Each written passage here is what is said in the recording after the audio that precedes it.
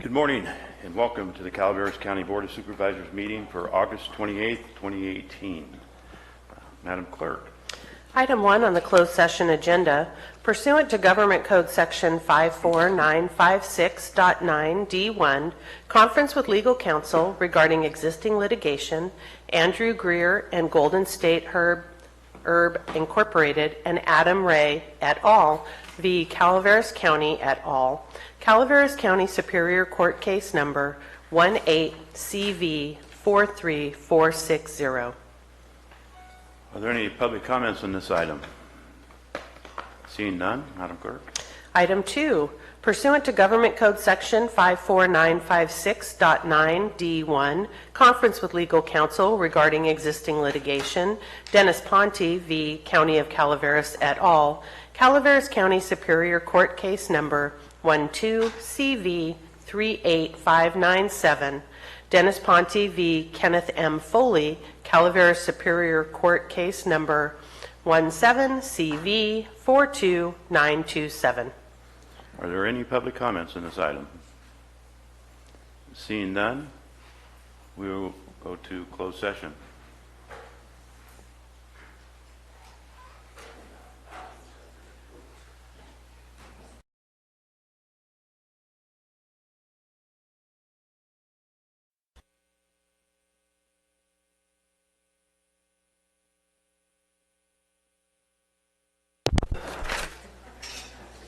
Good morning and welcome to the Calaveras County Board of Supervisors meeting for August 28th, 2018.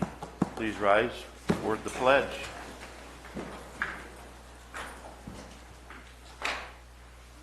I pledge allegiance to the flag of the United States of America and to the republic for which it stands, one nation, under God, indivisible, with liberty and justice for all.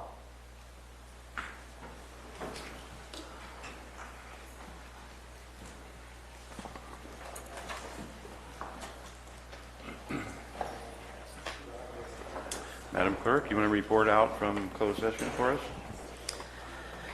Item 1 on the closed session agenda, pursuant to Government Code Section 54956.9D1, conference with legal counsel regarding existing litigation, Andrew Greer and Golden State Herb Incorporated and Adam Ray et al. v. Calaveras County et al. Calaveras County Superior Court Case Number 18CV43460.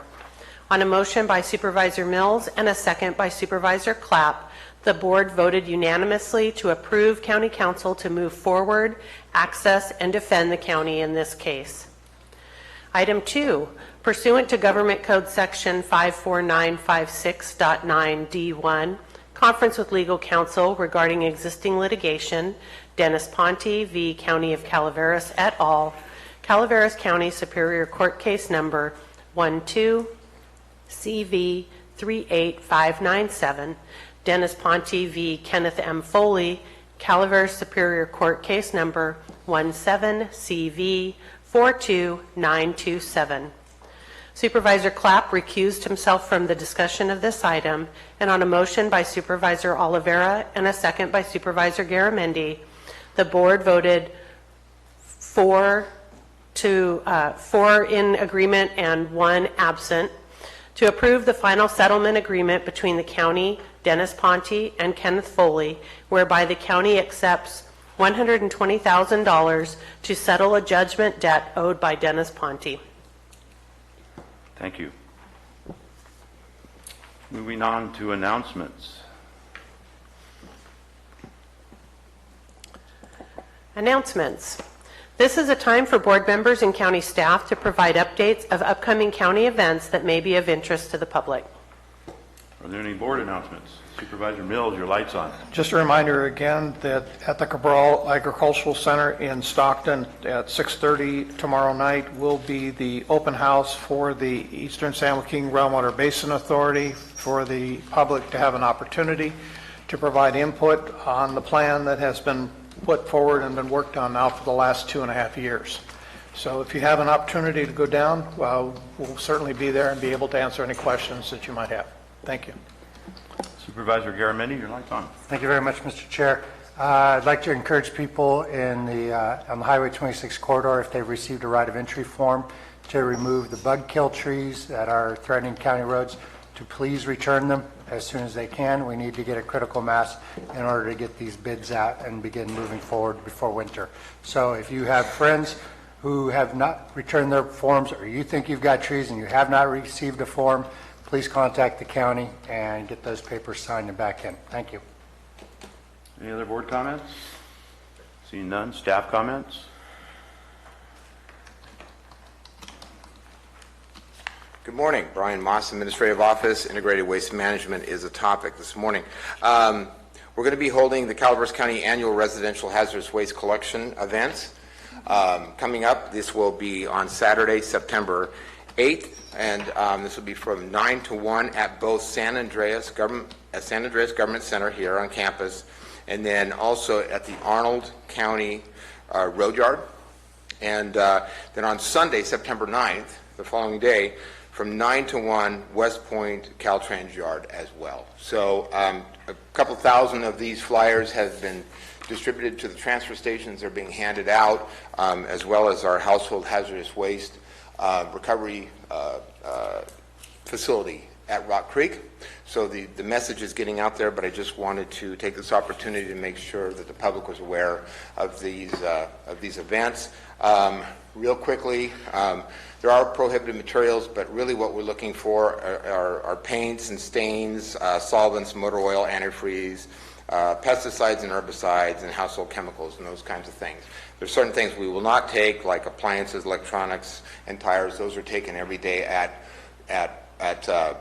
Red Hill and at Rock Creek as well. So there are times when we do have separate waste tire events as well, but that's a different day. So anyway, just want to make sure the board and the public was aware of that opportunity. I encourage people to go ahead and take advantage of this. Thank you. Any other staff announcements? Mr. Chair, Yes. Mr. Moss, could I address your announcement? Yes, sir. Is that flyer available in PDF form so we could forward that to our constituents? I will make sure that you have a copy of this, yes, and send it to the board. Thank you. Absolutely. Mr. Moss, just for clarification, no tires and no ammunition, right? That'd be correct. No explosives, ammunition, radioactive materials, biological waste. So, and no prescribed medications. Now, the interesting thing is, well, we will take over-the-counter medications. So, looks like we'll take Tylenol, but we're not going to take some of the stuff you have to go ahead and get rid of in another manner. But there'll be other cleanup days in the future. Yes. Oh, yes. Yes. Thank you very much. Thank you. Any other staff announcements? Seeing none, we'll move on to recognitions and acknowledgments. Madam Clerk. Item 3 is from Behavioral Health Mental Health Program. Proclaim the month of September 2018 as Suicide Prevention Awareness Month in the County of Calaveras, recognizing the role of prompting awareness and resources around suicide prevention. Supervisor Garamendi, I believe you have this recognition. Thank you very much, Mr. Chair. As you know, I'm a member of, I get to serve as a representative from this board on the Mental Health Advisory Board, which is a group I think is very important, and I enjoy our work and the conversations and the work that Mental Health Services does. So I am here to proclaim the month of September 2018 as Suicide Prevention Awareness Month in the County of Calaveras, recognizing the role of promoting awareness and resources around suicide prevention. Whereas September is National Suicide Prevention Awareness Month, which helps promote awareness and resources around suicide prevention. And whereas, according to the Center for Disease Control, suicide was the 10th leading cause of death overall in the United States, claiming the lives of nearly 45,000 people in 2016. And whereas, according to the American Foundation for Suicide Prevention, for every suicide, there are 25 people who have attempted suicide. And whereas each death by suicide directly impacts numerous family members, friends, loved ones, and by extension, the entire community. And whereas the Calaveras County Health and Human Services Agency, HHSA, is committed to raising awareness, providing education and training on suicide prevention, helping to reduce the stigma associated with suicide and attempted suicide. And whereas HHSA conducts annual suicide prevention training that teaches how to help others and how to talk about suicide without increasing the risk of harm. And whereas a minimum of 414 individuals in Calaveras County received suicide prevention training in 2017, and whereas no single suicide prevention effort will be sufficient or appropriate for all populations or communities, all are asked to join together and take a stand to prevent suicide. And whereas HHSA is holding a suicide awareness event on September 14, 2018, and invites the community to participate and learn what resources are available. Mr. Chair, could I have a motion? Let's see if staff has any. Does staff here have any wish to speak? Yes. And then we'll open the public and we'll be back. Thank you.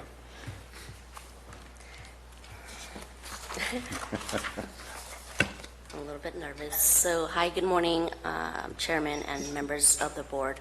My name is KB Alvarado, and I am the Mental Health Services Act Prevention Program Coordinator for Calaveras County Behavioral Health Division.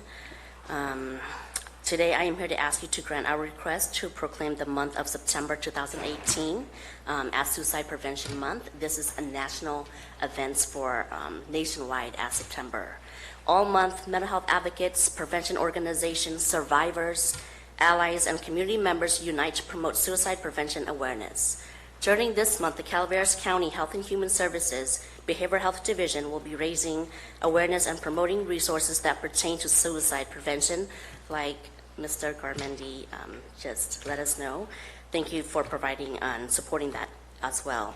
Health and Human Services invites the community to join for a Suicide Prevention Awareness Month with the community events with speakers, informational booth, light refreshments will be served, and also the highlights of the event will be, we will be providing question, persuade, refer, a QPR suicide prevention training. It's only 1 hour, and we have a lot of people that will be attending already that has reserved, so I am very pleased to hear that. And the event will be on September 14th from 1 to 4 p.m. and over here at the Government Center here. Calaveras County Behavioral Health offers free suicide prevention trainings. The one that we just mentioned is Question, Persuade, and Refer, is a 1 hour gatekeeper training to help people recognize the warning signs of suicide, offer resources, and ask someone if they are thinking of suicide. This is free to the community as well. Secondly, we offer mental health first aid. The mental health first aid consists of an 8-hour training. Participants receive an 8-hour education course and learn a 4-step planning encompassing the skills, resources, and knowledge to help an individual in mental health related crisis connect with appropriate professional, peer, social, and self-help care. Let me know if you guys are interested in the training. I'm just saying, like, you guys, but then also the audience as well. I will be leaving the flyers, and if you guys are interested, please let me know. And I just want to mention one more thing. The National Suicide Prevention Lifeline is at 1-800-273-8255. That is the National Suicide Prevention Lifeline. And we have the Calaveras County 24/7 Crisis Hotline at 209-754-3239. You may also text ANSWER, capital ANSWER, to 839863. And I tried this myself yesterday before I presented to all of us here, and they were very quick, very supportive, and very understanding, handling your issues with compassion. So we respectfully ask the board to adopt a resolution proclaiming the month of September 2018 as Suicide Prevention Month. Thank you for your time. That's all I have. Any other staff wish to say anything? If not, we'll open up to public. Public, any comments on this?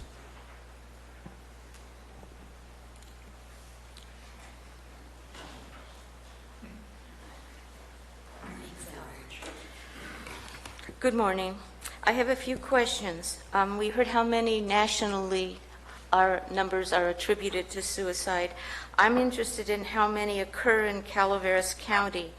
Last year, or on a yearly basis, the ages of those people that choose suicide, and if there is a cause that is determined for the reason, what the causes are that determines if it's health, age, depression, and are any suicides attributed to the option, which allows people with 6 months or less to live with doctors'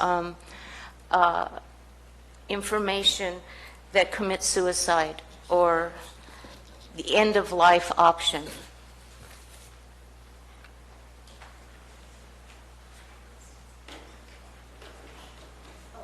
Al, go ahead. You may have some questions she can answer too, so why don't you go ahead, and then staff will come up and answer some questions. Age should not go before beauty.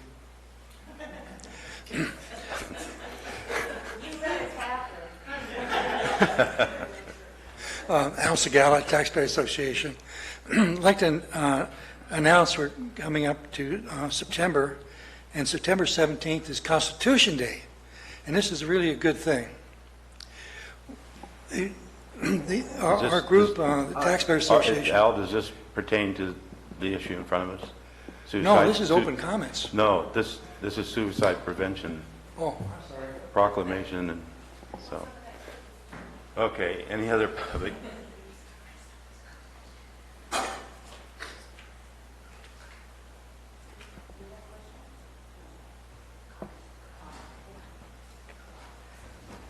Bonnie's already spoke, June. So. Good morning, Joan Wilson. Suicide's a big deal. Many of our men come back from war with PTSD and end up, unfortunately, committing suicide. I'm sorry I didn't hear everything that she had to say. I would love to see one of her flyers, but it's a problem. We do have drugs to help people prevent suicide. Of course, those drugs also can cause people to commit suicide. I know because I have family members that have been on those drugs.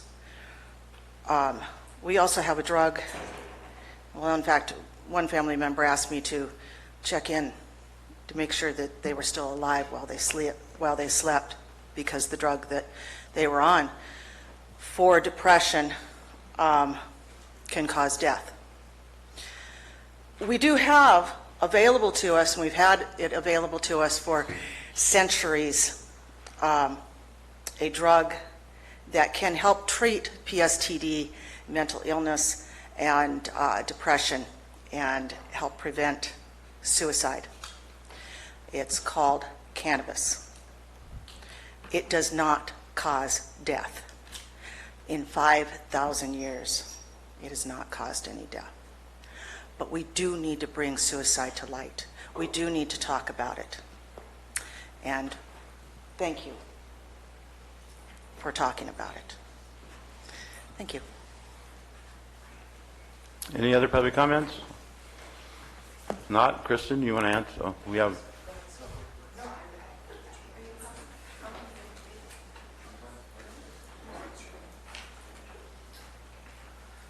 Good morning, gentlemen. Chris Johncoltz, District 2.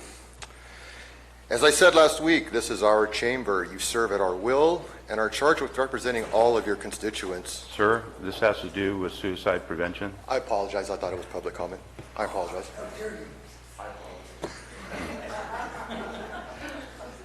Any other public comments on this issue? If not, Kristen, you want to answer the question? Some of the Sure. Good morning, Mr. Chair, members of the board. Kristen Brinks, Health and Human Services Agency. So I can assure you the statistics that were provided as part of the resolution were more national statistics. During the actual event itself, during that day on September 14th, we'll dive a little bit deeper into Calaveras specific information. I just confirmed with my team that over the past, how many years? 27, we have average meaning over the whole time, about 9 suicides per year in our community. Please keep in mind that there are some years where there will be 1 or 2, others where there will be much higher. I believe 2015 we had 22 suicides confirmed. So that number is takes into account a number of years, and it's a big number. It's impactful to our community, and it's the reason why we are doing our very best to try to make sure community members have resources available to them. It's a very important thing. So I don't have all of Ms. Newman asked specifically about the option for life information. That's not reflected in any of the data that we have available, but we will take note of all of her questions and do our best to provide those answers during our event on the 14th. Okay. We'll bring it back to the board. Looking for a motion? So moved. Go ahead. Okay. So moved. I'll second, Mr. Chair. Motion by Supervisor Mills, a second by Supervisor Oliveira. All in favor? Aye. Opposed? Passes 5-0. Therefore, be it proclaimed, the County of Calaveras Board of Supervisors proclaims the month of September 2018 as Suicide Prevention Awareness Month in the County of Calaveras, and welcomes community members to take part in awareness activities and learn about local resources that pertain to suicide prevention. This is passed and adopted by the Board of Supervisors of Calaveras County, State of California, 28th day of August, 2018. Thank you so much for all your work.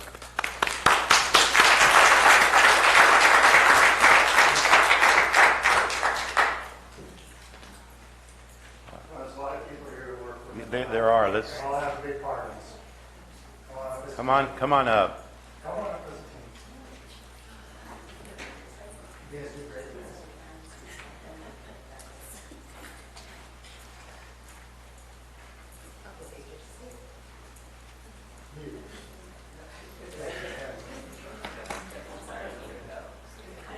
Let's all be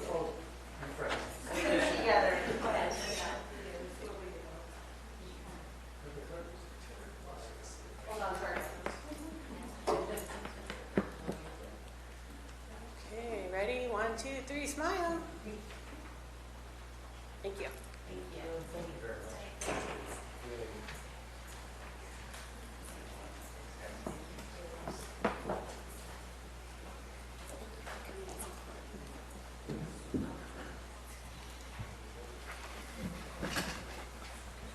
All right, now moving on to public comments. Madam Clerk. Public comment. Any item of interest to the public that is within the subject matter jurisdiction of the board and is not posted on the consent or regular agendas may be addressed during the public comment period. California law prohibits the board from taking action on any matter which is not posted on the agenda unless it is determined to be an emergency by the Board of Supervisors. If public comment is completed before the 30-minute allotted time period, the board may immediately move to the next order of business. If public comment is not completed during the allotted time period, it will be continued as the last item of business in order to provide an opportunity for the remainder of comments to be heard. All right, now public comments.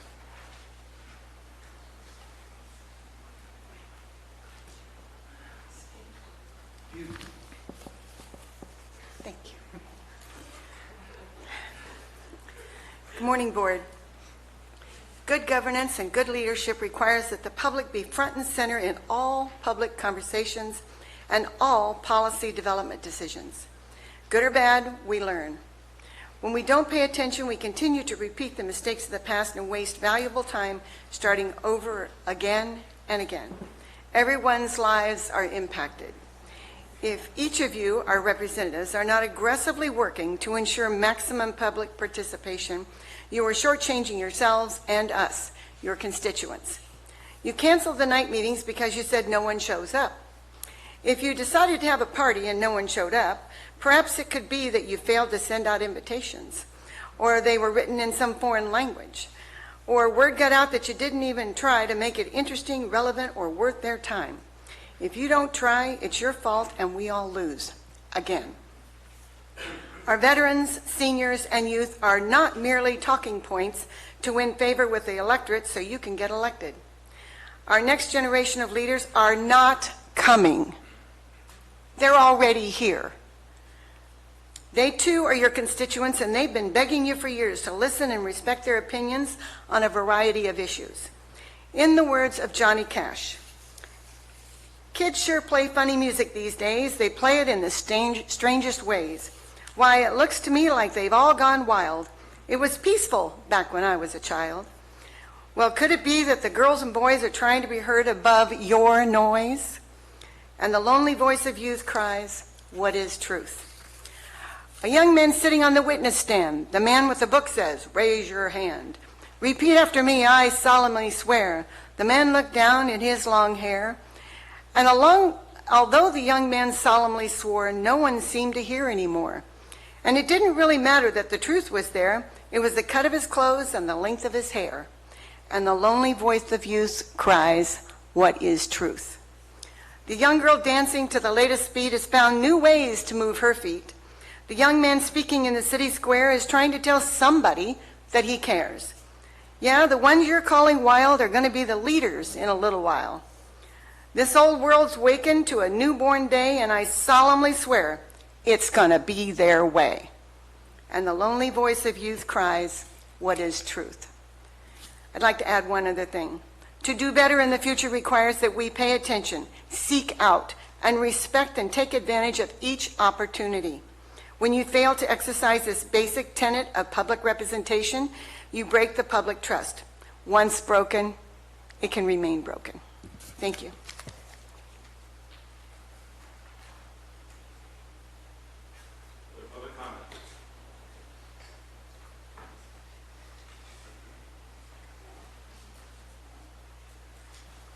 Good morning, Joan Wilson, District 1. I always heard it was age before beauty. Let's see here. There's so much. I was amazed to hear at the last meeting that our board did not know about a purchase that was made on some display cases, and that I wonder who directed that purchase to be made, and with what money? Whose money? Taxpayer money? Anyway, I posted something about that, and I got a response back from somebody. I'd like to read it. I watched the meeting, Joan Wilson, and my oldest daughter is a senior this year. She is in government and economics. So I asked her if she would like to attend night meetings, and she said, quote, "Can I say something when I'm there, like how we are the future and how can we be expected to be involved if they make it so we can never attend a meeting," end quote. If we get a night meeting, we will be there, and she is talking to her government teacher to see if she can get others to go. You're being watched, gentlemen. You're being watched by the people that are going to be voting very soon. And believe me, we want them to vote in their best interest. Let's see here. Oh, there's so many things to go over. You know what? We went to Iowa recently, and 80 years of prohibition on cannabis. And this is what's growing on the side of the road in Iowa. Nobody cares. They now have 5 dispensaries that are going to be opening up because they understand. This is growing on the side of the road. It's called ditchweed. This is a female plant. It's going to have seeds soon. Maybe some of those will make their way to California, maybe even Calaveras County. I don't know. Not by me. It was too early for me. But it's there. 80 years. How's Calaveras County coming on that 100% compliance? You got it yet? They don't. My niece knows more about cannabis than a lot of people because she She took in a dog that was dying of cancer, and her veterinarian talked to her, she's 13 years old, about cannabis and the benefits of it. This is a box of vet CBD. It's cannabis treatment for that dog, and that dog died very comfortably. Thank you.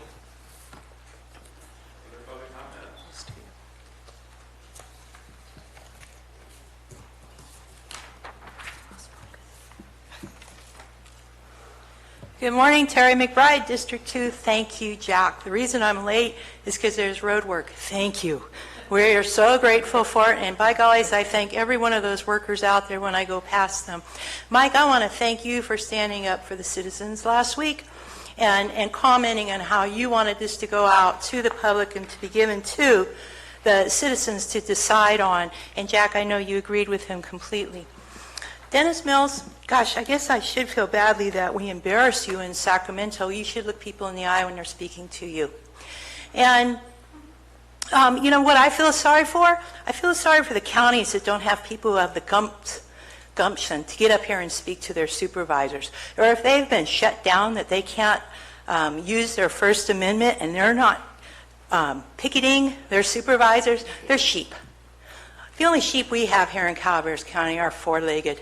There might be some, but mostly we aren't sheep. We stand up, we speak for ourselves. It's going to continue in this county. And if it doesn't continue in this boardroom, we can picket. We can put articles in newspapers, we can go to the news. There's so much that we can do if you choose not to allow the people of this county to speak on their behalf on decisions that you are making on our behalf. And you made the comment also that we should only contact our supervisors, heaven forbid the other ones that are also making decisions that are having, frankly, negative impacts on the majority of us. Here's the thing. We do talk to Jack, but Jack and Mike are outnumbered by you three. So it doesn't matter how hard they try. They're outnumbered by you three. And she's right. I actually agree with everything she said.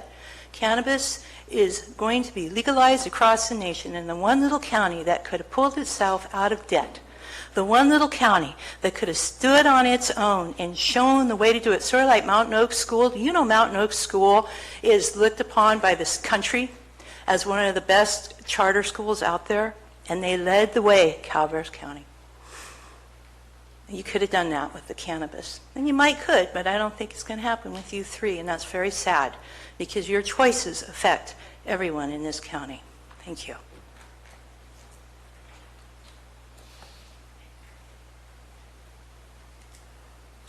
Good morning, Chris Johncoltz, District 2. As I said last week, this is our chamber, gentlemen. You serve at our will and are charged with representing all of your constituents.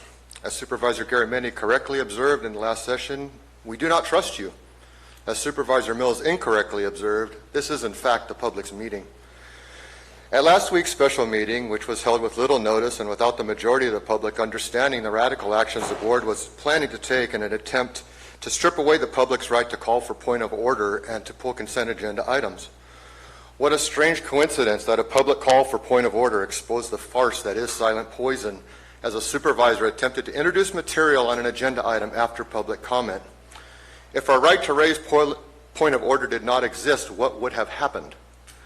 Remarkably, an issue with a consent agenda item that appeared to stain another supervisor has led an attempt to stop the public from pulling consent agenda items. These actions are laughably transparent, as was Supervisor Tofanelli's condescending tale of the need for glass cases to display the rules of the council chamber. We have all seen Star Wars, gentlemen, and the Jedi mind trick is not working. What has become obvious is some of you are scared. It wasn't cannabis you were afraid of, it was younger voters moving to the county and joining with others to expose your corruption. As we can now see in this discussion, it isn't pro versus anti-cannabis fight. It's one side fighting for everyone's rights and the other trying to restrict them to maintain their hold over the county. As the financial impacts of your decisions are beginning to be felt, you are now scheming to harass those who would continue to challenge you with petty fines and a reinterpretation of county code in a feeble effort to make up for the revenue you have cost the county. This will not stand. We will continue to challenge attempts to restrict the public's right to speak. We will not allow radical rewrites to the county code and board procedures to be enacted without rebuttal. We will exercise our rights, including those granted by the First Amendment, to express our oppositions to attempts by our representative officials to take away our freedoms and line their pockets at our expense. I apologize for speaking out of turn earlier. Perhaps if the television was on in the lobby, we would be better able to follow the board process and be aware of when it's appropriate to speak. Thank you.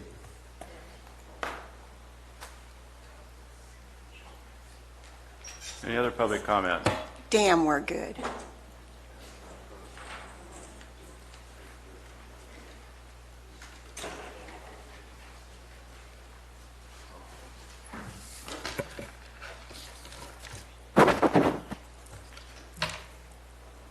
Good morning. My name is Cynthia Sanchez, D2. Last week during the special meeting, the board discussed the board rules of procedure. Supervisor Mills stated that he is baffled as to why we are spending so much time on this issue.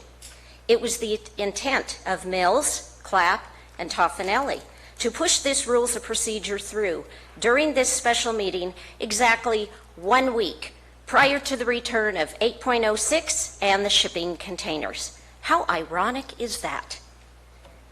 The revised rules of procedure for the public limit the public to speak and voice their concerns, basically trampling our freedom of speech at public meetings. Yet, just last week, Dennis Mills stated that the meetings are the opportunity for people to bring forth their ideas and to be able to present their views and to create a two-way discussion. You also stated that we need to bring our concerns to our supervisor and not to the board. Why not the board? These are public meetings. Gary Toffanelli, you stated that we, the public, have the right, during public comments, to say our peace of mind. You are here and your voice is heard at a local government level. But apparently, you don't listen. Clyde Clapp, I don't believe I've heard you speak. Jack Garamendi and Michael Oliveira, listen to the people and take the public's concerns and comments into consideration. Wow, what a concept. Last week, there were 25 three-minute speeches that were brought to the podium in opposition to the rules and to the rules of procedure. There was not one person who came to the podium who was for the new rules of procedure. So we ask, why does the board sit here and listen to public comments on agendized and consent items, yet you totally ignore what we are saying and move forward with your agenda? So what is your agenda? Run the people out of the county by taxing them into oblivion? Is it all about the water? Or bankrupt the county to bring the tobacco industry in to bail you out?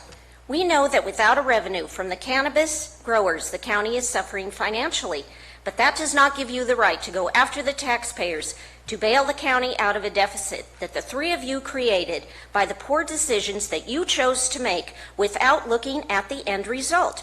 Mismanagement of taxpayer funds, once again chasing the almighty dollar without a plan. You, the board, want the public to respect you. You need to respect the public. We elected you. You represent us. Remember, Dennis, you stated that the meetings are the opportunity for people to bring forth their ideas and to be able to present their views and to create a two-way discussion. There is no two-way discussion. We don't matter. It's about what you want. Thank you.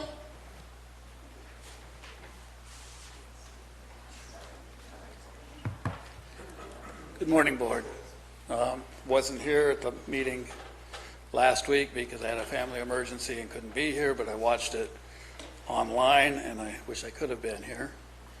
One of the things we need to remind ourselves of is when we say the Pledge of Allegiance at every meeting, we're pledging to not a democracy, but a republic. A republic is where we elect representatives to represent us and represent our voice. And all of you are been elected to represent us. And we expect you to conduct business in a way that it can get done in an efficient and timely manner. And if rules need to be looked at and changed, I don't know why so many are afraid of that, because that's what you were elected for.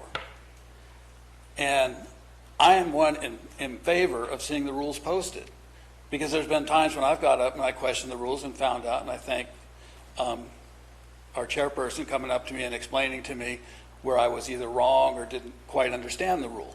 having them posted would make that a lot easier. You know, we hear everybody talk a lot about freedom of speech. This isn't just an open forum for anybody to come up and just say whatever they want and waste your time. We need to stick with the county's business so business can get done, and rules allow that to be done. So I'm all in favor of new rules, and from what I understand in listening online is that I believe Megan was kind of responsible for looking at the rules and seeing where changes need to be made, and I think she did an excellent job, and she should be commended for that. And yes, it's up to you now to look at those changes, what changes are going to work, which ones won't, so that we have a better opportunity to conduct business. But I find it interesting that many of the people who have come up and screamed that you're taking away freedom of speech have gone after me in social media and in here because I'm a minister, trying to tell me I have no right to speak because of separation of church and state. That somehow, because that's my occupation, that I have no right to even get up and talk in public on a political issue. And I think that's absolutely ridiculous. Personally, I'm going to try to practice what I learned in the Proverbs a little more, and it says, a fool appears wise when he keeps his peace.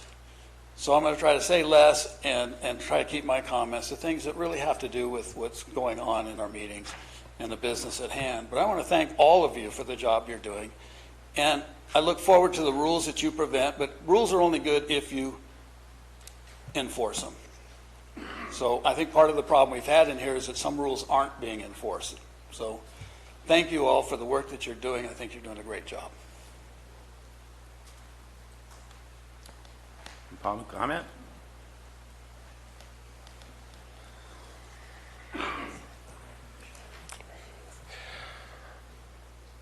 Why does Jack Cox never show his face in these chambers? For someone with such great communication skills, it is puzzling to me that he never comes here to speak. Is it because you, Dennis, are Cox's mouthpiece? Suburban sprawl will not preserve our rural quality of life. Why does Dennis care so much about Southern California? He's always mentioning places like Orange County and San Diego. We are all aware of how many hats he wears because he never misses a chance to tell us. The 6 months he spent on the CCWD Water Board makes him a, quote, a waterman. That's what I do. It's known. Is it you, Dennis, or SoCal carpetbagging water prospector that cares so deeply about the quality of our pristine water resources? Why not dam the McCollamies so we can water 18 holes for all our fellow Californians in the South? Right or wrong? The real silent poison and largest point source pollution in our waterways is runoff from golf courses. How many more plans for golf course developments do Castle and Cook have up their sleeves? Really now, Dennis, whose desire is it to keep those logging trucks rolling? Never mind all the sedimentation that ends up in our rivers from selectively clear-cutting our forests. We can set aside your feigned environmentalism for a moment in favor of considering all that cheap lumber that will build more McMansions. Sprawl is not an industry, nor does it create long-term jobs. Who's going to buy all these new monstrosities? Logging truck drivers? You care about the rest of the state so much that you want to secede. Herein lies the dichotomy of your perpetual hypocrisy. You often claim to care so greatly about certain issues solely in order to hide your ulterior motives and willingly deny the truth to support someone else's arguments. Right or wrong, Dennis? You pretend regulation diminishes the rural quality of life here in Calaveras and wittingly validate a known pedophile to champion 1980s drug war policies for the sake of the kids. How sadly ironic. I'll leave you with one more question you'll undoubtedly fail to answer. How can a legal medicinal plant on private property be a threat to public health and safety?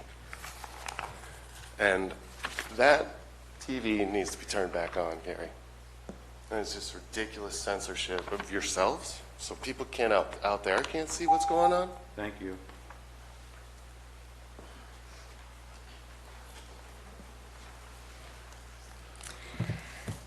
Good morning, Bonnie Newman from Double Springs. Today I have 2 words to define. The first word is hero, a man of great strength and courage, favored by gods and in part descended from them, often regarded as a half-god and worshipped after his death. Any man admired for his courage, nobility, or exploits, especially in war.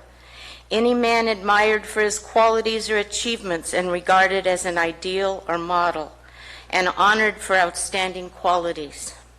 My second word is a coward, a person who lacks courage, a shameful person lacking integrity. I first railed against our president when he declared that John McCain was no hero. So today I have some fake news.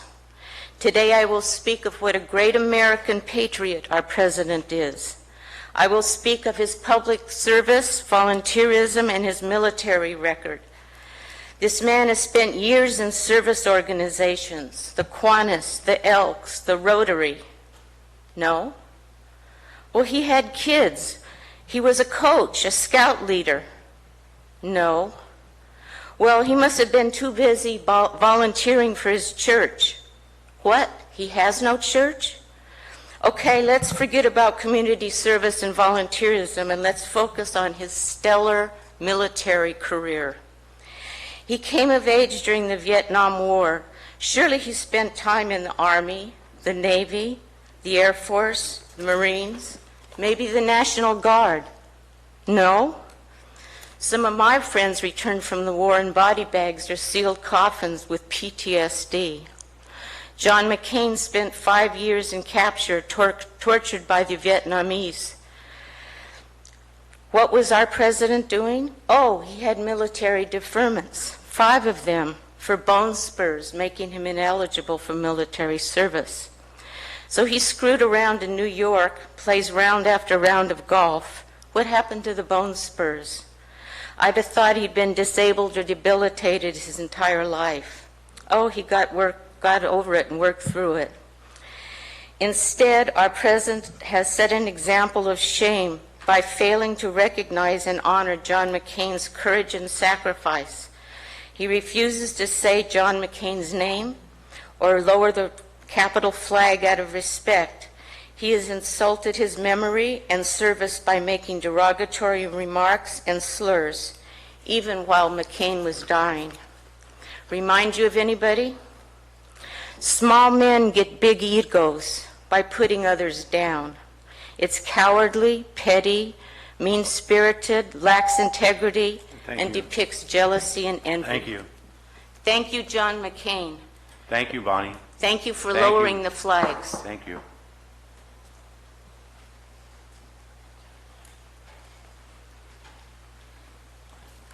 Al Secala, Taxpayer Association.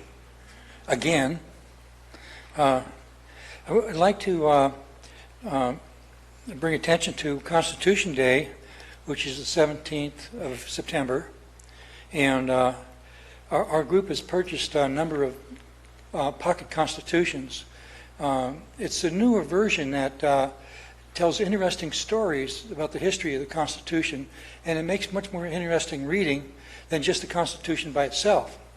So we would like to offer these to any public official who would care to have one, and we would like to participate in anything that could be done to promote the Constitution. We think that in the Constitution lies the way of resolving a lot of the problems we have in today's society. Now we've got 2 big boards back there. Got to be careful of what you post there. If somebody goes to read it, their belly button is going to be in front of somebody's eyeballs, and that's not very, that's not a very good thing, because they won't be able to see past the person to the board. But if you post something there that nobody's going to read, then it'd probably be okay. You could post something there that could be read by the board. And this seems to be in harmony with the Constitution. It's short, and it could be done in maybe 3 or 4-inch letters that could be read by the board. Here it is. Fundamental law. Honor your agreements. Respect the rights of others. Very simple. That's a very fundamental law. A very fundamental law of common law in our Constitution. In the 5th and 14th Amendment to the Constitution, we find that it's specified that we're responsible for protecting the rights of life, liberty, and property. All three are equally important. So we have lawsuits against the county. We have people speak here that are very unhappy and believe that their rights are being violated. And yet, we don't seem to be looking into this to see if we can avoid hurting people. If the county can do no harm to the people, you'll find happier people here, and then you'll find less lawsuits, in my opinion. I'd like to say something favorable to Dennis Mills. I appreciate him looking into the water situation. There must be a website. Thank you, Al. Any other public comments?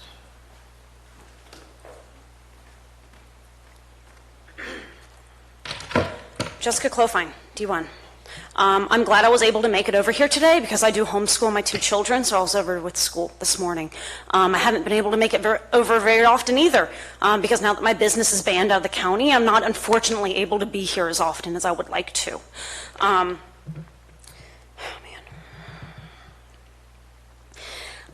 I obviously don't have the time to come out here and speak up for my and many other constituents' rights that are not being heard.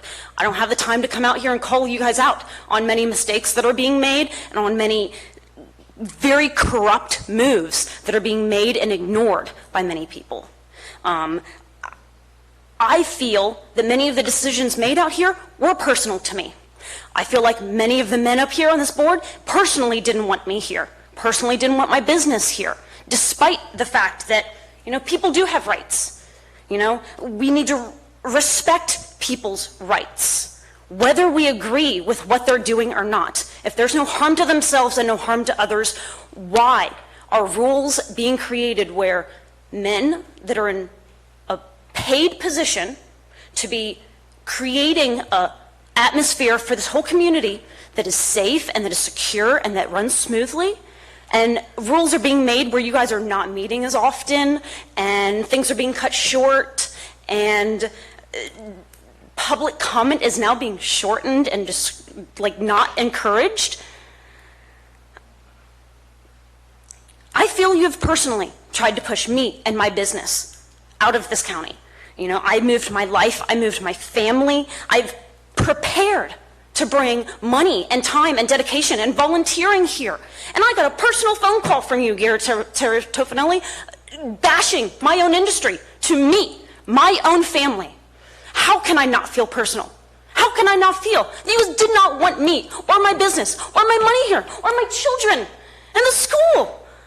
I haven't done this. I haven't come up here and be like this. But you guys are continuing it to ignore the people that are here, to ignore the future that is here, the people that are bringing money and are bringing time and are bringing children. Who are you fighting for? Who are you guys fighting for?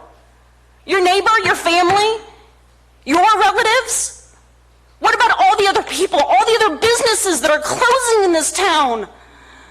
I'm in the Valley Springs area business and I can't even get people to join. I can't even get people to participate in their own community because they're too busy suffering themselves. They can't make their own bills. They can't support their own families, let alone come out and volunteer. That's all I wanted. All I wanted was to volunteer and help and dedicate all of my time to this town. And you personally called me and told me that I am not doing the right thing, that I'm not a good guy. Thank you. Any other public comments? Tim McDonald, D1. Quote, I I think we're missing the point. This isn't the public's meeting. This is a meeting of the Board of Supervisors. This is how we conduct, wait a minute. This is how we conduct our business, the business that is required of this county. So we're not here. We have to decide how we're going to operate as a board. It's not your meeting. It's our meeting. You work for us. As much as that pains you, you work for us. Any other public comments?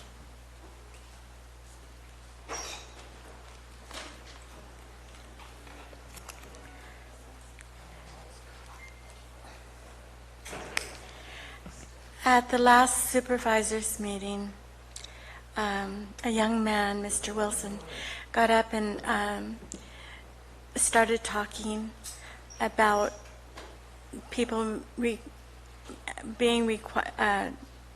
scouts being required to attend the public meeting in order to get their merit badge and to become a Eagle Scout. Well, it's been 18 years since I've been involved with the Scouts, and I had forgotten that there are required merit badges. And I'm here to apologize publicly to the Wilsons. They've already accepted my apology. I had forgotten that there were required merit badges to become an Eagle Scout, and I stand corrected. Thank you.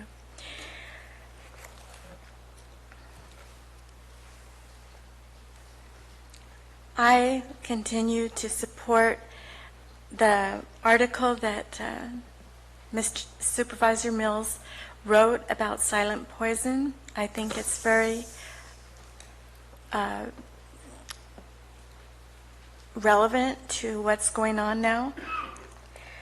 And I would like to say that Supervisor Tofinelli has let everyone speak with their 3 minutes without interruption, rather than the favoritism that existed prior to his becoming chair.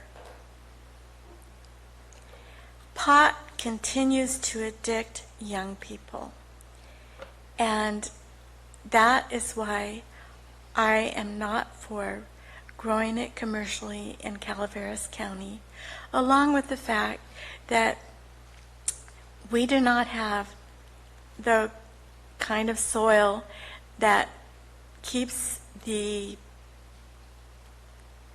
runoff that comes from all the stuff that they put on them out of our lakes, rivers, and streams and groundwater. And so I am glad that I can live in a nation that I can stand up here and say what I feel. And I'm glad that we are part of a nation that other people that don't agree with me can stand up here and say what they feel. So that's all I've got to say. Thank you. Madam Clerk, how much time do we have left? That was it. How many people wish to speak, public comments wise? We have 4. Okay, I'm going to allow the 4 to speak. So come forward.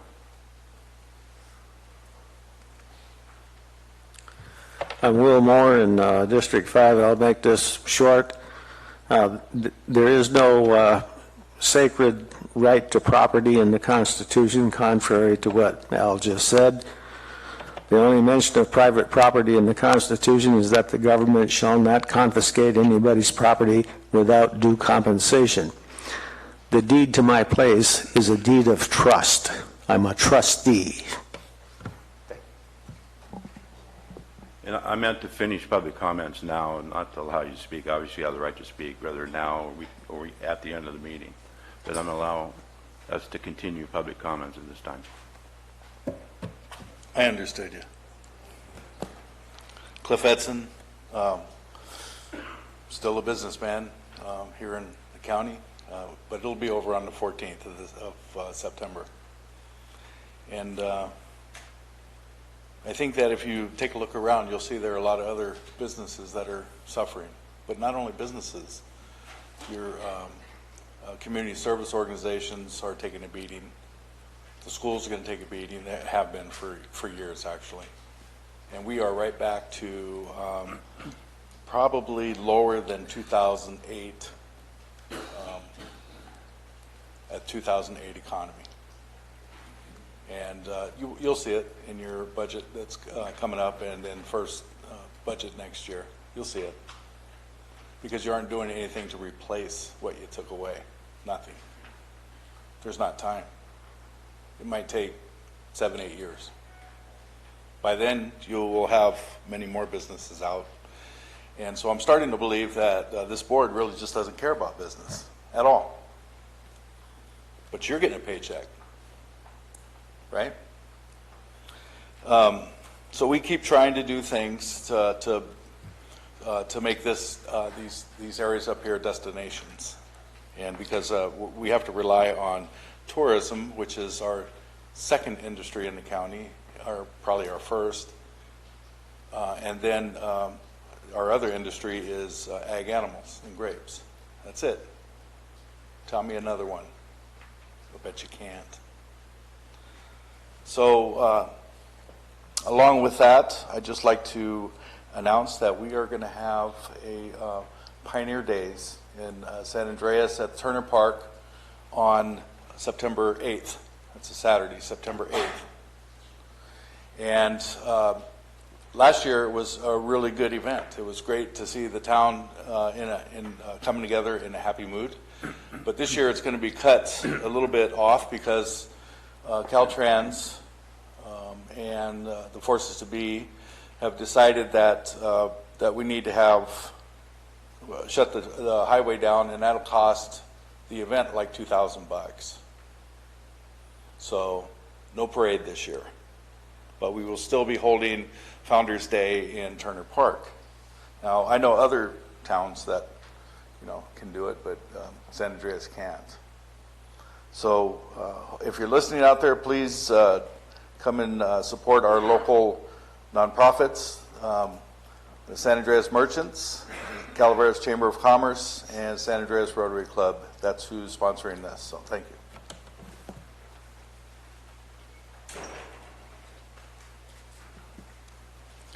Good morning.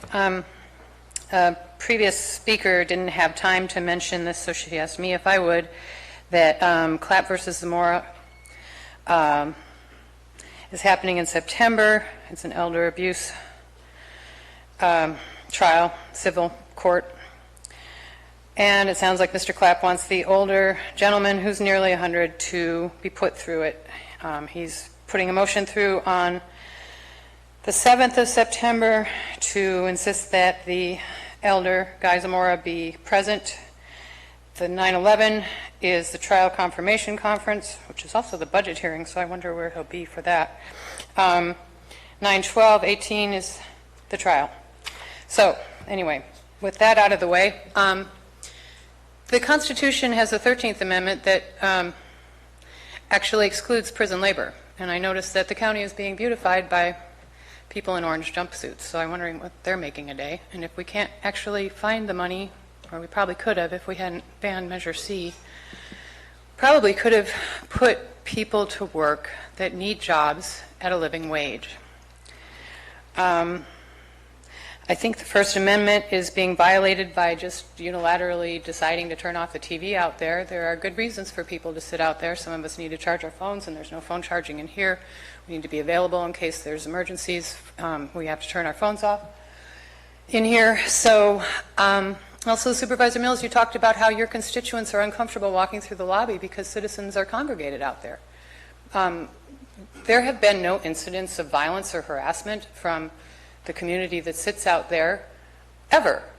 Nobody has ever been threatened to be ejected from here, that, to my knowledge, that people that support regulation.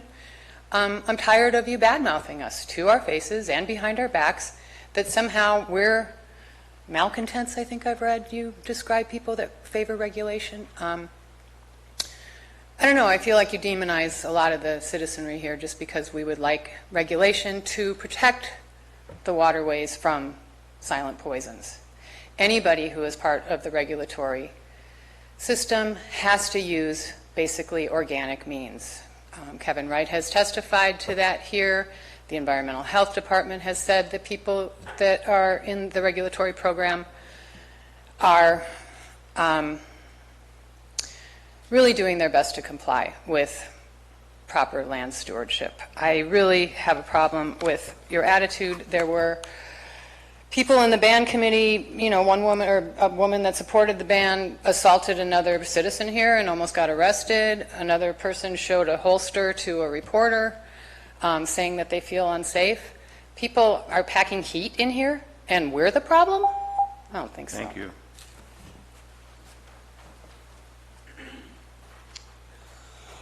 Morning.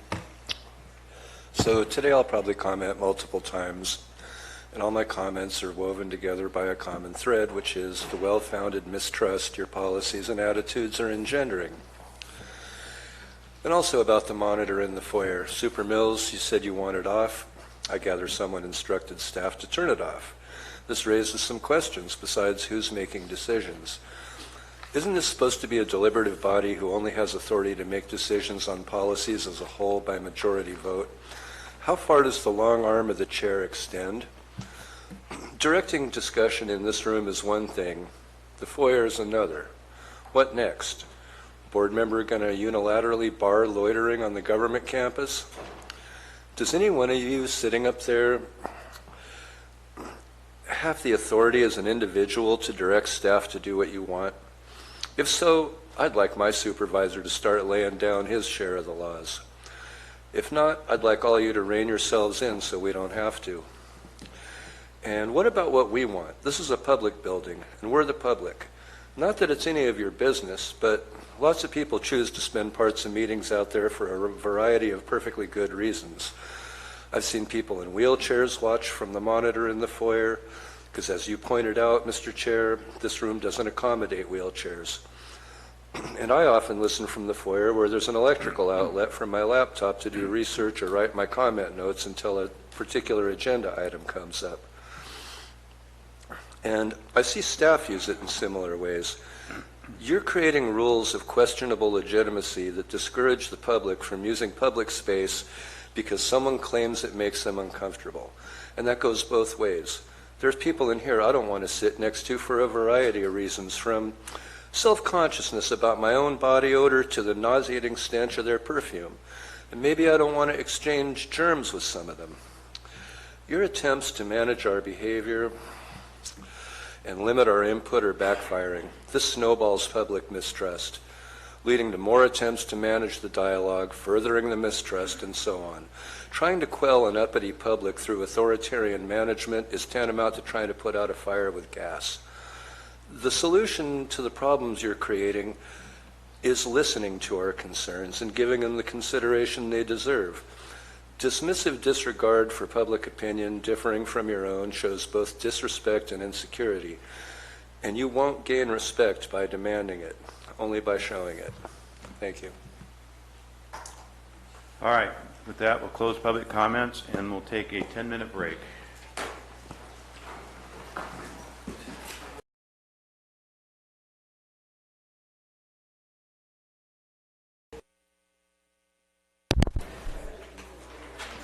Moving on to consent agenda. Madam Clerk. Consent agenda items are expected to be routine and non-controversial. They will be acted upon by the board at one time without discussion. Any board member, staff member, or interested party may request removal of an item from the consent agenda for later discussion. Is there any board member wish to remove an item? No? Any staff member? No? Any member of the public? Number 11. Okay. Seeing that's it, bring it back to the board and ask for a motion to accept the remainder. So moved. Motion by Supervisor Mills. Second, Mr. Chair. Second by Supervisor Oliveira. All in favor? Aye. Opposed? Passes 5-0. Bonnie, you pulled item number 11. You want to come to the microphone, please? Oh, I'm sorry. We'll let the clerk read it. I'm sorry. Thank you. Item 11 is from the Behavioral Health Services Mental Health Program to authorize the board chair to sign the California Department of Rehabilitation Mental Health Cooperative Agreement resulting in revenue of $289,380 for the period of July 1, 2018 through June 30th, 2021. I asked Kristen about this, or actually she approached me with this. I believe it's a grant, and I'd like to verify that, about a new program that's going to be offered in Calaveras County. So I'd like Kristen to explain what that program is. Yeah. Hello, I'm Susan Sells, and I'm the Senior Administrative Analyst for Behavioral Health Services, and I work with the Mental Health Services Act funding. So this contract is very exciting for us. We've worked 2 years to make this happen, but it's a contract through the Department of Rehabilitation at the state level, and it's ongoing. It's a 3-year contract, but when we researched to work with other counties who've had these contracts, they keep them going year after year, which was important if we're to bring a new program here to know that it's sustainable and ongoing funding. So we contribute a small amount, $35,000 a year of Mental Health Services Act funding. It's a cash match for the state and federal drawdown of funding, and the purpose of the contract is to work vocational training to get persons with a severe mental illness employed ongoing. So it's a supportive employment service. So does that answer? They receive both the training and the job placement. Can you look into the microphone? Sorry. The camera and the microphone. Oh, okay. So yes, it is both providing training and pre-employment training, but then of course the placement service, and then the importance is to keep that person. They provide ongoing support and coaching to keep them employed. Okay. Any other public comments on this item? If not, I'll bring it back to the board. Look for a motion. So moved. Motion by Supervisor Mills. Do I have a second? Second, Mr. Chair. Second by Supervisor Oliveira. Call for the vote. All in favor? Aye. Opposed? Passes 5-0. We will now move on to the regular agenda, and I've been asked to take a 5-minute break for public health to set up. Is that correct, Madam Clerk? It's a 5-minute break for just we can set up here.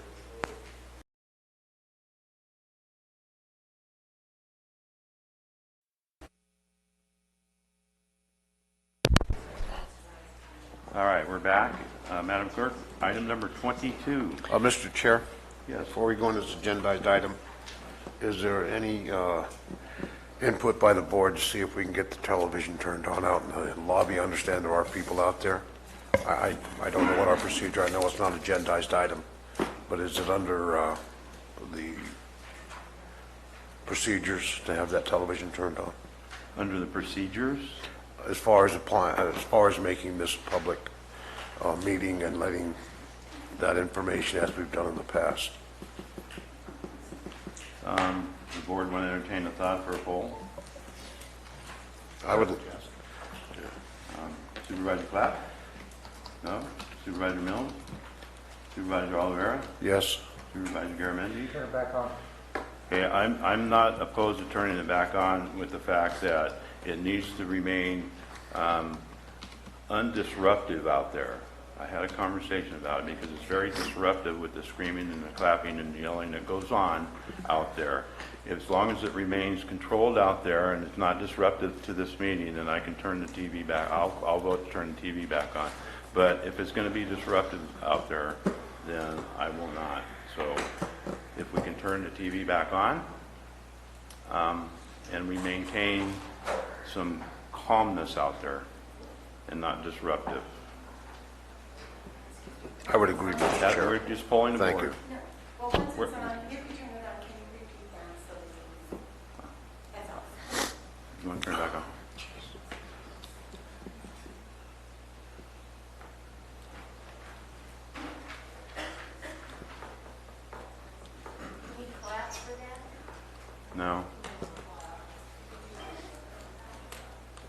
can do that.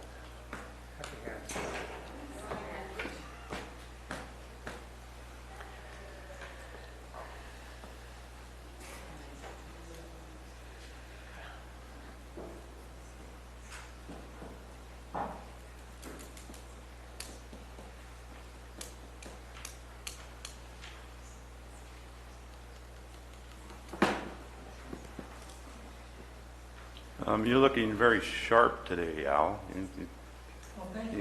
Yeah, you're looking nice tie, nice shirt. Makes me look younger. Makes you look younger. That's what the point of earlier, what you were saying. He's always dapper. He's always dapper? All right, again, I'll repeat that we turn TV on back out there, but it needs to remain, does not disruptive out there during the proceedings and us conducting county business in this room. Okay, moving on. Item 22 is from Public Health Services to receive a presentation by the Public Health Division about the programs and services they provide in Calaveras County. Good morning, supervisors and staff. My name is Colleen Rodriguez, and I am the Public Health Manager for Calaveras County. And thank you for the opportunity to present this information to you today. As part of the Calaveras HHSA strategic plan, we're working to improve how we listen and work with the community, our community. Some of our endeavors include our external newsletters, improvements to our website, and periodic informational presentations to the board, and the community, such as what we're doing today. You'll see in the packet that you have been given that we've included our latest public health postcard with fantastic photos, all of the county on the front, and an example of our emergency preparedness and recovery outreach materials, as well as a copy of the presentation so you can follow along. So oftentimes folks are a little bit confused about what public health exactly is. And if you see on the slide that's up, you can see that public health lives at the intersection of education, policy, and research.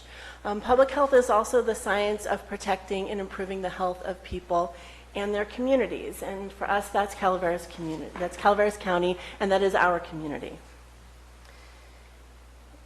In addition to protecting people and improving health, we also strive to save lives and save money. Here are some examples of just some of the many things that we in public health work on and do. For every $1 invested in car seats, there's a $42 return in medical costs. For every $1 invested in food and nutrition education, there's a $10 return in healthcare costs. Perhaps the most shocking or exciting one is that in childhood immunizations, when children get immunized, that saves nearly $10 million in direct care costs and saves over 33,000 lives. And these numbers are nationally. And I would encourage you to look at the site. Everything in our presentation is cited. That's something is a best practice in public health. And if you need further information, we can give that to you as well. Additionally, if 10% of adults began to walk on a regular basis, that would save $5.6 billion in heart disease costs. And so those are just some examples of why public health, why we do what we do, and why we're so passionate about the community that we serve. So Calaveras Public Health Division is a part of the Health and Human Services Agency, and you can see here are some of the amazing folks that work in public health. This was our open house and for Public Health Week that we just had this year. And our public health department primarily focuses on 4 key areas: health education programs, clinical programs, emergency preparedness and response programs, and administrative programs. So at this point, I'm going to turn it over to Michael Magana, and he's going to talk about our health education programs.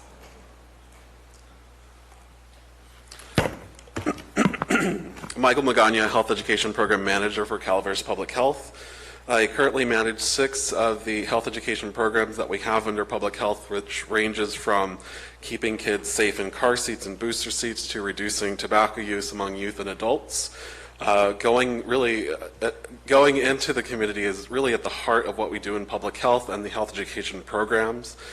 Just to give you a highlight of what we do, in the last year alone, our car seat program replaced over 120 car seats and booster seats in Calaveras County. A certified car seat technician assesses and replaces car seats and booster seats if needed at no cost, and provides education on how to properly fit a car seat or booster seat. Keep in mind that nearly 60% of car seats are installed or adjusted incorrectly according to the National Highway Traffic Safety Administration. Giving public health a call and scheduling a car seat check will reassure that your child has a car seat that best fits them and the vehicle. Our Fit for the Future program prepares school kids for the California physical fitness testing. Our health educator works closely with school administration, teachers, and school kids to provide physical fitness training. We are currently in 6 schools in the county: Moke Hill, West Point, Railroad Flat, San Andreas Copper, and Albert Michelson.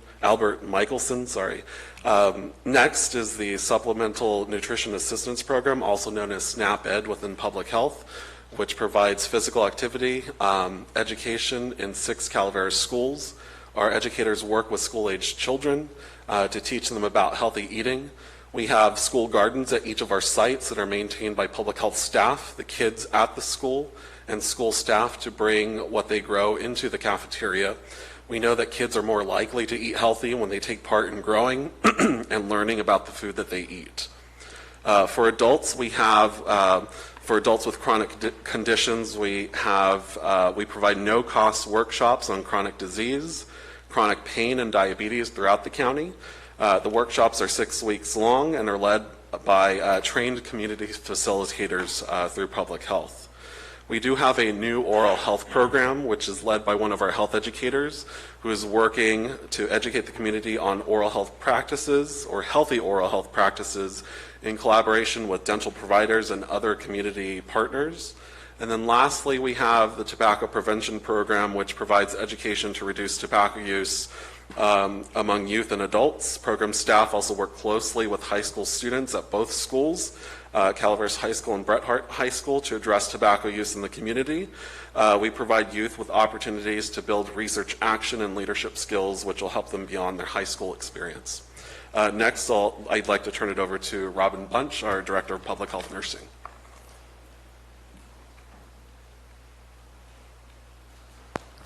Good morning. The Public Health Nurse team provides several clinical programs to the community, and you can see a list of them there, and then we're going to highlight some of them for you. So the Child Health and Disability Prevention Program assures that children who are eligible for Medi-Cal health coverage receive recommended well-child exams. If concerns requiring follow-up are identified, the CHDP public health nurse assists the family as needed to get the child into follow-up care. As the importance of oral health to overall health is now better understood, there is also a focus on dental health follow-up, which can be a challenge for Calaveras families and requires the assistance of the public health nurse. The Childhood-Led Poisoning Prevention Program provides the state program provides direction and resources to our public health nurse. Children with Medi-Cal health coverage are required, and children with other health coverage are recommended to have blood lead testing at 12 months and 24 months. The test results are sent to the state program, which in turn notifies the county public health nurse of any children with elevated blood lead. There is no safe level of lead in the blood, and as it interferes with the flow of oxygen to the brain, it can cause learning disabilities. The public health nurse then works with the family to get the education and resources they need to address the problem and to get follow-up testing as needed. California Children's Services and the Medical Treatment Program, what did I do with that? Help parents of children with CCS eligible conditions get the services and resources they need. These are frequently the special needs children in our county. The services they require are often life-sustaining and needed for the lifetime of the child. The caseload in Calaveras has increased from 198 in July 2017 to 225 in June of this year. Our clinic services are offered at Public Health on Monday afternoons and Thursday mornings. On Mondays, TB skin tests and pregnancy tests are done for anyone who requests them, and immunizations are given to those who are eligible. On Thursdays, the TB skin tests are read and follow-up is provided as needed based on those results. Our seasonal flu vaccine will be available in the coming months and is provided to anyone who requests it. Some services we provide require a fee, others have a fee based on eligibility. No one is refused a flu vaccine because of inability to pay. The health care program for children in foster care assures that children in foster care receive the health care they need. The foster care public health nurse works with the child welfare services social workers to determine if the children are up to date on their well child exams and immunizations and helps children get into care as needed. If a child is on psychotropic medications, the foster care public health nurse provides oversight and monitoring over those medication orders to assure the orders are appropriate and the medication is effective in a way that benefits the child with minimum side effects. The foster care public health nurse participates in child-family team meetings facilitated by the child welfare services staff to provide health-related information as needed and provide input on family action plans. Communicable disease investigations, with the guidance of the county health officer, Dr. Kaleda, are carried out on diseases reported to public health by labs, healthcare providers, or the state communicable disease department. The most reported diseases to the Calaveras Public Health Department are sexually transmitted infections, enteric infections, hepatitis infections, and recently a slight increase in tuberculosis infections. We also receive reports on animal bites that may put a person at risk for rabies. The state communicable disease branch has guidelines we follow to complete investigations and follow-up activities. While other programs have only one public health nurse assigned to them, communicable disease has multiple public health nurses doing the work. The maternal, child, adolescent health program tends to be more of a fun program. The public health nurse gets to work with expectant or new parents to help them have a healthy pregnancy and healthy baby. Referrals for assistance can come in from obstetricians, hospitals, WIC, and parents themselves. We are currently looking for an RN to provide home visits, so if you know of a nurse looking for a change, send her our way. The maternal child adolescent health program addresses perinatal mood and anxiety disorder, breastfeeding, prenatal and postpartum care, substance use in pregnancy, and oral health care during pregnancy. I now turn our presentation over to Colleen to talk about emergency preparedness. Thanks, Robin. So the Emergency Preparedness and Response Program is a really important part of public health. Presently, both of the positions that are in that program are vacant, but we are very confident that we will fill those soon and have two very passionate folks who are going to be working within that program. This program works collaboratively with the Office of Emergency Services and works throughout the county to help folks plan, prepare, and respond to natural disasters, disease outbreaks, and other public health emergencies. And it is, as I said, a very important part of what we do, and we look forward to being as prepared as we possibly can for all of those possibilities. So next I'm going to turn it over to Justina Moore, who's going to discuss our administrative programs. Good morning, I'm Justina Moore, Administrative Assistant. So administration is really weaved in and out of all the programs offered in public health. We've outlined four of the major ones here for you. And as you can imagine, there's a lot of contracts coming and going in public health to keep everything going. One role of administration is to process and keep contracts on track with the process that was determined by the county. Public health has been designated by the state to process the paperwork for medical marijuana identification cards. We follow the rules and regulations determined by the state. We have a lot of policies and procedures in public health. So administration ensures they're current and developed as needed. Safety is very important to us as well. One of our roles in administration is to be a part of the illness or the injury and illness prevention program for our division and to conduct safety drills on a basis throughout the year. So, thank you. So at this point, we just want to thank you for your attention, and we're happy to answer any questions that you may have about the Public Health Department. Board questions, comments? Supervisor Oliveira, your light's on. Thank you, Mr. Chair. It's ironic, I just received an email requesting advice, and the author will remain anonymous at this time for confidentiality reasons. But they're inquiring, we have a teenager that's addicted to marijuana. Is there any teen treatment facilities in the county, or is there any department that they can be referred to? Public health, is there such a facility in your organization? That's a great question. Public health doesn't directly deal with treatment. That's with behavioral health and substance abuse. But if that person wants to call me directly, I can connect them with someone who can give them that information. And I'm not sure if there's anybody from substance abuse in the room right now, but I'm happy to make that bridge. Excellent. You will be getting a call. Okay, perfect. Supervisor Mills? That's an interesting one. I have one in Copperopolis, sir. Anyway, going back to the Child Passenger Seat Safety Program, I know that local fire districts in the past have done an excellent job with that.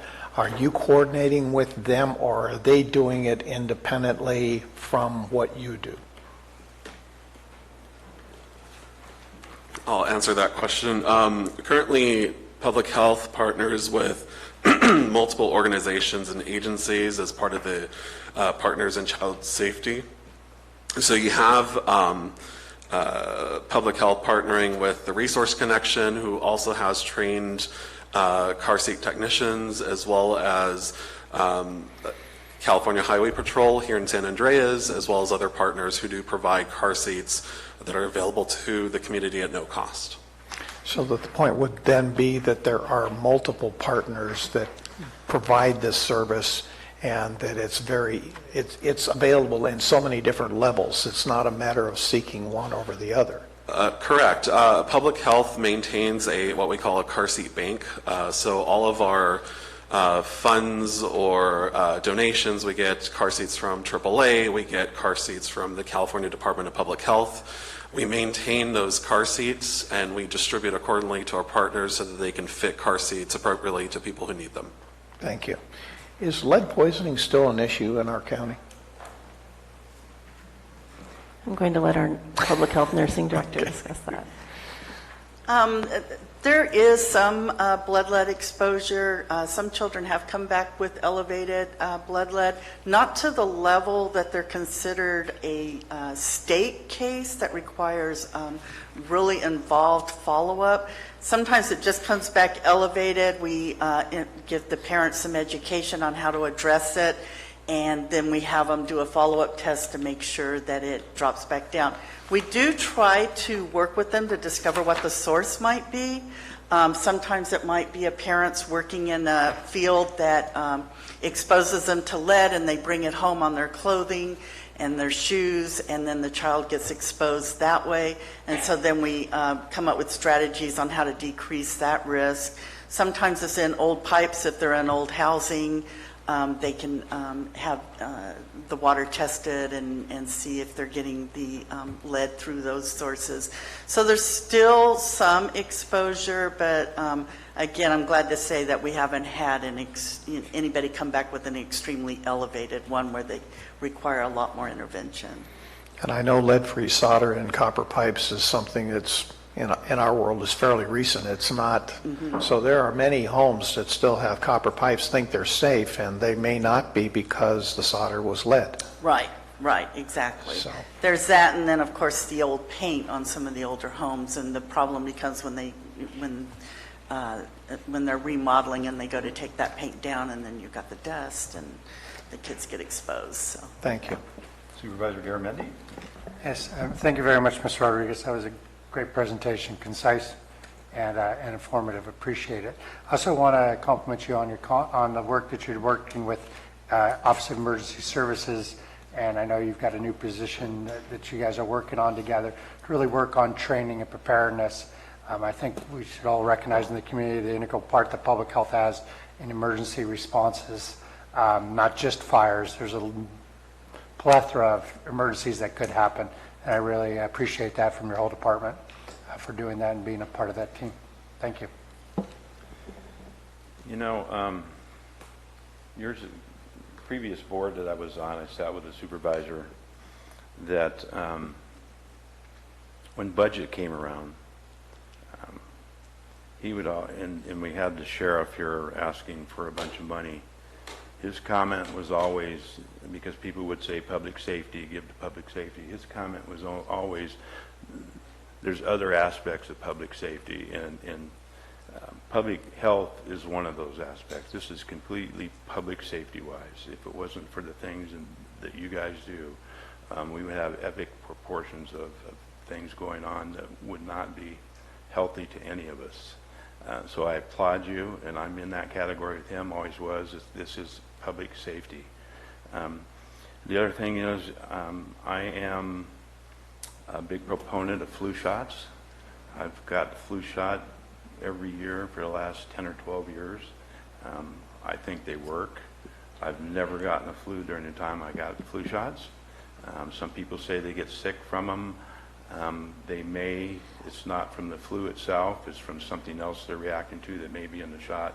But flu shots, to me, work, and I am a big proponent. I always tell people, when the county's putting on their clinic for flu shots, show up, go down there and get your flu shot. So I am saying that now. As you're out there, anybody saying on TV, the dates will be coming available for the flu shots as we're rapidly approaching that time. Get a flu shot, especially if you're over the age of 50. So thank you so much for your presentation, and we'll open up to public comment. Mr. Chair, before we go there, Ms. Rodriguez, could you email me your contact information? I'd appreciate it. I'd be happy to. Sure. Okay, public comments.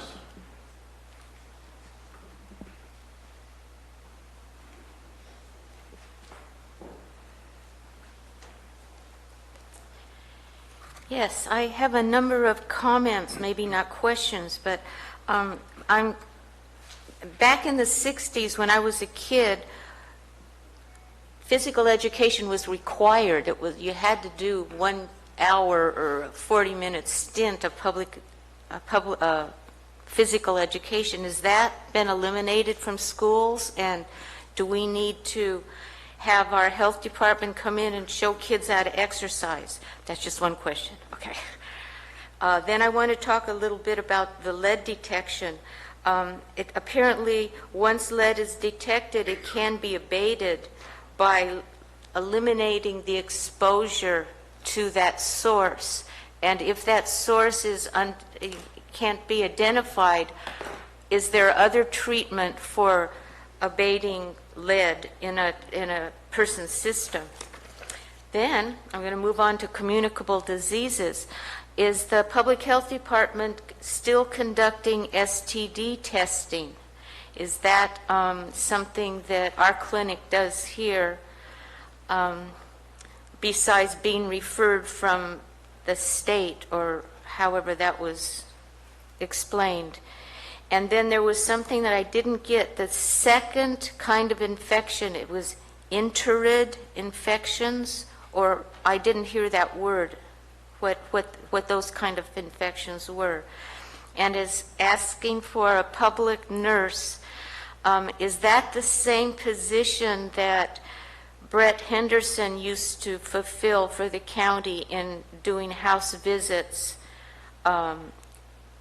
for IHSS and other programs?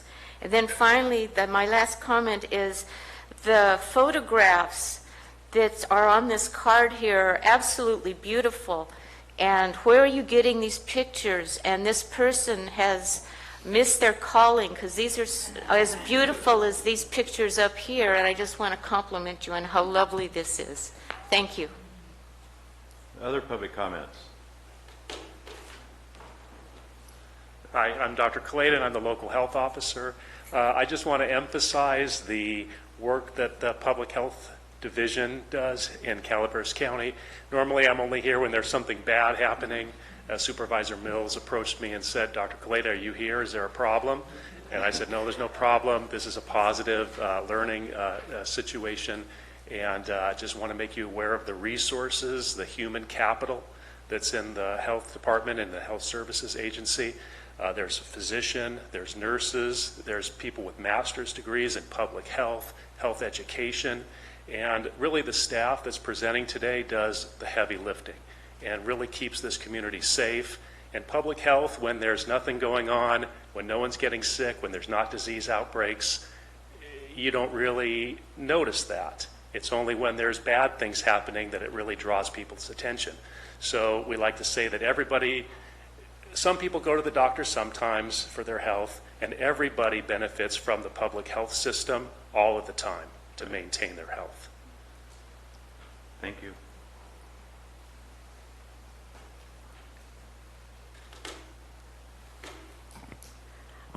I'm just wondering if there's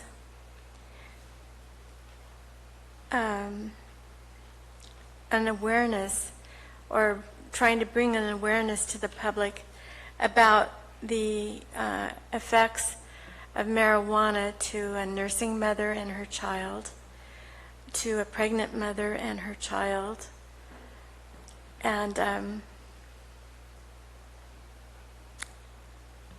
other issues to do with marijuana.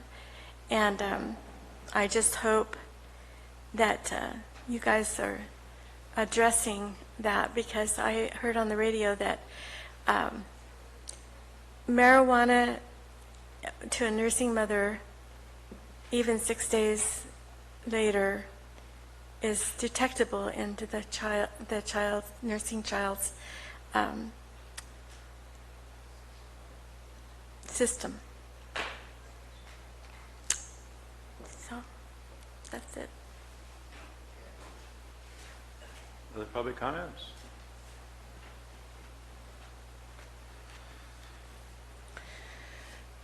Joan Wilson, District 1. On the subject of marijuana, which maybe I don't know anything about. Nursing mothers, there is a doctor that told a mother of an unborn child, a pregnant mother, quit smoking cigarettes. I don't care if you use marijuana. Just quit 30 days before the baby is born. It will not cause harm to the baby. But quit smoking cigarettes. It's been proven marijuana is not addictive. Unfortunately, some teens do get a hold of it and they do misuse it. That should not happen. And thankfully, we have these fine people here to help with that. Of course, biting your nails is also addictive. I used to volunteer in a mental health facility in the Bay Area, and I have seen people that had a problem with biting their nails. They bit their nails down to bloody fingers. I hope this young person gets some help, because the use of marijuana is not physically addictive, although it can have mental addictions, as anything can. Coffee, tea, biting your nails, brushing your hair, sucking your thumb. They don't cause physical problems, although biting your nails can. It can cause infection and all kinds of things. But if somebody is having a problem with marijuana, there's probably an underlying problem that I think these people would probably be very happy to identify and help them with. Anything misused is bad. And not naming any names, but there is one person here who I've worked with their adult child, and I feel that that person, their adult child, has a drinking problem. He's been arrested a couple of times for DUI. I think he probably threw a very nice job in teaching away. There are some problems with drugs and alcohol, and including the drugs that the doctors give out, or don't give out, but prescribe, and alcohol. Thank you. Thank you. Any other public comments?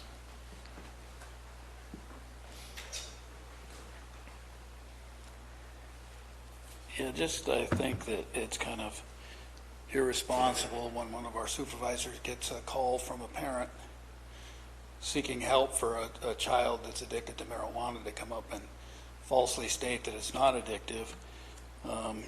It's very easy to find the information on it. The National Institute for Drug Abuse does say that there is marijuana can lead to the development of a problem use known as marijuana use disorder, which takes the form of addiction in severe cases.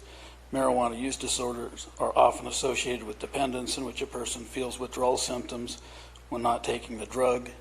I know when I was young, I was addicted to pot. I couldn't stop using it, and don't want to go into my whole life story, but I did eventually break that habit. Haven't used it for probably almost 40 years now. But I think that's really irresponsible when we have somebody that's reaching out for help to then try to say that that's not relevant. But I'm glad you're able to get the information to the person whose child does have that problem.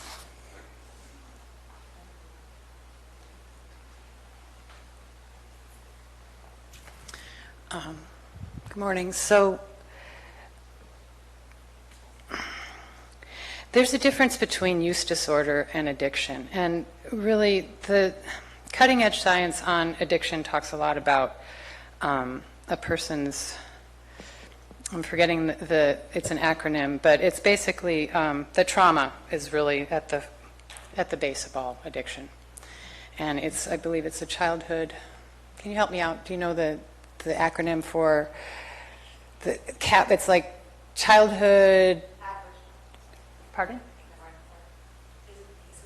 ACEs, adverse childhood experiences. Okay, so, we can all be, this is addictive, that's addictive, but let's be honest, during labor, when you go to a hospital, they use opiates, they use fentanyl. I mean, there's a lot of really dangerous medical practices out there. I personally am a big proponent for home birth if you can, if you're comfortable with it, and if you're healthy and a low-risk pregnancy. I delivered with no medicine and no complications. I was lucky. I think people should be treated for pain during childbirth, but let's don't pretend that there is any morbidity with cannabis, because there's not. It's still on the CDC, 0 overdoses. I'm all for supporting mental health. I'm all for having honest discussions about substance use and abuse. But to demonize one substance that has a very safe history going back millennia, they've found cannabis in tombs thousands of years old. It was always used as an analgesic long before we developed all of these synthetic painkillers. So let's just stop with the fear-mongering. How about that? Thank you. Any other public comments? If not, it's an informational presentation to us, so we want to thank Public Health for all the efforts that you put into this. Any final board comments? If not, we'll take a 5-minute break and break down.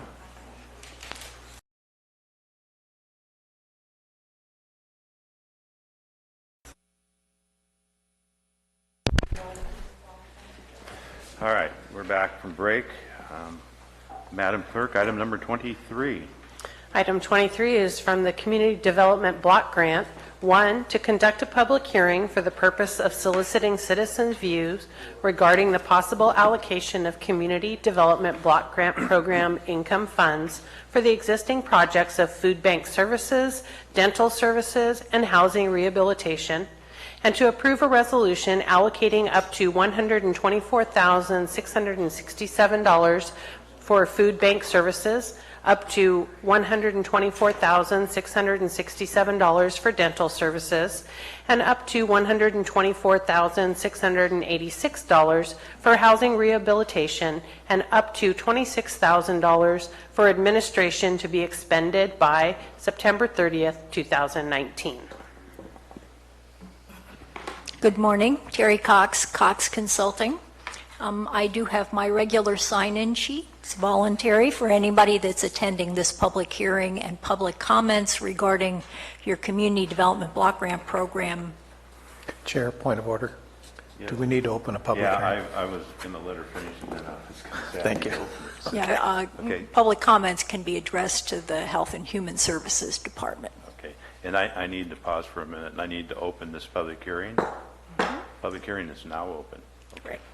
Okay, so as the board clerk mentioned, the item that we have, first of 3 CDBG items or Community Development Block Grant items, this one is about the possible allocation of program income to 3 activities. Now, program income is the money that's generated by old housing loans and business loans from prior community development block grants. So you may have up to $400,000 in those repayments that could be paid back by the end of September in 2019.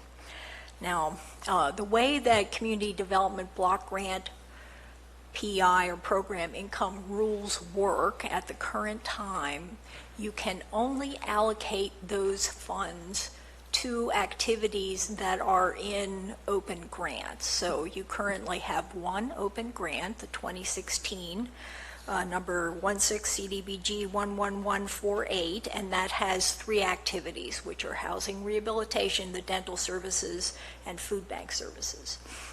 So you can only apply those funds to any of those 3 activities. Now, if you don't do that, what happens, according to the way that they're running the program now, the State Department of Housing and Community Development, which is the administering agency, requires that all grantees who receive program income have to spend that money first down to 0 before you can draw your grant funds. And so as these funds are repaid, you wind up leaving grant funds at the state. And the only way to get at those is to make this additional allocation to any of these activities in your open grant, and then you can go back and access those grant funds. So it's a use it or lose it situation. Now, the end of September 2019 date is significant because that's the expenditure deadline in that grant. So those funds have to be expended prior to that date, and the reason for allocating these funds that we expect to receive over that period of time now is because the approval process at the state is really slow. So what this does is authorize up to $400,000, broken out the way that the board clerk read, that will be allocated over that time up to whatever amount the county actually receives. So this gets you through the approval process one time and covers the entire amount without having to make a mad scramble at the end. So I'm happy to answer any questions you may have. Any board questions? Seeing none, we'll open up the public comments on this issue. No public comments. I do have a question. on the administration portion of these grants, this grant. And you say we have one open from 2016. That's correct. A lot of times on these grants, they're very picky about reporting out and making sure that you're using the money the right way in the right places and accounting wise for it. As part of the administration, $26,000 had to do with that and Rebecca and her accounting for it and meeting all the requirements as far as expenditures on this grant? Yes. Yes. Okay. All right. That's the question I had. I wanted to make sure that, because if we don't cross our T or dot our I on something, they kick it back. And We work very diligently at that. I'm sure you do. I just want to make sure. Any other board questions? If not, I'll close the hearing. I'll bring it back to the board. Look for a motion. I have a motion by Supervisor Clapp. Do I have a second? Second. I have a second by Supervisor Mills. Call for the vote. All in favor? Aye. Aye. Opposed? Passes 5-0. Move on to item number 24. Item 24 is the Community Development Block Grant to authorize the board chair to execute 3 amendments allocating up to $124,667 for food bank services, up to $124,667 for dental services, up to $23,686 for housing rehabilitation activity delivery, and up to $26,000 for administration to be expended by September 30th, 2019. Right, so this is the next follow-on step that would go with item that we just finished. In order to spend the money, these have to be put into the existing contracts to increase those budgets. This step has to happen before we can submit the package for approval to the state. Any board questions? Any public questions? Public comments? Seeing none, we'll bring it back to the board. Looking for a motion? A motion by Supervisor Clapp. Second. Second by Supervisor Garamendi. Call for the vote. All in favor? Aye. Opposed? Passes 5-0. Moving on to item number 25. Item 25 is Community Development Block Grant to receive a presentation regarding the 2018 Community Development Block Grants Call for Projects process, and to direct staff to initiate a call for projects once the State of Housing and Community Development releases a notice of funding availability. Right, so this is the process that the county has used to solicit projects, or at least initiate that process. And we have an upcoming cycle in 2018. Now, we expect that the Notice of Funding Availability, or the NOFA, will be released about mid-September.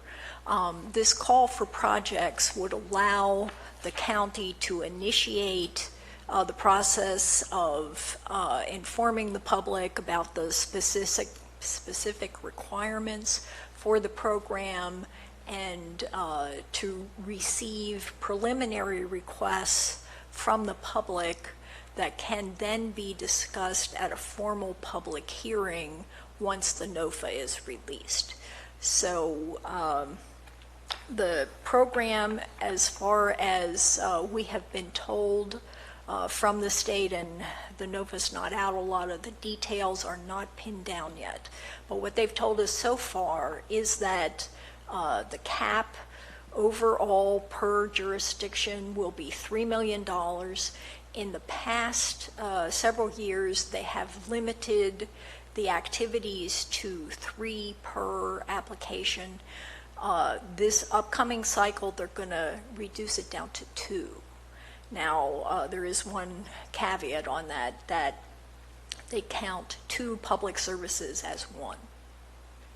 So you could have 2 public services and 1 other activity.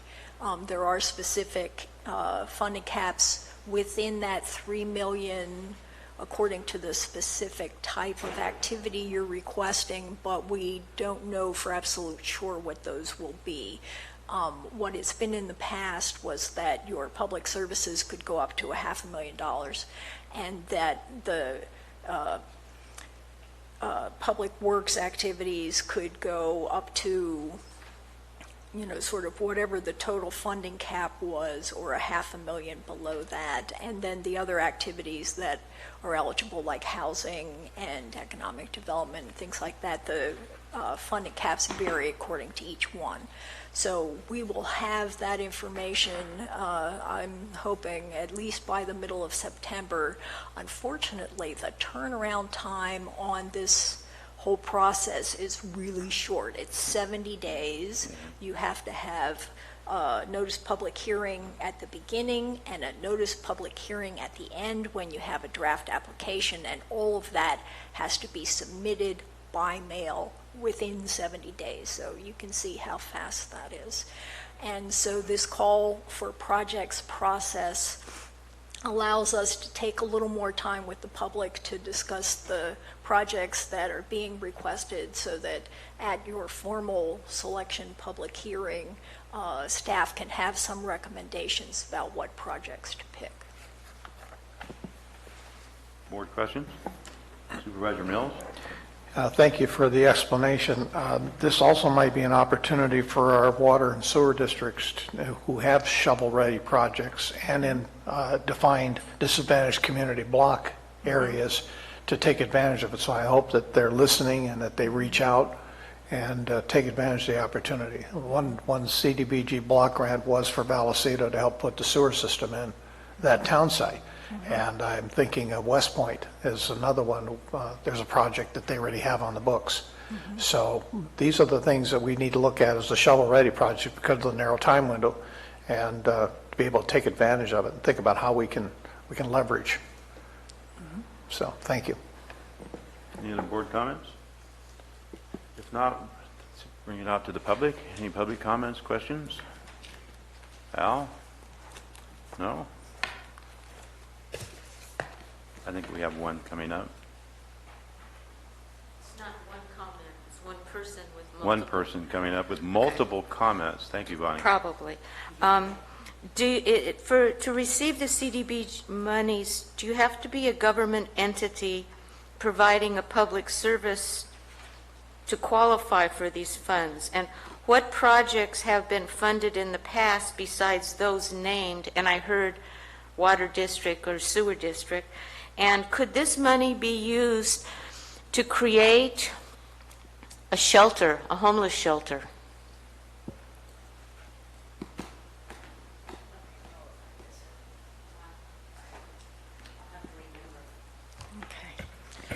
On the last question, it may be used for constructing homeless shelters and for operations as well. I've already forgotten the other ones. Yes, you do. Only cities and counties are eligible to apply, although they may pass through to other entities. And what was the other one? And other projects in the past? Yeah. Okay.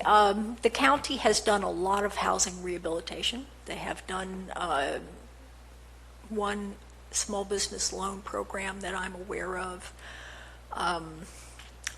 There have been a variety of public services as well. No community facilities that I'm aware of, and then I think there were some old infrastructure projects, but none in the recent past, and I've administered the county's program the last 6 years, so I don't have a specific memory of all of these. Okay. One quick question, that's it. What's the difference between community development and community service block grant? Because she mentioned services could be funded, and I thought the CSBG money was for services and these were for projects.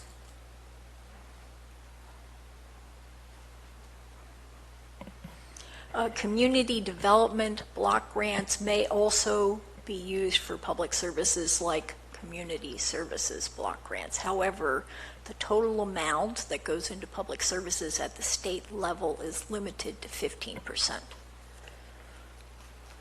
Thank you. All right, we'll bring it back to the board. Look for a motion. So move. Motion by Supervisor Garamendi. Second. Second by Supervisor Mills. All in favor? Aye. Opposed? Passes 5-0. Thank Great. you. Thank you.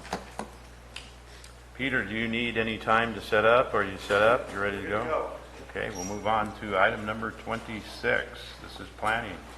Item 26 from the Planning Department is to conduct a public hearing and adopt a resolution upholding the Planning Commission's denial of the appeal of the Planning Director's denial of commercial medical cannabis registration 2016-564 for Sarah McCarthy on APN 020-027-130. The appellant is present. Yeah, Mr. Chair, Yes. I need to make a disclosure. I have reviewed in its entirety this complete agenda item heard by the board where I was absent attending on county business out of state. I'd like the record to reflect that I have reviewed this video twice, most recently being Sunday. Mr. Chair, I'd like to disclose that I have visited this forum. I do not believe that would bias me in making a fair judgment of this case, so I will not be recusing myself. Okay. We have those disclosures.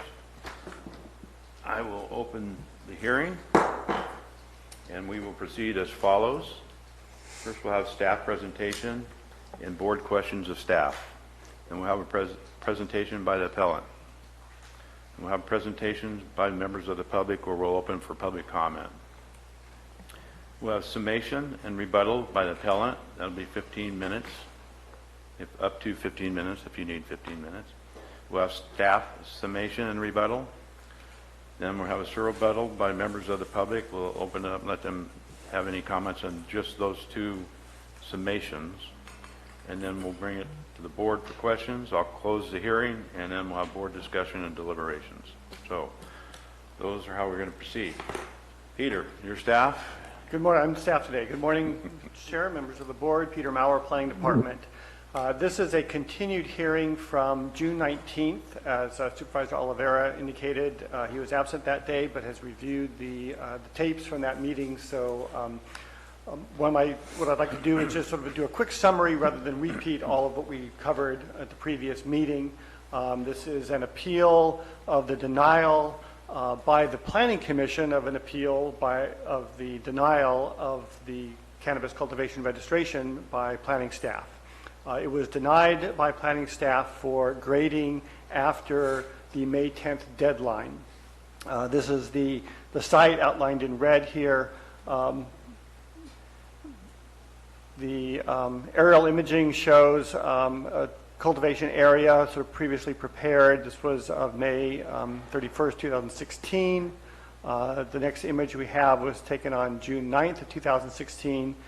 Shows the area of cultivation a little further developed later that year in August. And then in 2017, we've noticed a significant amount of grading.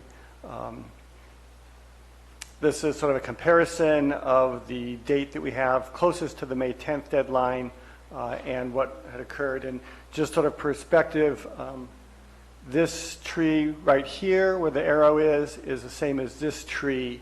So this cluster of trees or large tree was removed. These trees were removed. These trees here are the same as these ones down here. And you can see these two trees at the edge of the cultivation area are the same as the two at the edge of the cultivation area here.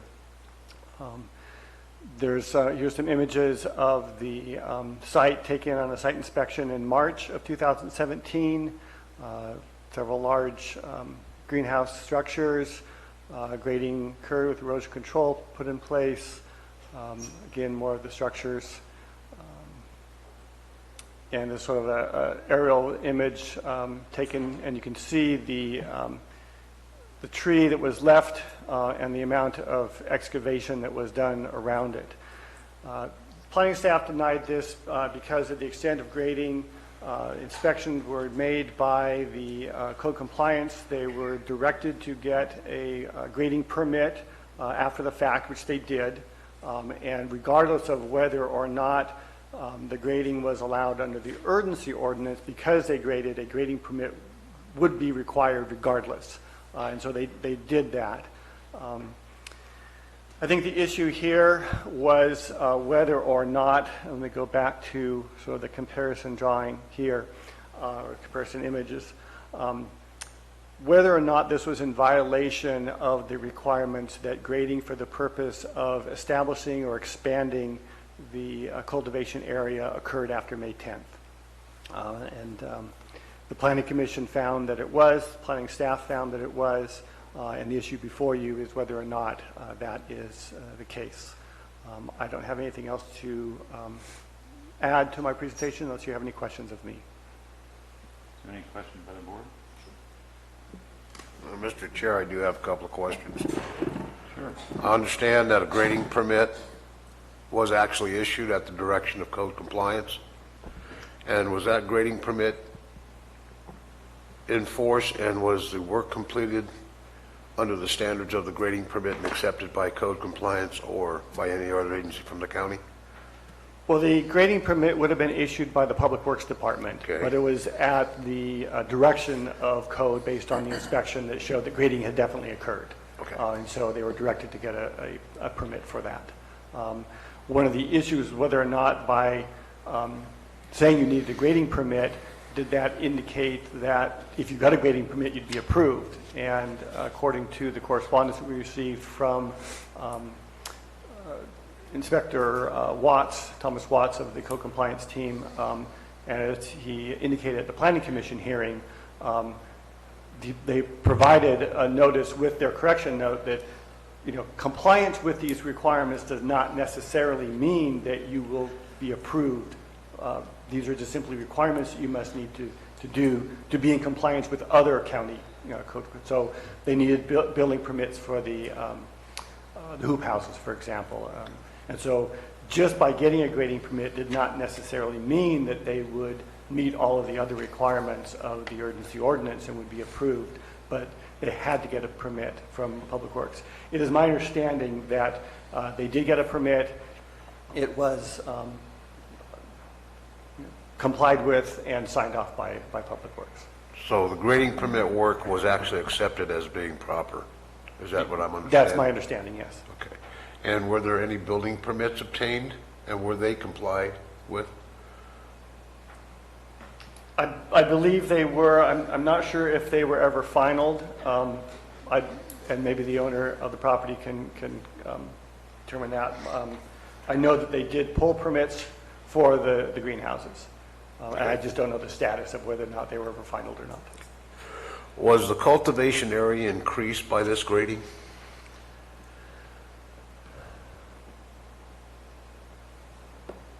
Looking at the aerial imaging, I would say it's hard to tell. We haven't made that determination. The perimeter, and these aren't quite the same scale, so it's a little difficult, but you can see the edge of the perimeter here on the original site, so it comes along the edge of these trees. Down around here, there's this greenhouse, which is pretty much the same footprint as this greenhouse here. You can, go back. You can see the edge of what looks like a cut or a fill slope here pretty much corresponds with this edge up here. The biggest issue was just the amount of grading and, the removal of vegetation. Thank you, Mr. Maurer. Supervisor Garman. Thank you. I remember from the June 19th meeting, I believe it was, I can't remember, was it Miguel who was presenting? Yes, it was. It was Miguel, and I remember Thomas, Mr. Watts out in the audience as well, and I believe they referred to this as a model farm, that there was not, this is a very clean operation. I think one of the I would comments say was one yes, of the this was cleanest a clean they've seen. operation compared to others that we have inspected. Right. And so the issue is really, just so I understand it, there was some grading, there was additional grading done after May 10th. but everything is to code today, and it was immediately fixed after the grading happened, more or less? I think they made a timely effort to comply with the requirements. We also did an inspection about a month ago, sometime between the hearing. Between the last hearing and this one? And they appear to be in full compliance with the ban requirements. So we've got, a model farm that is played by the rules with an exception that was remedied, and then is continuing to play by the rules, and so they're not growing now and breaking the rules, correct? It would appear that way, yes. Thanks. Okay, let's continue.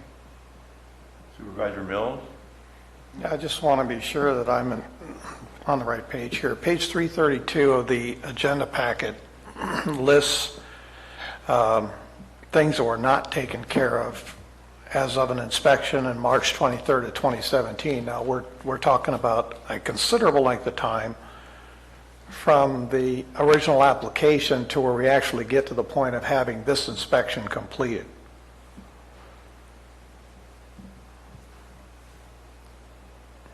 Apparently my page numbering is quite all different right. than your page numbering, so I'm trying to This find. is where Miguel sends an email on March 24th to Red Tail Farms and lists those areas where they felt that the site needed to come into compliance with the urgency ordinance. So in essence saying, you were not in compliance with the urgency ordinance as of our inspection date of March 23rd, 2017.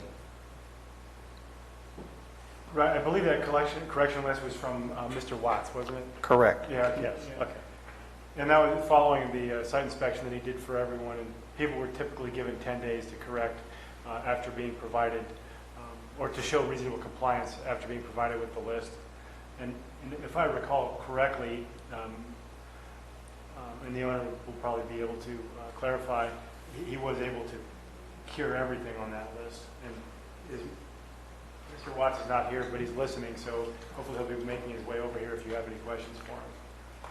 Well, it seems to be that, we continually are running into this issue of electrical being running to buildings, containers, whatever, that is, in this case, I think it was in PVC water piping situations. That just seems to be a universal pattern to these. But to say that they were in compliance before the inspection of that site on March 23rd is 2017 is not correct. That's true. Yeah, all the grading was done without a permit, all the buildings were constructed without a permit, and it was only after they're notified of those violations that they were cured. Now, going back to page 353, this is the engineer's report where he lists his compaction tests, field density testing results, and he lists that he did 3 tests. Of course, those are spot tests.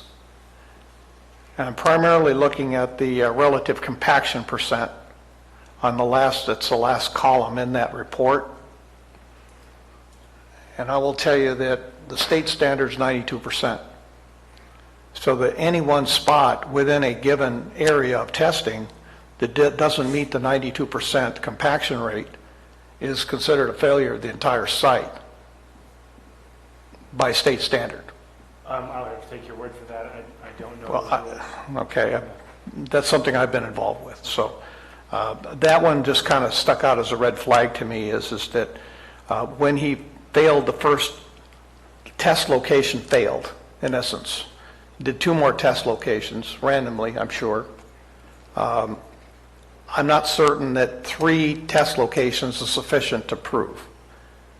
So that's just a matter for, I think, an engineer to tell us what their thresholds are in determining compaction rates. Not that there would be a problem there, but this is something that the state has set as a standard. So again, we were graded. The whole purpose of the UO, as I remember sitting out there in the audience, was to stop the grading, stop all of the removal of brush and habitat, et cetera, from our county. I don't think that was the only reason. I have the floor. So What I'm looking at is that grading after May 10th of any type, whether it comes into compliance or not, was in essence, in my way of thinking, a way of skirting the system. So the intent of the previous board was to stop all of this grading. And I'm very concerned that we can simply go back and get the necessary permits, get the engineering done, make the necessary corrections, and then everything is all okay again.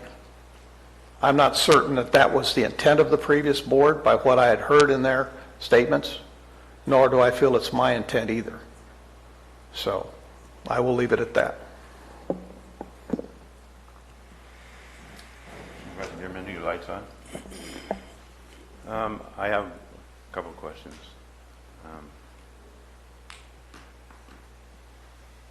This slide that's being shown here, we asked about whether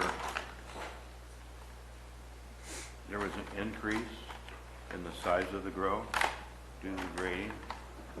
I haven't. I'm looking here. That tree's gone right there. This is back to this tree right here. So there was an increase in size here, where he's now growing these plants in here, because there's the cutoff. There was a tree there, and then going back here, it looks as though this was increased because that's missing. So I think there was an increase here, somewhat modestly, but there was an increase. And then I got another question. If you go forward on these slides, not backwards but forward, I'm looking for the aerial lot view that we have in our package,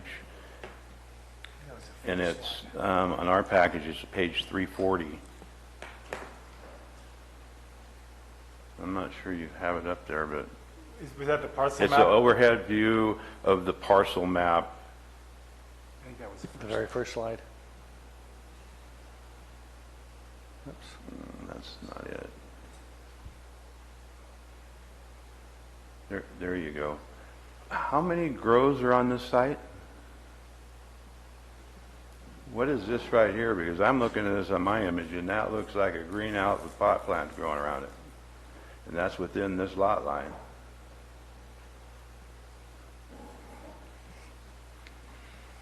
That would appear to be a, from this image, from looking at it from this Additional perspective, grow. additional, and I don't know if that was there, and this is the most recent aerial image that we have taken in January of this, So of this year. was that ever inspected? Is that included in this acreage? So are we exceeding the allotted acreage? Any inspection or mention of a second grow on this lot? There was never an inspection of that second location, and I don't know if that existed prior to this And it year. doesn't look like it's a half an acre from that lot line right there. Well, and we have to remember that these, the parcel lines shown on this are not necessarily. Are not necessarily the exact Yeah. lines, I understand, but just looking at it. Okay. We based our denial on the grading. Unfortunately, Miguel is out today, so I'm trying to step in for him. I have basic understanding of the specifics of this. My recollection is that that was a part of the original application and site plan that showed the two different grow locations. You could have multiple grows on one side as long as the total combined area did not exceed the 20,000 square feet. So in many cases, you Right. had 2 or 3 different grow sites that combined equaled the cultivation area. Mr. Watts is now at the podium. He could answer whether or not that was inspected. Yeah, I just wanted to clarify that that has been inspected and we didn't have any issues with that lower greenhouse. I shook my head at Ethan just now and I meant that there wasn't a problem with it, but he thought I meant that we hadn't inspected it. Okay, so it was included in the overall acreage or the 22,000 square feet Yeah. that was looked at? Yes. Because if you look at this image, that looks quite large. I don't have the figures in front of me, but I don't remember the canopy size being a problem.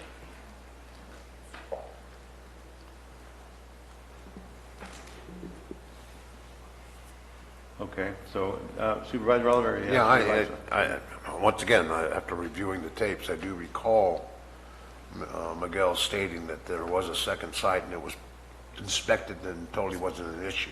Okay. I do recall that from reviewing the tapes. And I think that's what we're talking about. Yeah, well, I just, Yeah. yeah. I just happened to catch that was there, and I wanted to make sure that it was part of all of this. Excess canopy was not one of the issues. The only reason this was denied was for the grading. Yeah. All the other issues were taken care of after the fact, and apparently they met the maximum canopy that they registered for. Hey, Mr. Chair, I do have a question regarding the grading specifications. And Supervisor Mills mentioned compaction ratings, compaction tests. I just reviewed the limited report from the engineer on that. And I saw that there was 3 tests, and Supervisor Mills referenced the compaction factor of set 93%, is that correct? 92%? Going back to that report, I saw the compaction results was 94%, 95%, and I have to go back to find the other number. So is that indicating that that did pass the compaction test, or was there a problem there? Well, I have to assume that if the Public Works Department had signed off on the, I don't know what the standards are. Okay. It's not part of my. Yeah, I stand corrected. It's the relative compaction percentage is 91, 94, and 95. Right. Okay. And those are 3 different locations, as I understand it. I don't know if there are different compaction requirements for structures compared to a site plan. Those are things that we would refer to Public Works on. Yeah, that was my next question, because I know road base is a lot different than building foundation, compaction tests, things of that sort. So is there any indication from the engineer's report that it did not pass per our standards? Not that I know of. He was issued a permit, is that correct? He was issued a permit, and my understanding is that that was approved and finalized by the Public Works Department. Okay. And he met the criteria. They wouldn't issue the permit if he didn't. Supervisor Garamendi, you have another question? No, that answers my question. So we'll stay within the bandwidth of what we're doing and let the engineers do what they do. Well, They've this is a already signed two-step off. process. They may have, just issuing the permit says you have the right to go out and do the work. Just like a building permit, But you get your they did building inspection permit. They have afterwards, to do the though. inspection, and it has to be finalized afterwards. to And it was ensure that final. It was done, and my understanding was it was final. Okay. All right. At this point, we'll go on to the presentation by the appellant. Good afternoon. Owen Lance Guyan, property owner. I want to apologize for not attending the last hearing and missing that. I, too, watched the YouTube video and tried to, evaluate everybody's concern and make sure I can answer those questions appropriately. If I can address Supervisor Mills first, there was another compaction test done on the property, and I think that's what's getting mixed up here on another pad. And the very first test that was done failed. They came back, tested it 3 times, and it did pass. And that was on a different pad, not in connection with the growing pad, which passed all 3 tests on the first time.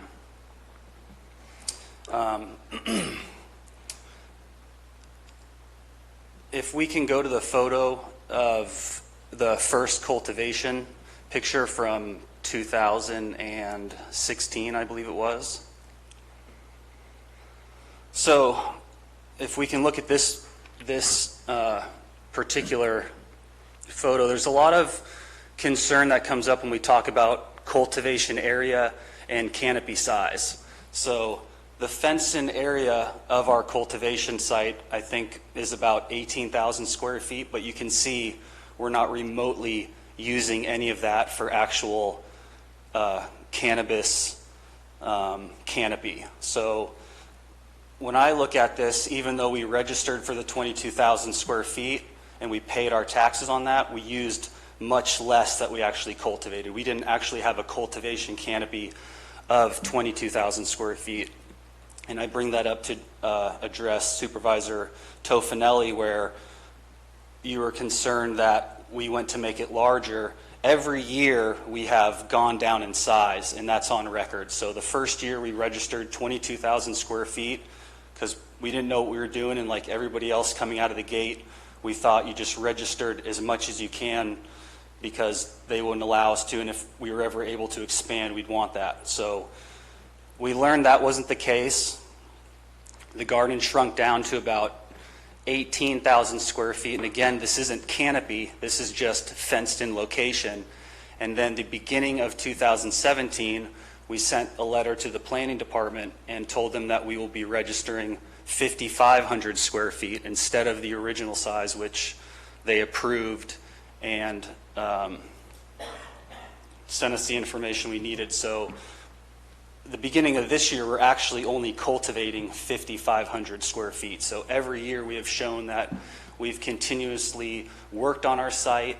I've done extensive work on just the property and trying to, my land stewardship and overall beautification and being a role model for cannabis cultivation in Calaveras. I take it very seriously, and it is shown with the work that's been done on the property. I have personally pulled about 10 permits just for cannabis cultivation. Every single one of those permits I've seen through. They've passed inspections. I've never had a problem with running extension cords or power and PVC lines or anything of that nature, nor would I ever consider cutting a corner or doing anything like this. What happened, let me first say that Sarah was leasing the property to cultivate, and the relationship that we had is I didn't want anything to happen improperly on the farm, so I took on the responsibility of getting all the permits and making sure that things were done correctly, allowing her to cultivate. And what happened in January of 2017, and I think it kind of comes back to what County Council mentioned, is the context of how that grading rule is written. I obviously misinterpreted the way that that was written, and so at that time when I went down to the planning department, and unfortunately the employee I worked with at the time is no longer in the planning department, I told her that we were looking to consolidate our space. I wanted to build the greenhouses, and basically we talked for 20 minutes. We looked over the site, what I wanted to do. I got approval for that. I moved forward. I had the grading done in February of 2017. It was one day of grading. March 23rd of 2017, I had my cannabis inspection, which we then went through. The grading was just done.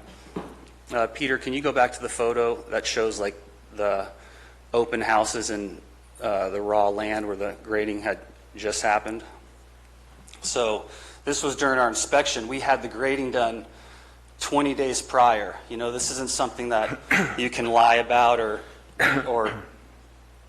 try to twist what happened, you know, and we've always been very upfront and forthcoming with the county, which you should be. And so when Thomas asked about it, I explained the situation, told him that I had gone down to planning. I seeked approval for this. At that time, you know, he told me that this was done incorrectly and that I'd missed a key role of, even if we were changing inside of our garden space, that we still needed to have a grading permit issued. So one of the things he asked from me during that inspection in March of 2017 is to get a grading permit. So right away, I called the engineers. I had them come out. They started their process. I'd like the record to note that no additional earthwork had to be done. Public Works thought that it was a very well graded area and that the job was done properly. So getting a permit for it was very straightforward. Our compaction test passed the first time. And so just to go back to the timeline, in February 2017, the grading was done. In March 2017, we had our inspection. In, I think it was May of this year, we had it finalized, and then a week later was denied. So I totally respect Peter and the planning department to the fullest amount. I think it was just there was either miscommunication or something happened. We were denied so much later after we did all these things to address the situation, make it correct, and obviously solve the problem that we had. Any board questions? I do, Mr. Chair. Sir, how was the grading accomplished? Did you do that with your own equipment, or was it an earth-moving contractor? It was an earth-moving contractor. Do you know approximately how many yards of material was removed? We didn't actually remove any of the material from the site. It was a slightly sloped area, so the area you see here in the front is fill. Okay, so it was a cut-fill operation? It was a cut-fill operation. With compaction? With compaction.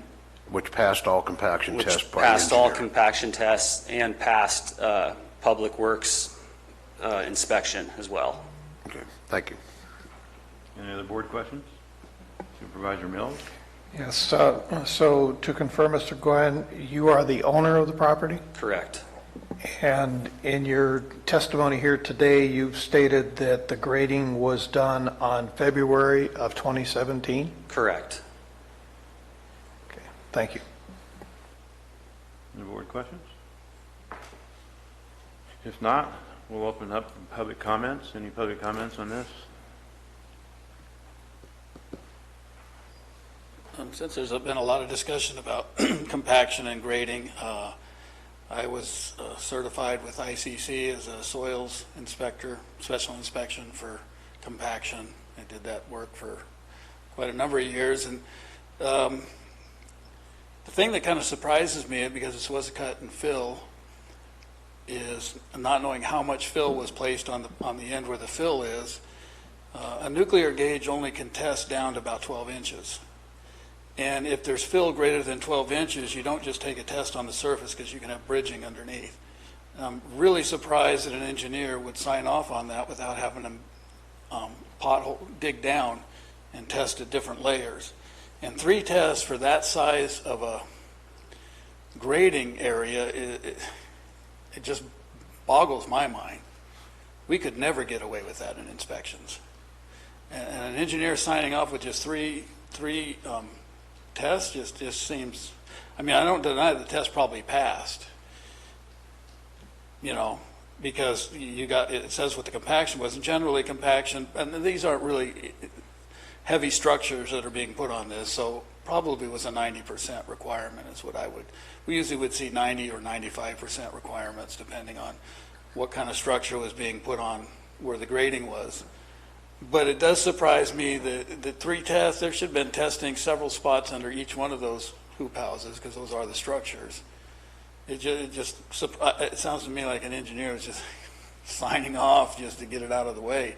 Because really the engineer should have provided a soils report before anything was ever done. It just, from my experience in doing special inspections and having been certified with ICC, for soils inspection, it doesn't pass the smell test for me. That's just my opinion. Other public comments?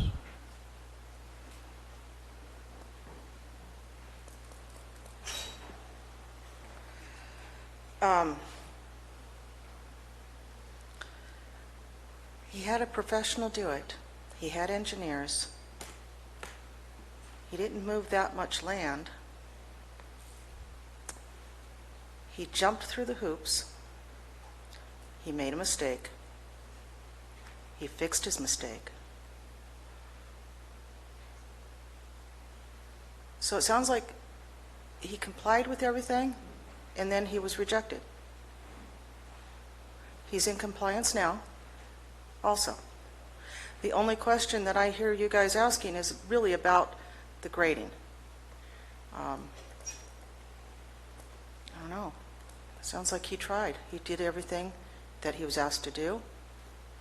I know there are other cultivators that had many more hoops to jump through, and they passed. We have a ban in here. He's not going to be growing any cannabis now anyway. He's not. He's not going to be. Maybe in the future, there might be something. I don't know.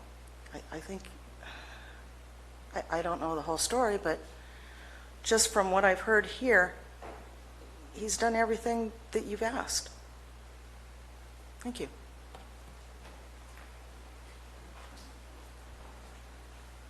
Al, I think we had a line back there. We're going to get you a rear view mirror. My understanding is the last hearing, it was left at, are they complying with the ban? Was the only question that's supposed to be addressed right now. They are complying with the ban.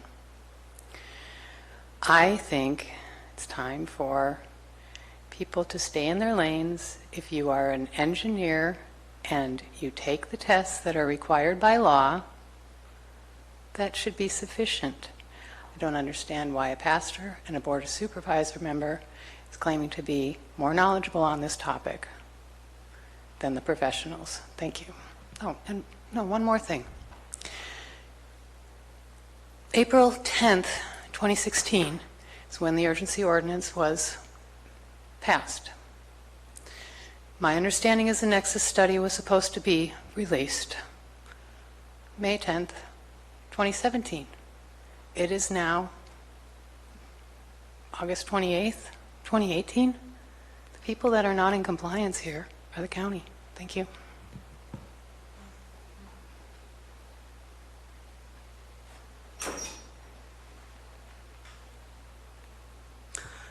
I'm Will Moore. I'm retired from Operating Engineers Union. I've got about 50 years of time in the union. I have 20,000 hours at least on earth-moving projects, and I don't see any cut there greater than 2 feet.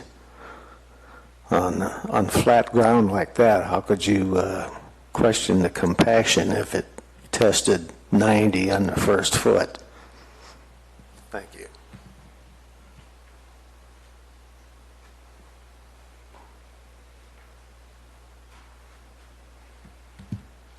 Hi, Cliff Edson. So I take a look at this property and tell me that you wouldn't want every property to look like it.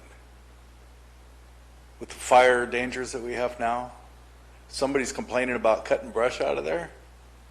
I got to tell you, we should be cutting a heck of a lot more brush and making our properties as nice and beautiful as this property. From what I see, this gentleman did everything he could to comply. And as far as being confused a little bit or making a mistake, this county is very famous for confusing people. You go to the building department right now and you try to get a permit and you go through hoops and more hoops and more hoops. They tell you to do one thing, then you got to, next time you go back, you got to do another thing, and pretty soon it's 6 months. And try to get a permit in less than 6 months. So for a gentleman to be able to comply after a 10-day notice, I think is pretty darn good. So I heard Supervisor Mills talk about the cutting of brush.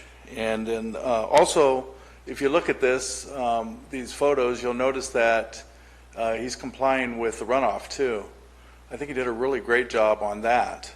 Because after he made the pad, and one of the rules from the Department of Water Resources is to make sure that the runoff was taken care of. He's done everything. I would love my property to look like this. We should be thanking this gentleman for maintaining his property in such a fire-safe and erosion-proof manner. Now, I'm not an engineer, so I wouldn't be able to talk about compaction or anything like that, but I don't think this is about compaction. As far as the urgency ordinance, and I'm here to tell you because I had experience with it a little bit, it was put in place to prevent or try to get control of the influx that was coming from Prop 64. That's what it was for. It also was in place to make sure that when we did set up regulation, that the environment was taken care of. And this man right here did a wonderful job. Should be thanking him. Thanks. Other public comments? Now, Al. There's Now. nobody behind me. I'm really amazed at the amount of work that went into this. I think the applicant should really be proud of what he did. I'm concerned with overregulation. When you have overregulation, a certain amount of it can be expected because government employees and leaders are human beings. They make mistakes, and it's up to the applicant to correct the mistakes quite often. And this appears to be a case of overregulation. The property owner could have a case against the county and against taxpayers. When you make mistakes, you being the supervisors, and you go to court, or you're taken to court, and you lose, the loser is the taxpayer. And it seems to make sense that if this project has been approved, this shouldn't be here. We shouldn't be taking his time and everybody else's time to deny a project which has been approved. It's almost like a no-brainer. So I'd recommend that you favor the applicant. Thank you. Other public comments? Good afternoon. So my attention that I've paid to this case has been a little bit loose, so I may not be spot on everything here. But I believe, Mr. Chair, at the beginning of this, you said that the point that you wanted to focus on was that this person had come into compliance with the ban ordinance. That's one point. And then I'm reading 17.95.165.3N.7 about grading and earth moving.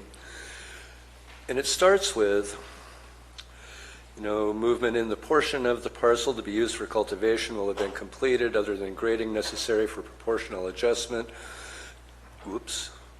To comply with setback requirements, and a registrant seeking to conduct grading for that purpose after May 10th needs to get provide planning with a copy of a grading permit.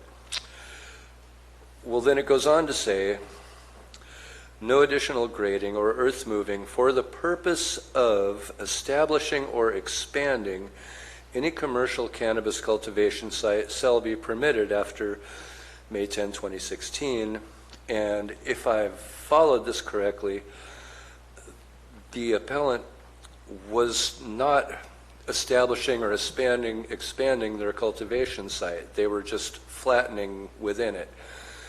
And yeah, I can see where if you follow the exact letter to the letter with a obscene level of strictness, you could say this is a violation, sure. We've also seen every good faith effort on these people's part to do a really excellent job, and I commend them for that, and I wish that were more of what we were seeing more of. And it seems to me that to deny this person looks like just looking for reasons to deny him. And that's pretty much the gist of what I have to say, and I hope you don't do it. Thanks. Any other public comments? If not, we'll close public comments, and we'll move on to rebuttal by the appellant. I really don't have a rebuttal. I just wanted to touch again on one of the items was the compaction test. And I remember specifically asking the gentleman who came to do that, why are you testing, if you're coming up to this pad, he specifically tested the right side. And I said, why can't we go towards the back or the middle where the houses are, where the structures are? You know, that's going to give me a better rating. And he specifically told me that I want to test the most filled area that would actually be the most detrimental part if an accident occurred or if there was a washout. So the reason he picked those spots was because those were what he considered could be the more damaging areas when you fill something. He wanted to test the most filled area of the pad to make sure that got compaction and not necessarily the part that was graded where it's going to be compacted.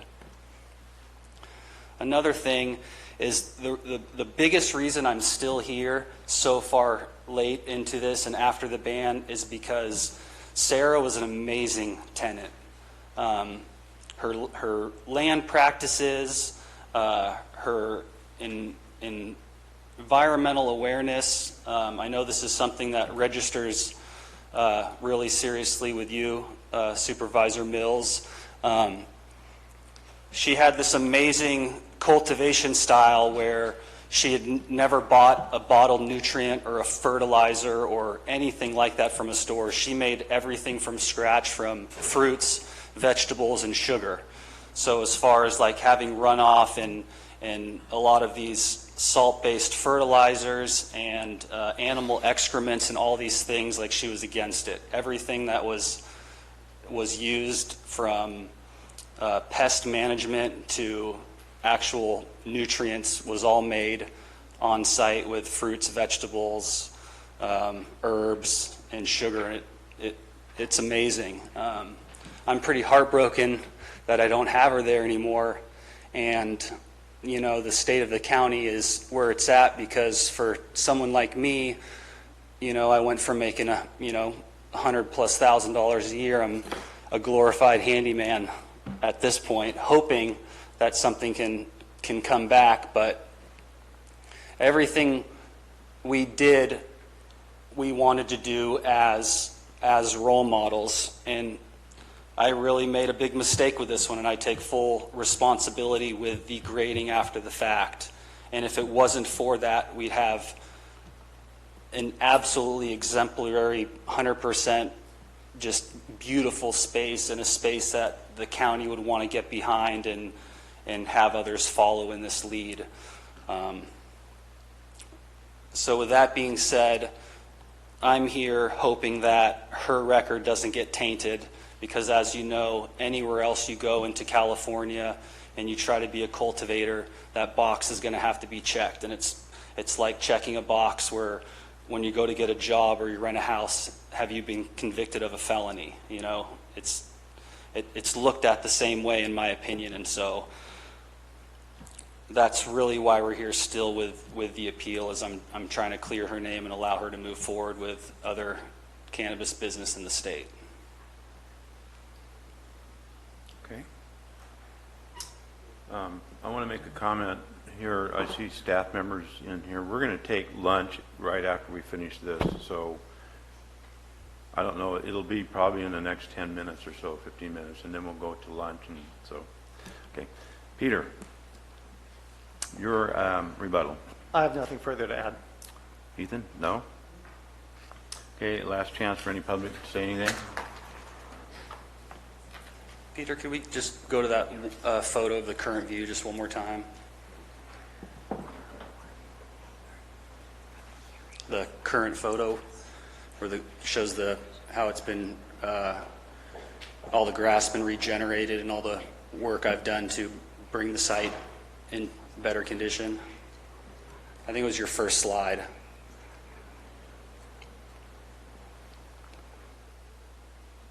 What was the first slide?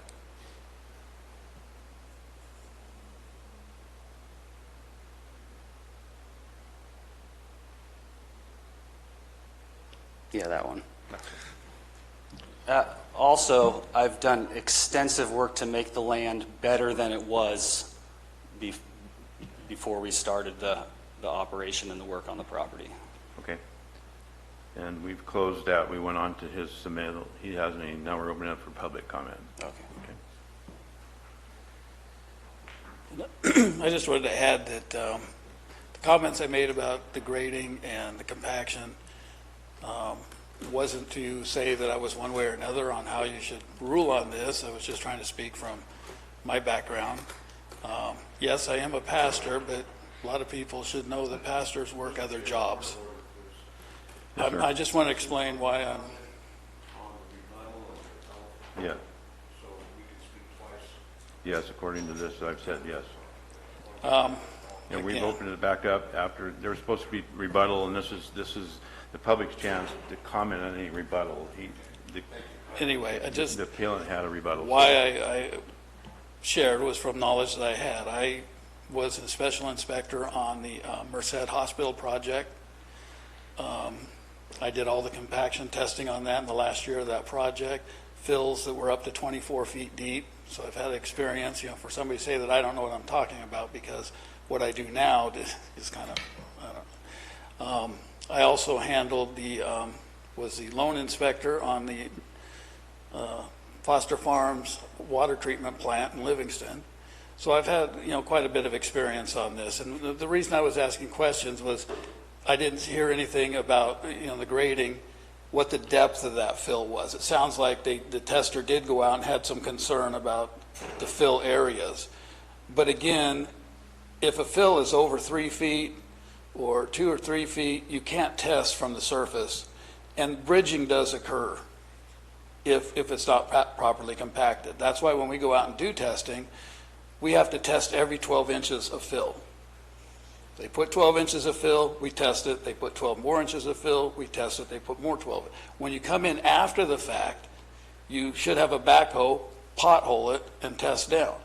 Now, the reason that compaction on those edges and where the fill is important, because if you get a really large weather event and that's not properly compacted, yes, you're going to have failure there. So that was why I brought up what I brought up. It wasn't whether or not, the person should be denied or, that's not my decision. I just was trying to offer some information based on actual experience in doing compaction testing and working on grading. And this is really, they say that's small. That's a pretty large grading area. It really is. It's not small. There should have been a lot more testing done on that before, but coming in after the fact, that's the engineer's call, I guess. And so you just have to look at, maybe it was only a foot fill. It should be in the soils report somewhere.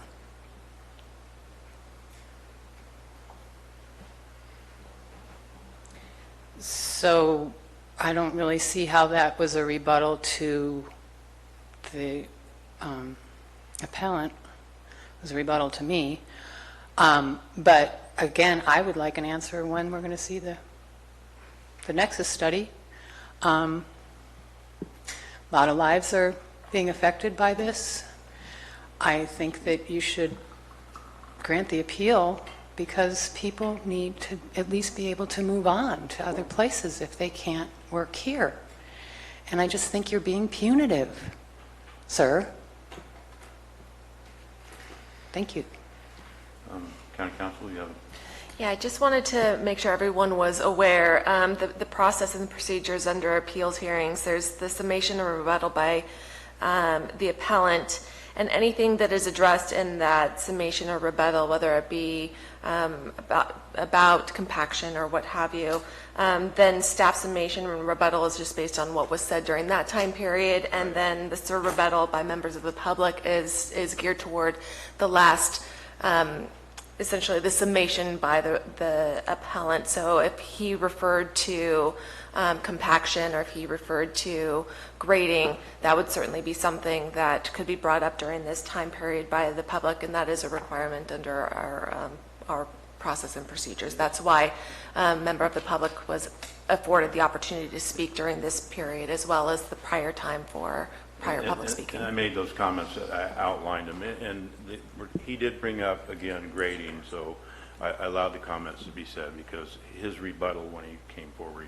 he pulled up some of the grading, so, but this is public comments on his rebuttal. Okay, so in response to the appellant's rebuttal, I believe that the appellant clearly indicated that the issue here is that the grading was signed off and confirmed by Public Works. Public Works is who we rely on. We don't rely on the board to make these decisions regarding compaction and engineering reports. We rely on the professionals that we hire who actually have expertise in these fields. Public Works signed off on this. That's not at issue. What is at issue is the fact that there is some unclear direction provided in the actual ordinance, as pointed out by Mr. Griffin, when he pointed out that it says all grading must be finished and completed as to a specific date. However, the next sentence says that no grading can be done to expand or establish a growing site. It's clear that in each instance, the appellant actually reduced the overall amount of size, and every time they were informed that they were in the wrong, they immediately responded and corrected it. I also remember from the last hearing that it was very clear that the issue at hand that this board wanted to consider was whether or not the appellant was taking steps to come into compliance with the ban, because clearly the applicant was a model cultivator and did everything over and above what most cultivators have done. I think that as a result of the direction that you, Chair, gave about your concerns at the last hearing regarding the fact that the issue for you was whether or not he's coming into compliance, the fact that staff has answered that yes, he has come into complete compliance with the ban, and they have done an inspection subsequent to the last hearing, that answers the question, and it should be settled. The appellant has done everything to come into compliance, and there's no reason that we should leave a stain on their record as they go forward to try and set up business in other localities. And with that, I'll yield my time.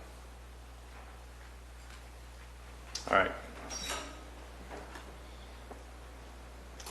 Bring it back to the board. Any other board questions? Supervisor Mills?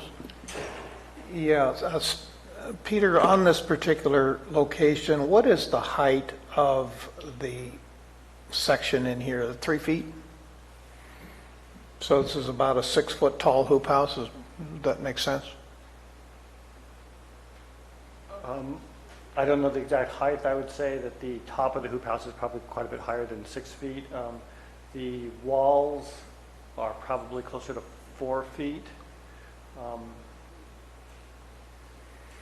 It's difficult to do triangulation here to develop what that height is. To compare it to, I mean, you look at the picnic table that's on the top of the knoll, and that's going to be what the height of the table, which is maybe 3 feet. It looks like those walls are maybe slightly higher than that. So maybe the top of the curve is 8 feet tall. Okay, Mr. Goyen, would you concur with that would be about a 4-foot? 3 foot sidewalls and 9 foot dead center. Thank you. Okay. And you know, you've also, I know Mr. Goyen has stated grading after the fact. If the previous board had intended to come into compliance was the way they wanted this urgency ordinance done. And I'm sure council would agree that there's a big difference between may and shall in code. And it doesn't say may have been. In both cases, in 165N7, it says shall have been completed. So whether you're talking about used for cultivation, any grading necessary for proportional adjustment, it says shall have been completed. Then it goes to the bottom of that section. It says no additional grading or earth moving for the purpose of establishing or expanding any commercial cannabis shall be permitted after May 10th. It wasn't an option. If they wanted the option in there, then as their intent, then they should have so stated that. But that's not in here. So I concur that the staff made the right decision. I think the Planning Commission made the right decision with their point, and that is that, yes, there's grading that was done after the fact. And to what level that grading occurred, I think it's obvious from this photograph that it was significant. And that... Supervisor Mills? Yes, sir? This is time for questions. I'll close the hearing and then we'll go back to debate. I'll leave it at that for the discussion. moment. Okay. Thank you. Is there a question? Any other board questions? Seeing none, I'll close the hearing. And now I'll open it up for discussion and debate. My sincere apologies for taking off in that direction.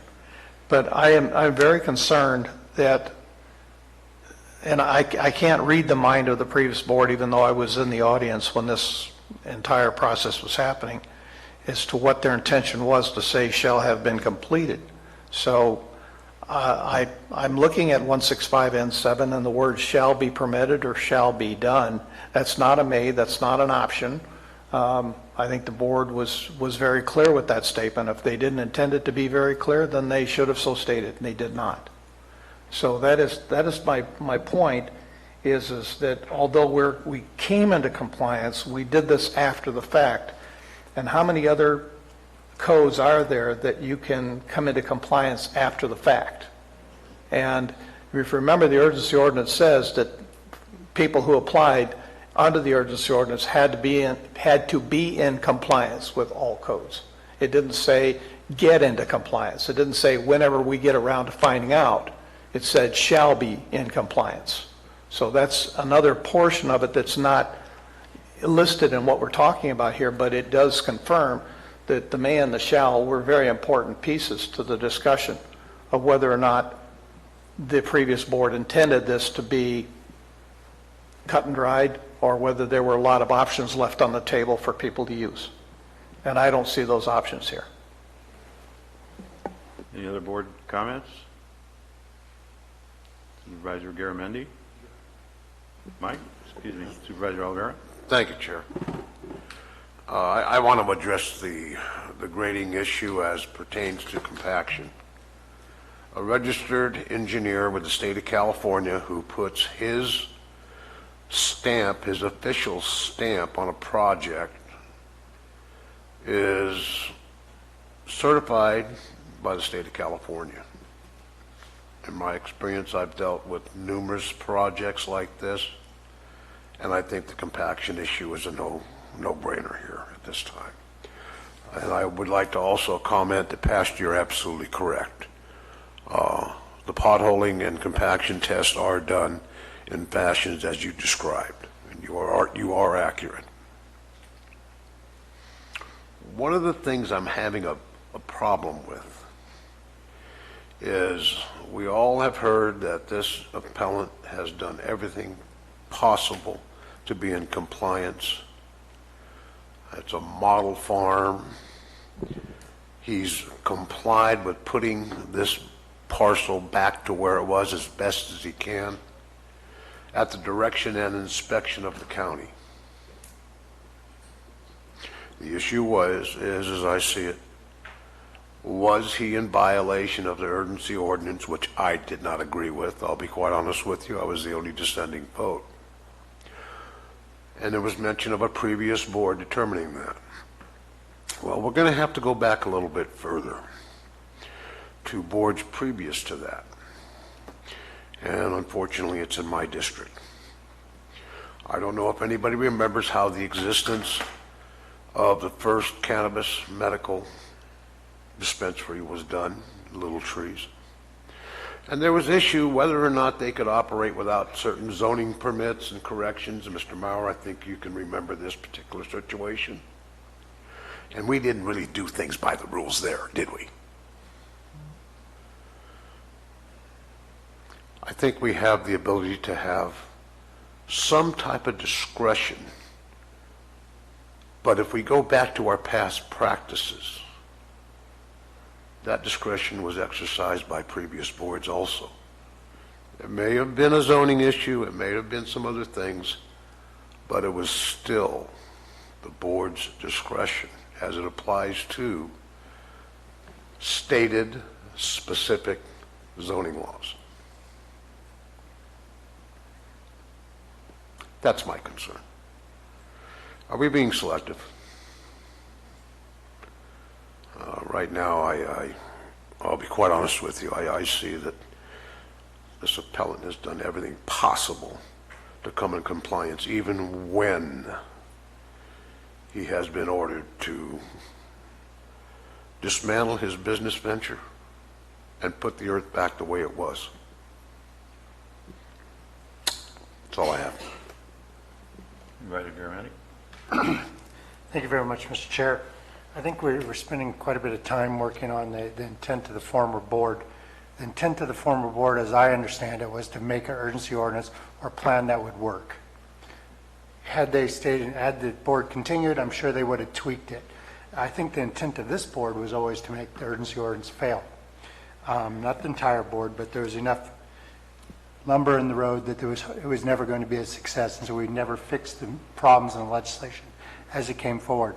I would ask this board, as we consider this, to really think about, what's the win for us here? Why would we do this?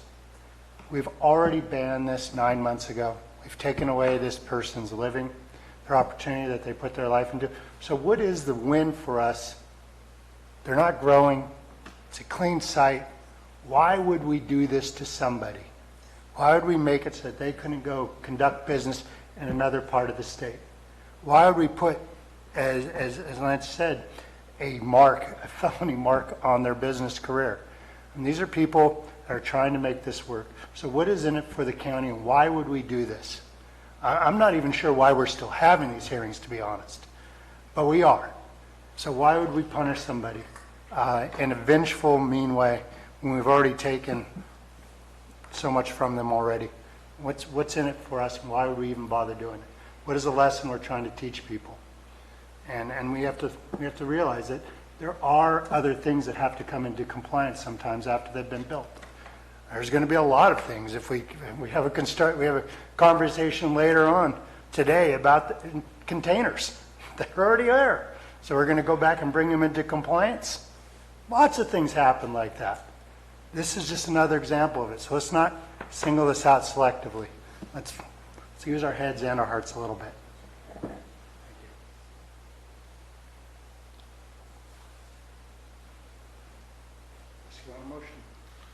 Well, I have a couple comments first. When this came up before, I had concerns about this, and actually how much was cut. When you look at this and you compare it to this, it's pretty extensive. How you do that in one day, I don't know how that can be accomplished unless it's a 24-hour day, you work nonstop, because that's a substantial amount of grading that's been cut there. And I brought that up at the last meeting that we had that this appeal came. I do have, if you go back to, Peter, if you can move back to the aerial photo that showed the current site and the old site. I'm assuming these are all been removed now. They're all gone. Do you know? The greenhouses are still there. They're not currently still being there. used. So they hasn't gone back to putting the land back. They're not required to return. Okay, I'm just asking. They're not because the comments were made here about putting it back, the site back, And I don't think that's the case. The greenhouses are still there at this time. Yeah, greenhouses is a permitted use in the zone, and so the requirements for rehabilitation of the site is to remove anything that is, not permitted, any cultivation, clean up any debris, remove any hazardous waste, stabilize any slopes that were graded. But if a greenhouse is a permitted use in the zone in which it's located, that would allow to stay. The grading that had occurred was not required to regrade the site back to its original contours, but to ensure that any grading that did occur was done properly. Permits were issued and inspected, and adequate erosion control and other measures put in place. So those are the requirements, and they do comply with that. And the Planning Commission voted 4-1 for denial. Yes. Laddish is the one that voted against. Yes.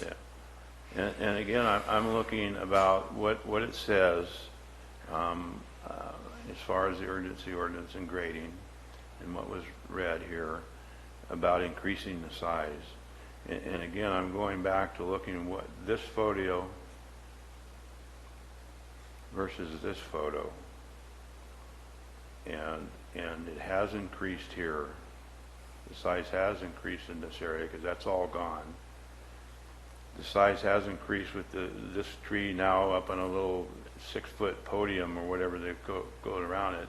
And so it increased the area over in this side. So regardless of what's being said about the grading and going and getting a permit, to me, it was increased. The size of this grow site was increased. The comments were, and he stated, the appellant stated, that they consistently have gone down in size since apparently when this was taken, or when this was, well, this was a year ago, a little over a year ago.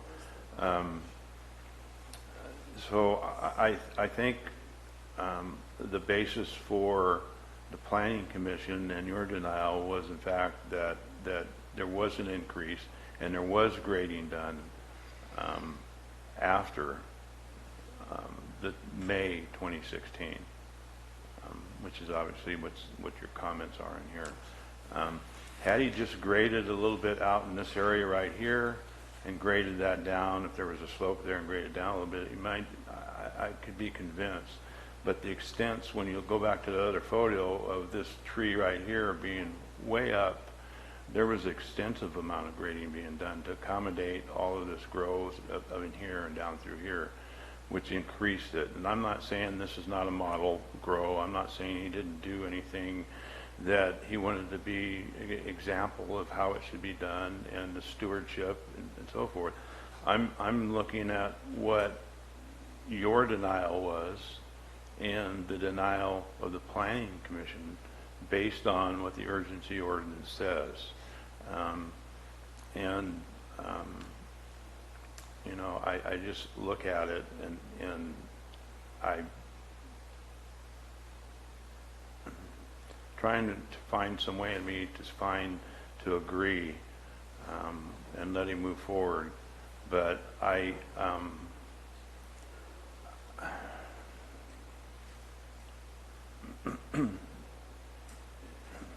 just, it doesn't make sense to me why all of this work was done instead of just moving forward and getting his grows and getting his permit and going forward with what he's asked on his permit and what he's provided in his permit, showing where his grow site would be, and this is it, from this date to that date.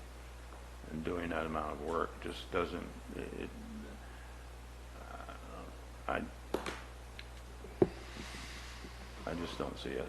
So anyway, any other comments? If not, I'll look for a motion.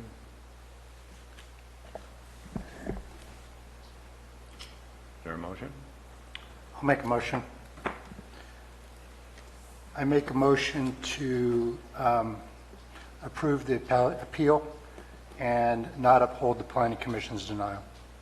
Do I have a second? Yeah, Mr. Chair, I'll second that motion, but I request a roll call vote. call vote. That's correct. Is that part of your motion?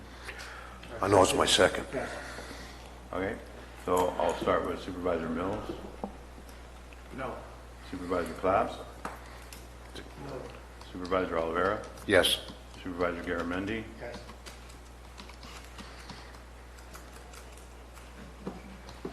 Guess I should have started with myself. No. So I'll entertain a motion for another. So, Chair, I would move that the board uphold the Planning Commission's denial and also the Planning Department's denial of this application. Do I have a second? I'll second it. There was a motion by Supervisor Mills, second by Supervisor Clapp. All in Mr. favor? Mr. Chair, I request a roll call vote on this motion. Okay, Supervisor Clapp. Yes. Supervisor Mills. Yes. Supervisor Oliveira. No. Supervisor Garamendi. No. And I'm a yes, so it passes 3-2. We will break for lunch. It's 10 minutes to 1. We will return at 2:20. Jack. It's called.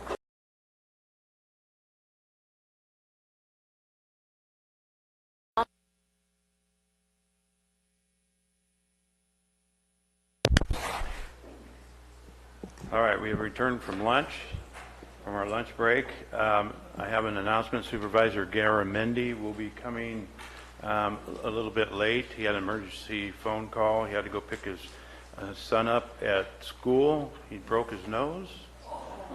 So playing water polo, I guess, I don't know. But he said he will be here. What time that is, I don't know. So, moving on to item number 27. Madam Clerk. Item 27 is from the Human Resources Department to adopt a resolution approving recommended equity increases for unrepresented employees and authorizing changes to the position control list for fiscal year 2018-19 probation department budget effective September 1st, 2018. Good afternoon, Chair, members of the board. Judy Hawkins, Human Resources and Risk Director. I am bringing before you the equity increases for the fiscal year 18-19 for the classification of assistant probation officer. I'm sorry, assistant chief probation officer, and our supervising deputy probation officer. These equity positions we did discuss during our recommended budget hearings, but one of the things that the reason that I am bringing it back is because these were approved during the probation's discussions of their budget, and these are not hitting the general fund. These are funded outside of the general fund. And so I don't think that was made clear during the recommended budgets, and that's why it is bringing forward separate. Any board questions? Any members of the public have questions on this item? Seeing none, I'll bring it back to the board. I'm looking for a motion. Yeah, Mr. Chair, I so move. I have a motion by Supervisor Oliveira. Second. Second by Supervisor Mills. Call for a vote. All in favor? Aye. Passes 4-0 with one absent. Thank you. Yes. Madam Clerk, item number 28. Item 28 is from the Board of Supervisors, the appointment of applicants to serve on various committees, commissions, advisory boards, and county service areas. Included in your packet today are 2 appointments. The first is for 1 vacancy on the Library Commission for a term expiring 12/31/2018. We have an application from Celeste Bordner. The second is from the Resource Conservation District to fill a vacancy for a term expiring 11/30/2018. This was a midterm vacancy from an appointment that was made by the Board of Supervisors when the RCD was established. We have 3 applications: Charles Sid Beckman, Tim Johnson, and Tyler Waterman. Okay, we'll have to tackle these separately because of the 3 candidates for the one resource connection conservation district. So if we want to tackle the Library Commission first, I have no opposition to Celeste. I know her. She's part of the Friends of the Library. So, You looking for a motion, Chair? Looking for a motion? I'm comments on how you feel. I think we have to open up for public comment on it. So, I have no objection. any public comments on the Library Commission appointment? Seeing none, now I'm open for a motion. So moved, Mr. Chair. A motion by Supervisor Oliveira. Second. Second by Supervisor Mills. All in favor? Aye. Opposed? Passes 401. Now, Resource Conservation District. We have 3 candidates with 1 vacancy. Mr. Chair, are any of the candidates present? No. Okay, thank you. Do I hear anybody? Well, Chair, I think we'd be looking for someone who has some good understanding of what the Resource Conservation District's functions are, as well as someone who can understand project roles and responsibilities. Mr. Beckman has those qualifications with his years of service with the U.S. Forest Service and also with the National Park System, which would be an integral part of one of those pieces that we're currently missing in the RCD, is someone who has that connection to the federal side. If we're going to develop a master stewardship agreement in our county, having that background would be an invaluable asset. So I'm recommending Mr. Beckman be the choice. If I could just add, I'm sorry I did not mention earlier, all 3 applicants had originally applied and were considered when the RCD was formed. That's correct. Any other comments? Seeing none, we'll open up to the public. Any public comments on this item? Seeing none, we'll bring it back to the board. I have a recommendation of Sid Beckman. Do I have a motion on that? I'll make that motion, Chair. I have a motion by Supervisor Mills. Do I have a second? I'll second it. Second by Supervisor Clapp. Call for a vote. All in favor? Aye. Aye. Passes 4-0 with 1 absent. So, moving on to item number 29. This is building. Madam Clerk. We need to take a quick break. We need to take a quick break? Okay, we need a quick break according to the clerk. We will take one.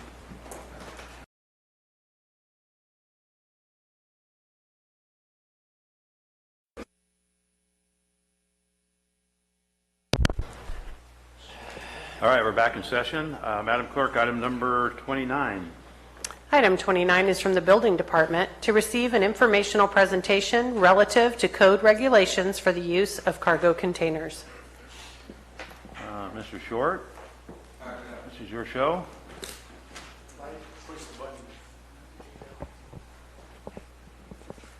No. You're good. Oh, it was on. Oh, that's all right. Sorry. Technically challenged here. Good afternoon, Chair and Board. We're going to be presenting for informational purposes is the container regulations out there, and also some dialogue on whatever the board wants to direct on Peter on planning when it comes about zoning code regulations. So we set up a little brief presentation, so you can ask questions during it, whatever you want to collaborate on it. It's an open type of dialogue. All right. So with that said, we're going to move on. To try to get educational component to this, to the public and to the board, there's been a lot of perception that there is no code provisions for it. But how the building code and building standards, if you know how they're adopted, they're created by a body called ICC, International Code Council, and then they're adopted by the Building Standards Commission, and then the state by mandates to every jurisdiction have to do these. So these are state laws that every jurisdiction is mandated to do. These code sections have been around for many, many years. The one that gives legal authorization for a container to be considered a structure, or at least it needs to be permitted, and has which I found out recently here that has been permitted here in the county since we have records going back to 1977 for commercial projects. We can easily say that it's been being permitted since back 1977 for commercial, and more inconsistent on residential. But with that said, the history is that this code provision of anything, Code Section 105.2 has been around for many years. 120 square foot a structure, anything greater than that would require a building permit. Anything within it, like electrical, mechanical, or anything like that, also would need separate discipline type structures.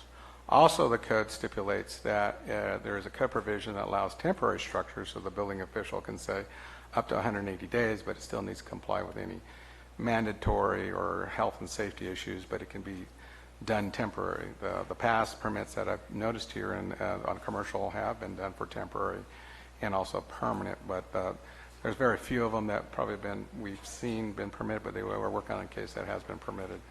The definition of structure is another one out there that in the definitions of code, the 2016 California Building Codes defines, and it's taken straight out of the health and safety code. I'll talk about that a little bit. But by definition, it's just a built structure, includes prefabricated structures.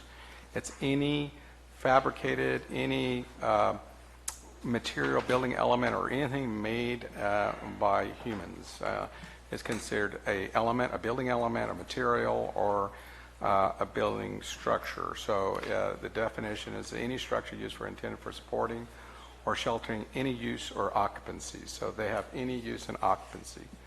So what necessitates right now the discussion is zoning and building code regulations. Building code regulations are very prescriptive. They're state laws. We have to enforce them as their health and safety concerns come around. But the zoning one is where the board can, Peter will be talking about that a little later, that's the land use issue, how to locate it, where to put it. Do you want it in residential? Do you want it in commercial? Those are the kind of discussions the board has done with land use. So these containers are usually placed in areas near property lines and stuff like that where that would be dictated in the zoning code. Building codes, you can pretty much put them up to the property line. You can do anything as long as it meets the fire life safety requirements. So those are more of the zoning code is really what controls the location. This also necessitates more,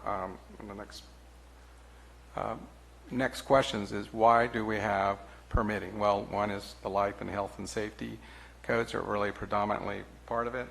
I do want to mention that the health and safety code even defines structure here. It is section code 8908, and it reads a little bit differently, but it reads as follows: structures as follows. Structures means of which is built or constructed an edifice or building of any kind or any piece of artificially built or composed of parts joined together in some definite manner. So that's kind of where the basis of a structure and the code enabling is where a permit is required. There are other questions here that we're going to talk about. Why do containers less than 10 feet from each other, and why no electrical mechanical plumbing require a foundation? Well, the policy that we kind of came out right now is kind of an interim policy because there was a lot of inconsistency since the 70s of what, it was an unwritten policy, I guess, of what was required. But the code does require, if you have electrical, mechanical, you have to get a permit. If it's 10 feet, the spacing 10 feet is based on fire codes. It was really just prevent separate buildings between each other for you don't get accumulation of hazardous materials in there. It creates a congregated problem. It doesn't mean you can't put them 10 feet together, but you have to look at the accumulation of square footage and what is in its contents. So that was the reason why there's the standard 10 foot in there. Kind of explains that, but it doesn't mean you can't put them together if you look at it from the fire regulations and have a more detailed analysis. Why does it matter? It's stored in shipping containers. As we mentioned before, what the contents is what dictates in the code, the building codes and the fire codes, is occupancy and use. If they have hazardous materials in there, say large flammable liquids, it will create an H occupancy, which can be explosive. If you have large volumes of batteries in there, it can be an explosive character to it, and it needs to be mitigated for fire safety, for explosion or fire to structures and humans nearby.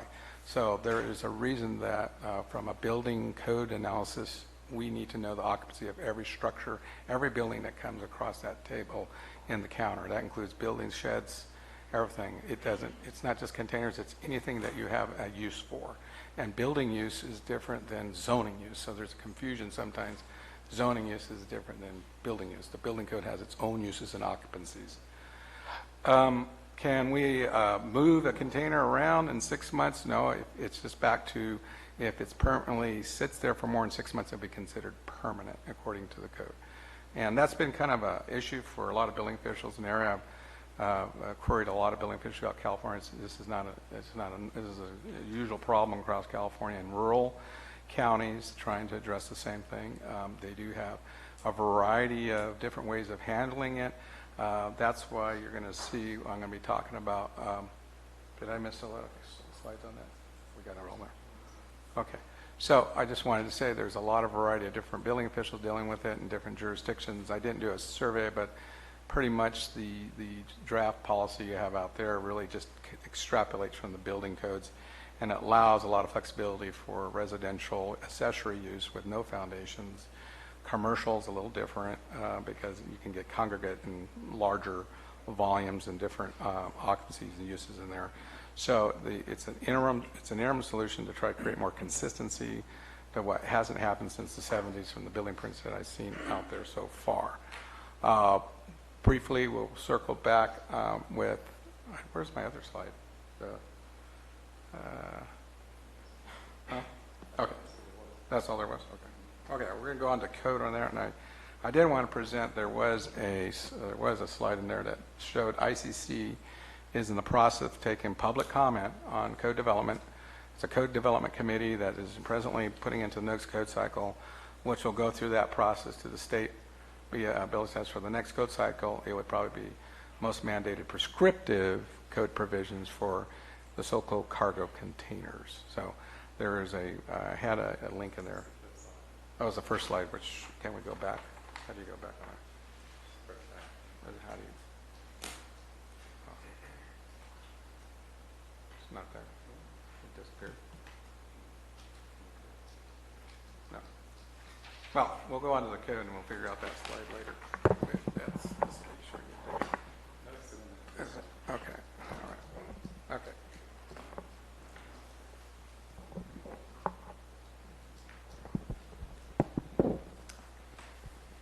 So I'll talk briefly about code compliance and our role in this. For us, the shipping containers are going to be a fairly low priority. In fact, if it's just a standard shipping container being used for storage, it's probably going to be one of our lowest priority issues that we come across. That does depend, though, on if they've got anything like electrical systems, plumbing, mechanical, any of that kind of thing is probably going to bump it up a bit. Likewise, if they're being used for living, accommodation, that kind of thing, then that's something that would probably draw more of our attention. It's been a little while since this PowerPoint was put together, but I suspect these numbers are still fairly accurate. We've received 10 complaints so far about shipping containers. We've issued one notice of violation, and that was included with a series of other violations. We've issued 3 courtesy letters, just telling people, hey, we're issuing permits for these now, come down and get it sorted out. And then several correction notices were issued for the cannabis cultivation sites while that program was still running. That's slightly different to our usual enforcement process.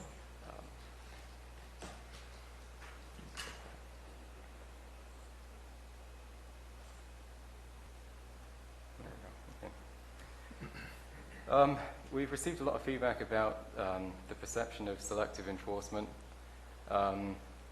We simply don't have the manpower to address every complaint that we receive. So we have to prioritize complaints based upon, generally based upon their impact to health and safety, public health and safety.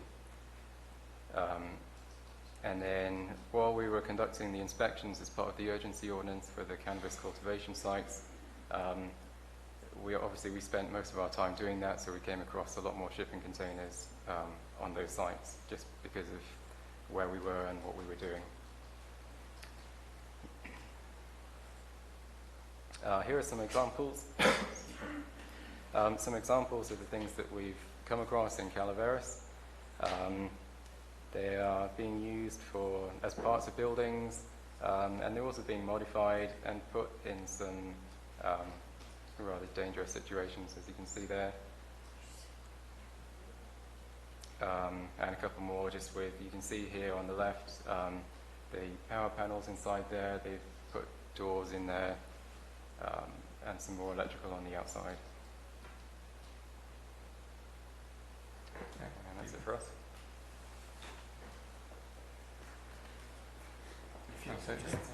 I'll just take it from here, if you just push the button. So the shipping containers also relates to the zoning code, and we don't have anything in our code right now that specifically addresses shipping containers. Historically, the department has allowed them just as a use by right on larger rural residential and agricultural parcels, as long as they didn't do any modifications to it, like add electrical or plumbing or anything like that. We have required permits for commercial uses, as Mr. Short indicated previously.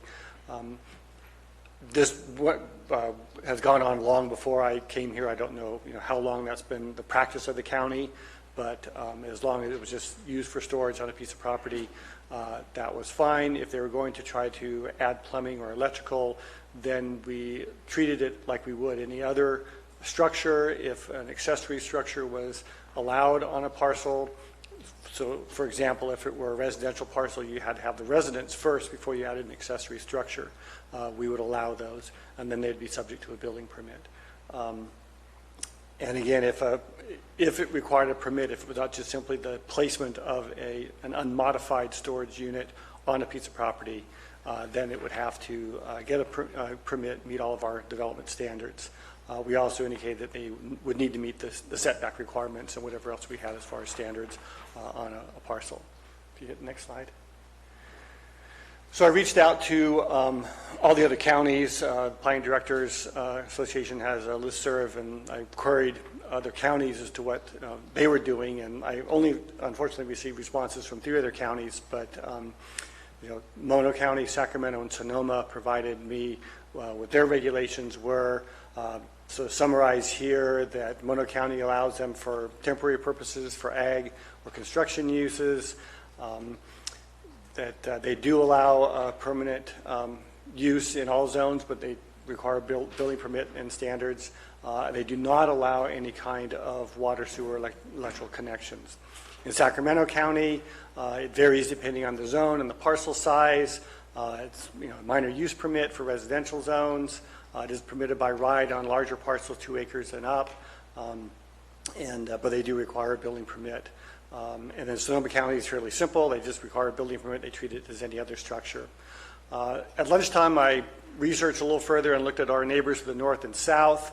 Amador County does permit it in most zones. They allow 1 container on parcels 6 acres or smaller. It needs to meet the setbacks and other development standards, including things like screening and height requirements. They do not require a permit if there's no alteration to the structure or the container itself. In Tuolumne County, they require a building permit. There's different standards depending on the zoning and the parcel size. 1 container for no more than 200 square feet if it's on a residential parcel, 2 containers on commercial or industrial, and then again, development standards would apply, such as setbacks and screening and those kinds of things. So certainly we could modify our zoning code to come up with standards that addresses the unique needs of Calaveras County.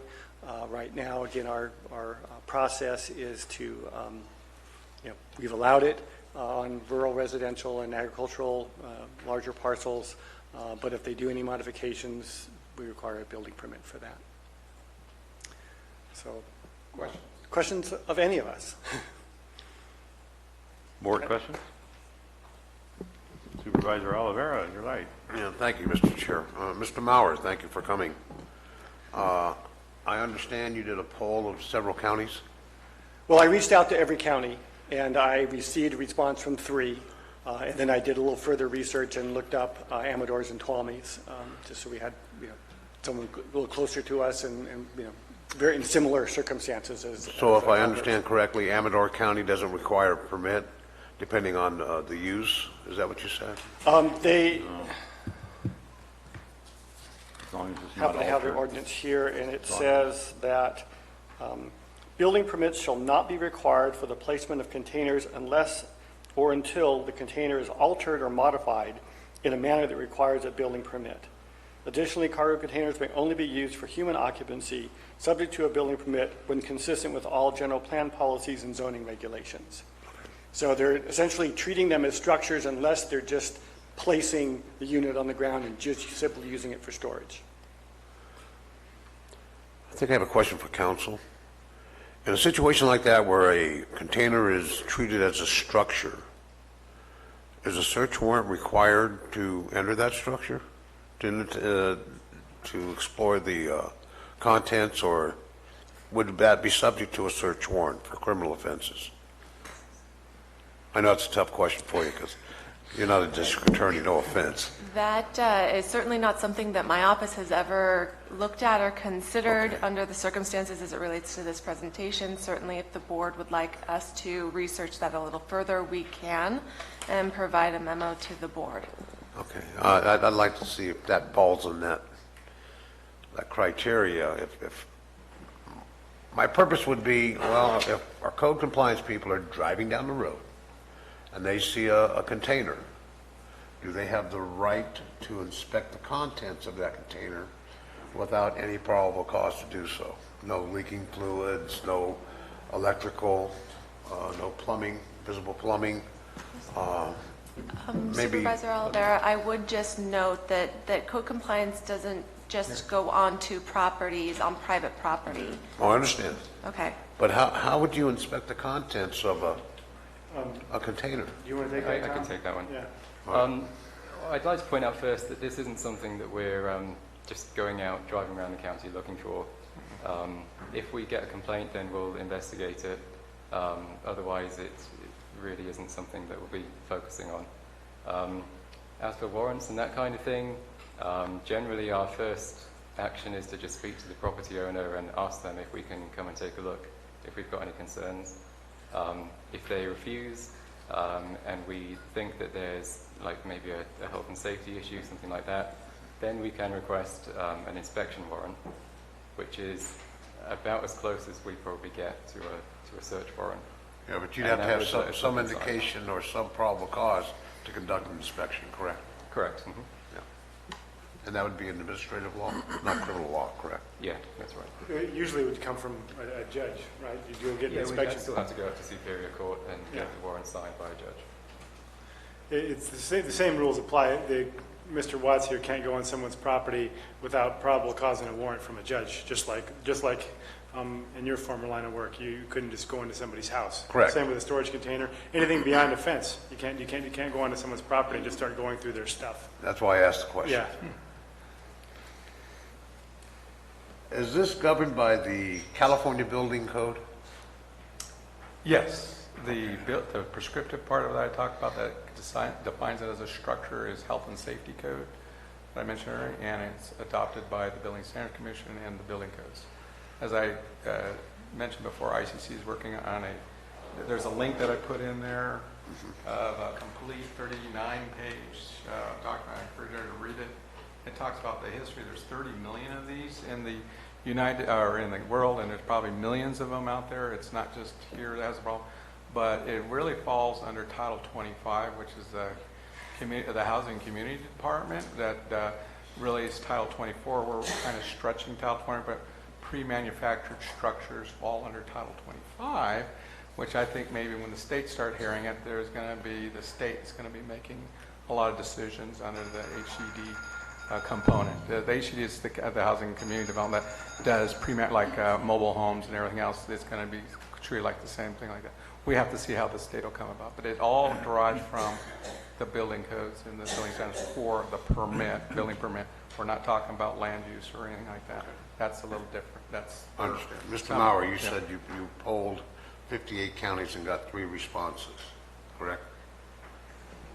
Yes, I sent out a query to all the county planning directors to to see if they could provide me with insight of what they were doing, and unfortunately, we responded to me. Did you get a response back from Ventura County? I did not. Uh, I could certainly do more research and actually go online, but I was just hoping that I could get a quick response. Here's our code, without me having to pour through their zoning code and try to track down what section of it is. Again, I did that for Amador and Tuolumne, but I did not do that for any other county. I would suggest you take a look at Ventura County, just for a point of reference. It's informational. Okay. But you may want to take a look at their existing standard on that. I had the opportunity to take a look at that, and they do abide by the California Building Code, but their restrictions are far less than what we're talking about here, so that might be one to at least take a look at. Supervisor, I also queried a lot of the building officials where they're running into this. It's a great thing to reuse a product like this because you can reuse it. It's become more trendy to try to build barns out of them, apartment complexes, everything. So they're finding people want to use them for, homeless shelters to housing shortage things. So they got a lot of different other problems with it that it just doesn't meet the code. It's just they're using them for everything, which is a good thing. That's why the ICC is coming up with these standards to help address the And if they're modifying that in those ways, then I see the need for building permits and inspections. Correct. So Depending they're on using use for and the location buildings, and land basically. use. Okay, thank you. Supervisor Mills? Having fought a fire in Ventura County, the point that I would like to know is what potential hazards have you folks found out there with the ones that you've looked at that would be a health and safety issue? I'm thinking more along the lines of how first responders, what do they need to be aware of? And is it a point where in some cases we might need to look at placarding like you do with hazmat, where you get over 300 pounds of stored material in a single small location like that? Do we want to be thinking about placarding for the safety of firefighters, especially, and I called it the WUI, the urban interface areas where these are unknowns, and do we just want to be opening the door of an unknown in a critical incident? And what would that represent to them? Because I know they have expressed concerns to me through the local fire districts about the number of them they found and what they have found in them. That's correct. And you're absolutely right, Supervisor. We have a case now where they have large quantities or potentially large quantities of material in there that might not go through the CUPA program. And the idea of that is it's for first responders to know kind of a general idea of where, how much hazardous material is there when they respond to a fire or anything. They need to know when they address a structure or anything that's on a fire that how much potential fire hazard it is or explosion hazard. So it is a safety concern when it comes to contents related to fire code and CUPA, and any structure that maintains a large volume of hazardous material or explosive material, so flammable material. So that is absolutely correct. That's why we make sure that they stay below those amounts so that it doesn't create those type of issues for first responders to do. So you got to keep them the small amounts and then you're okay. So that's why commercial, I believe, has been required to have a permit here in the past. So let's take it a step further. Let's say, for instance, you have a flammable issue in a structure. What is one of the first things that we, as fire responders, want to have done to that structure? We turn off the what? Turn off electrical. Thank you. But if we don't know that there's electrical there, you can run into a shock hazard. That's why these metal containers, if they're not done right with a shut off where they can shut it off, because that can be completely electrified. A metal building can be completely electrified with a ground fault in there, and it can electrocute and kill everybody. That's why the electrical in these containers are very dangerous, and as you saw pictures of them using electrical in them, they probably weren't grounded properly, they weren't done right. So that's why we have to make sure we inspect these and have permits so to make them safe for the health and safety concerns for folks out there. Not saying you can't do it, but just make sure it's safe. so I would ask that we, if nothing more than get input from our local fire districts as to what they consider to be the major issues for them, and how can we help to protect them in those critical incidents involving shipping containers. Now, where it's just bulk storage and whatever, I don't think anybody really cares ultimately, but Household goods, who cares? No, but where we have flammables, where we have lithium batteries, where we have other materials in there, which combined together with other materials can create a very serious problem for us. Correct. I think that they should have the right to also have some input in this discussion as to what we want. Now, you're saying that generally, and Peter, am I right, that generally RR1 and smaller is where they get very restrictive? It's the larger than, and the RR2s and better? So I don't know that we have that many in the smaller residential parcels. Again, there's probably many that have been installed on a piece of property without even coming to the county to ask whether it's permitted. It's just been done. As Thomas pointed out, that it's not a high priority unless we see that there's actually a hazardous material or we've received complaints.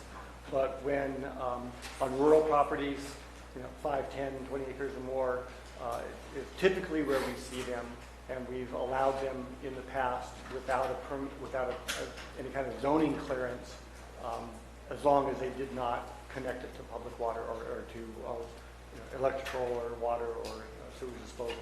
So this is a combination of a land use issue and a code issue. Yes. That in cases of code issues has been in place for a long time. Right. Yes. So I think it's just recently. As Ed pointed out, we started seeing storage containers used for all kinds of things, commercial developments, used in lieu of standard construction material. That has created more interest in them, and I think along with the cannabis program, we saw a lot of people using those for that. Because we were required to inspect each of those cannabis sites, we became aware that they were there. We were required to identify, were they in compliance with all other codes or regulations? And if there was a storage container that was on the site, particularly if it was connected to water or power, then they were cited. They didn't have a permit. So yes, it's a combination of zoning and building code, as are many of our rules and regulations, as well as environmental health. If people are living in there, then we need to make sure there's adequate sewage disposal and the water supply meets our standards. So there's a lot of overlapping requirements that we would need to look at to promulgate some appropriate standards for the counties.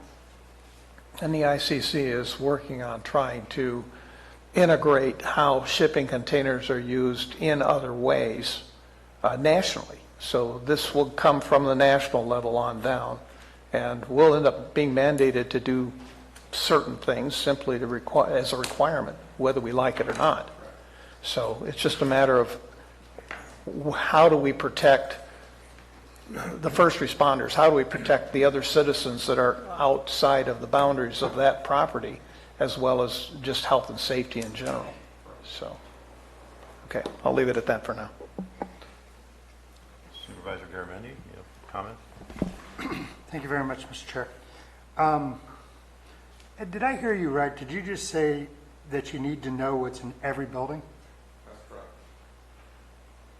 Wow. I don't know if You can't determine occupancy without knowing the use and occupancy of a building. Determine the fire life safety, passive construction, type of construction without that. I don't doubt that you've got the law and know the rules far better than I do. I'm just a little taken back at the concept that anybody needs to know what's in every building. I don't want you to know what's in my house or my barn, and I don't think anybody else does either. I don't frankly think it's anybody's business. Let me ask you a question, Ed. You and I have been fighting about this for almost a year now, about a different philosophy on this. And one thing I've never figured out is, with the exception of cannabis, which we're dealing with under 8.0, under cannabis regulation, and there's no doubt there's been modifications and those are getting handled.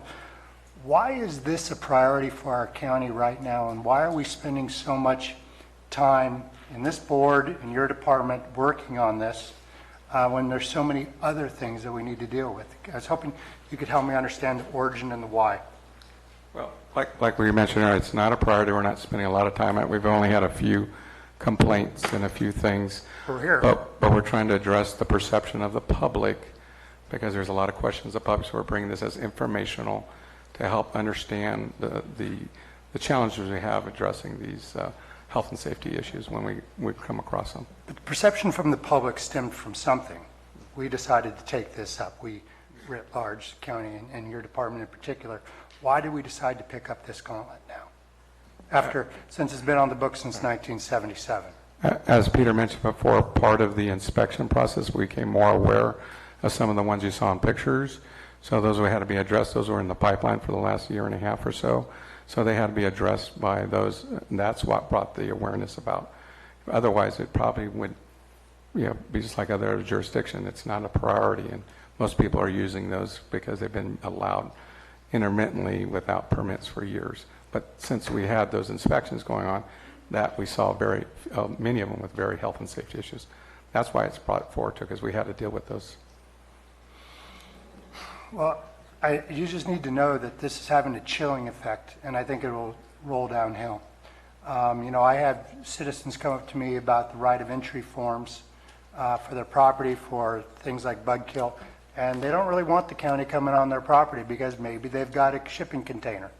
And maybe it's not a low priority, but nonetheless, people get worried. I hear people worrying about getting building permits. Maybe they'll just do it without because they're afraid that you guys are going to come through and nitpick everything since you got to know what's in every building.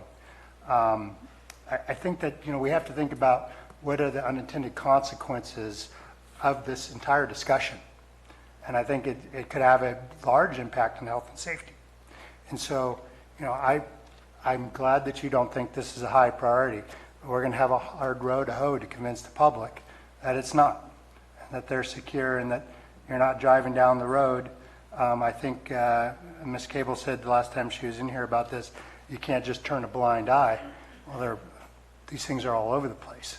You'd have to be really blind not to see them. And so it leads to perceptions of selective enforcement. It leads to a chilling effect of agencies being able to go on for public health. We talked about that earlier today. For inspections, for trees. I think that this is, maybe a low priority, but it has a really chilling effect, and I'd really like to see us dial this back. I don't really think this is I'm glad to hear it's not a high priority. And I hope that continues. But how we walk this back and start building public trust is going to be a real challenge. I really wish we weren't here. Any other board comments? Mr. Chair, I'm going to reserve comments till after I hear public comments. All right. We'll open it up for public comments.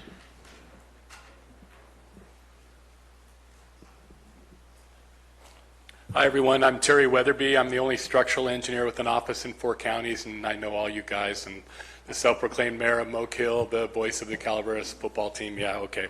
So I'm a structural engineer, and I've been engineering these things since 1982 when I graduated from Cal Poly and worked in Fresno. So they've always required engineering. I was kind of shocked that, like Jack, that is suddenly a huge thing, but there were 10 or 12 letters to code compliance in the last 6 months. So when you get a letter to code compliance, that's when it gets generated that the government has to do something. And that's where they usually call me, and I come in and say, well, just do this and this. And it's not that difficult of a thing. I probably engineered 10 or 20 barns in this county using these cargo containers with a roof over them. You can see one out on Pool Station Road if you want to see an example of that. And Russ Thomas built one down in Copropolis, that same design a few years ago. So you see them all over the county. I've done a few more in the last couple years with the pot stuff.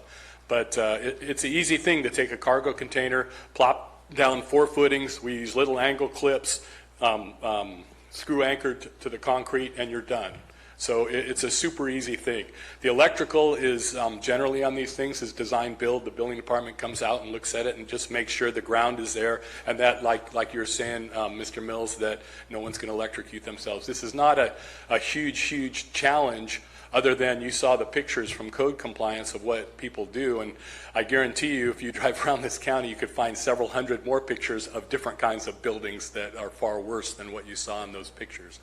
But anyways, I just wanted to say, if you guys have any questions for me as an engineer in the private sector, I engineer these things all the time, and it's not a big deal. In 2 or 3 years, I can warn you, if you guys read through that deal that's coming from ICC, the requirements are going to be way worse. What they're looking for is they're going to be looking for tags on every one of these things to make sure that it's legal. And then, 2 or 3 years, we're going to have to be fighting, do I engineer every weld on these things to prove it's an existing building? I mean, it's just the nature of the beast. That's what we go through in the state of California. It gets more challenging. That's the word, Jack. More challenging every day. So do you guys have any questions for me as an engineer on these things? You want to ask questions? Terry's a local engineer. So. He's the only structural engineer. Did I say that enough times? Before county. Is there a shelf life on these containers? Not In that other I've- words, are they good for 20, 40 years? Yeah, I'm sure there The is. integrity of them, and we don't know what that could be. Yeah, we don't know. All right. The ones that tend to come out that are the super cheap ones are decertified, they say, and the ones that I've checked, I've never seen any. I mean, we have a one that I'm familiar with. I won't say where it is. I have one that I'm familiar with, and we've used it for 30 years, and I haven't noticed anything degrading or anything on it. The one we met with just the other day, been there since '74. You and I had a conversation. So that's. And there, I looked at it this morning, and there's nothing on it. It's all 45 fine. years. So, and that's 74. Is that 40 years? 45 years? 45 years. Yeah. You do have to mention they do have wood floors in them that could decay. Yeah, the wood floors can decay, but I was in a classroom at Moke Hill, and that was a problem.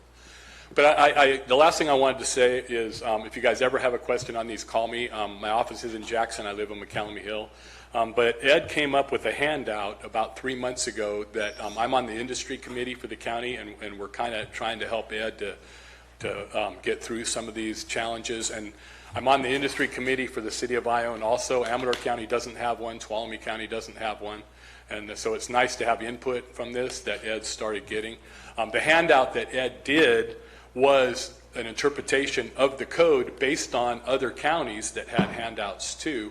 And the 5 things that he came up with, I've never seen that in any county, that you could get away with not having a permit and a permanent foundation. And he gave 5 things. If you just do these 5 things, pay $179 and you're done. And anyway, I thought that was super proactive, and you don't see that any other county in the state that I've worked in. I've worked in almost all of them. So, all right, time's up. Thank you, Jerry. Other public comments? Elsa Gallant Taxpayer Association. Is there a problem? We're spending a lot of time on these cargo containers.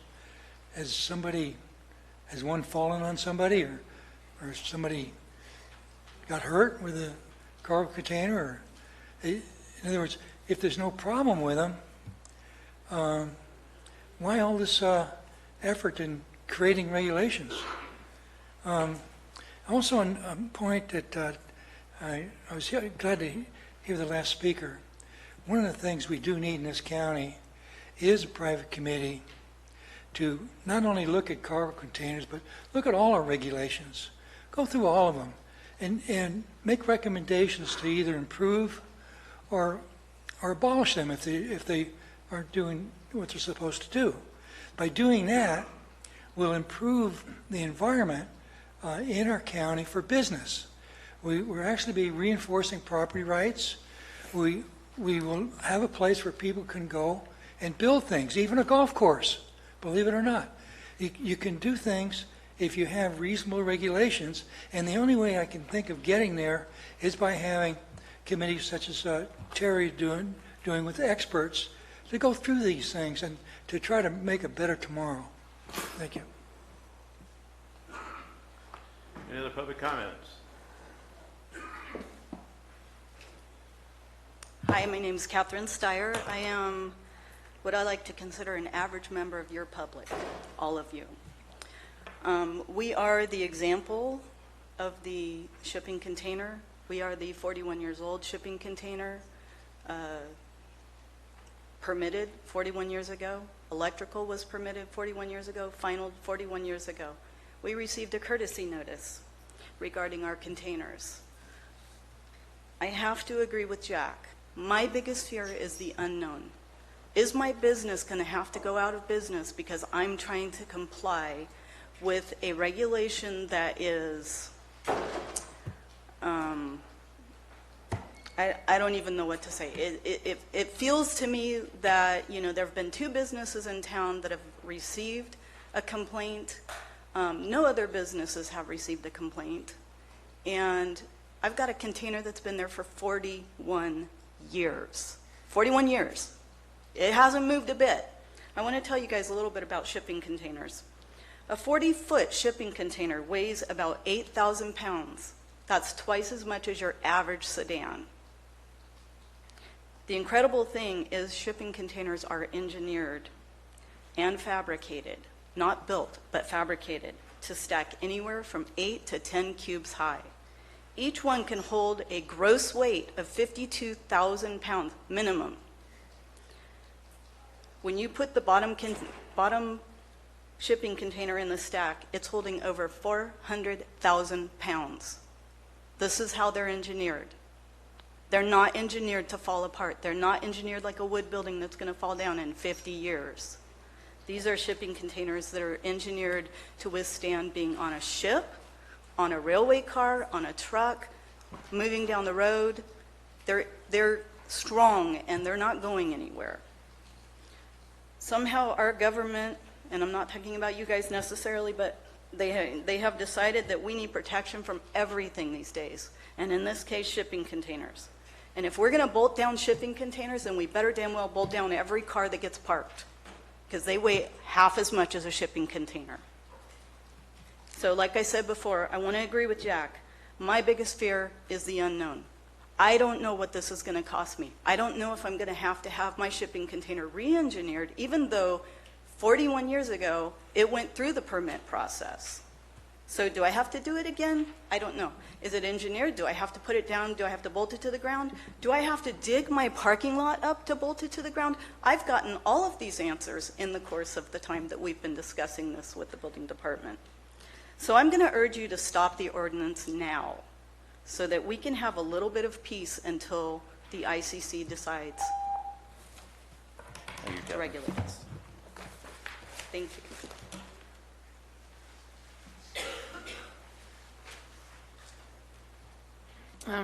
So these changes don't make any sense. If the problem is hazardous conditions, then why is the blanket why has a blanket policy change been made? The pictures in the presentation are health hazards and code violations independent of this reinterpretation of the code. Those pictures aren't the problems that this reinterpretation of the code addresses. The policy change affects every other shipping container sitting on flat ground used for dead storage. This policy change isn't needed to address health and safety hazards such as precariously placed containers. Those are already code violations, and code enforcement has a responsibility to protect the public from these hazards.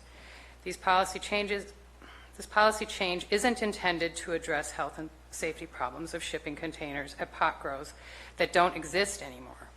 This policy change serves one function and one function only, and that is to address the department's desperate need for an alternative revenue stream. According to Ed Short, on May 22nd, a permit would cost $200 to $300, and there are many thousands across the county. 200 to 300 times 2,000 equals $400 to $600,000. For the last 40 years, there have been shipping containers at Napa, and nobody cared. Who cares about the shipping containers at Napa? Perhaps a desperate bureaucrat with no connection to our community who would drive local businesses into the ground so he can meet revenue targets for his department and get a pat on the head from a board who have forgotten their oaths. Napa was driven out of business in Valley Springs by an AutoZone and O'Reilly's. Now in San Andreas, they're doing it here with shipping containers. We'd like to know What don't you like about locally owned and operated businesses, Gary? Dennis, when I heard you say that this is some massive fire hazard, I felt like you want to overregulate. And I don't understand why somebody who identifies as a conservative is so into regulation. But I would like to mention that during the Butte fire, the containers didn't burn. That's the only thing that was left out in D2.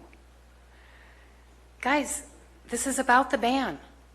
And it is all about selective enforcement. If only 2 or 3 businesses have gotten these letters, this is not okay. You're going after the little guy. And it is selective enforcement unless you go after everybody. Period. You cannot play favorites here. You're scapegoating growers, you're going after small business people, and it's unacceptable. Thank you.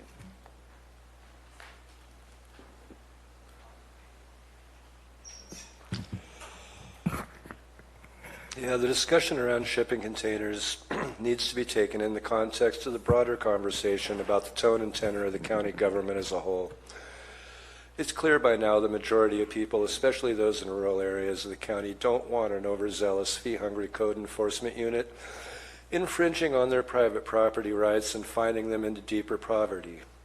Consider listening to us. A couple of weeks ago, I stood here and described cases of people not getting permits for projects they otherwise would have for fear of inviting inspectors onto their properties.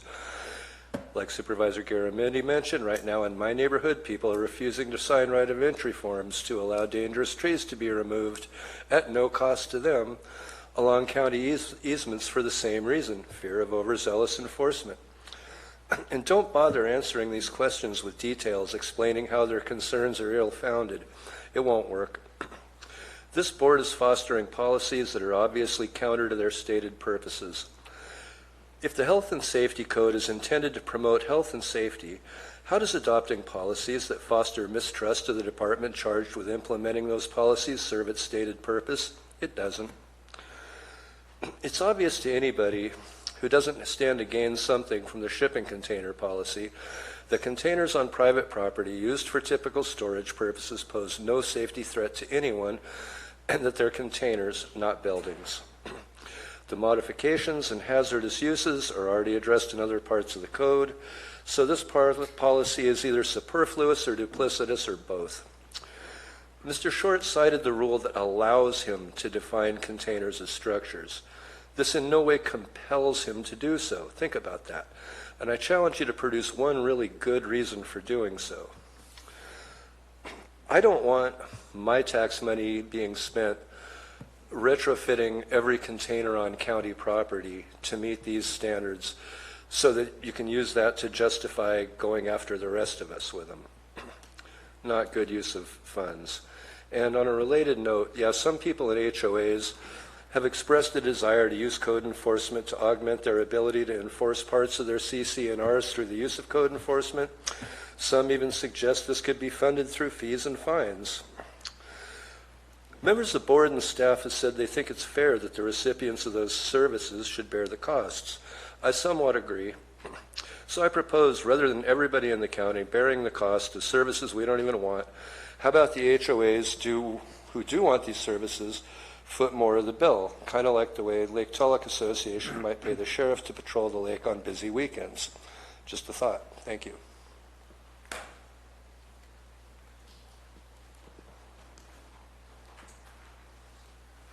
Good afternoon, ladies and gentlemen. Mike Falvey, District 2. I concur with my supervisor, his concerns. My concern as a citizen, this has nothing to do, this has to do with me as a citizen and the worries about who's going to be knocking on my door and coming to my house. I'm going to use a specific example, encroachments off of county roads. So from what I understand, regulations concerning cargo containers go back to 1977. Am I correct in that? 1977, okay. Encroachment permits go back probably farther. You drive around this county and look at the encroachments coming off county roads, and tell me what percentage of our driveways don't have a legal encroachment. There's, I don't know how many, but there is a lot of them. So when you get this cargo container thing under control, is that maybe your next target? To go knock on some guy's house door and say, you don't have a regulated, a permitted encroachment, and you have to get one or we're closing down your driveway. Is that what you're going to do next? See, that's what I'm concerned about. When you're going to come knocking on my door because you've run out of your revenue stream for the cargo containers, you got to come up with another one to fund these permits, these positions that code compliance has come up with since the UO. What's next? I said it before. That's my big concern. You know, I realize the cannabis industry has their concerns, and I agree with them. My concern is, what are you going to do? When are you going to come after me? A guy who's just trying to stay alive. You know, keep a little money in my pocket, maybe. When are you going to come after me? What's my target? And there will be one, because when the cargo containers have been addressed, what's next? Chicken coops, encroachments, because like I said, there's thousands. You guys, you know, that could be your next target. Encroachments. There aren't any on many parcels. Falls in the same category as a C-van. If you want to make that your next target, I hope you don't. I hope you don't take my advice, but that's probably what this county is going to be doing, looking for another way to hose the citizens. Thank you.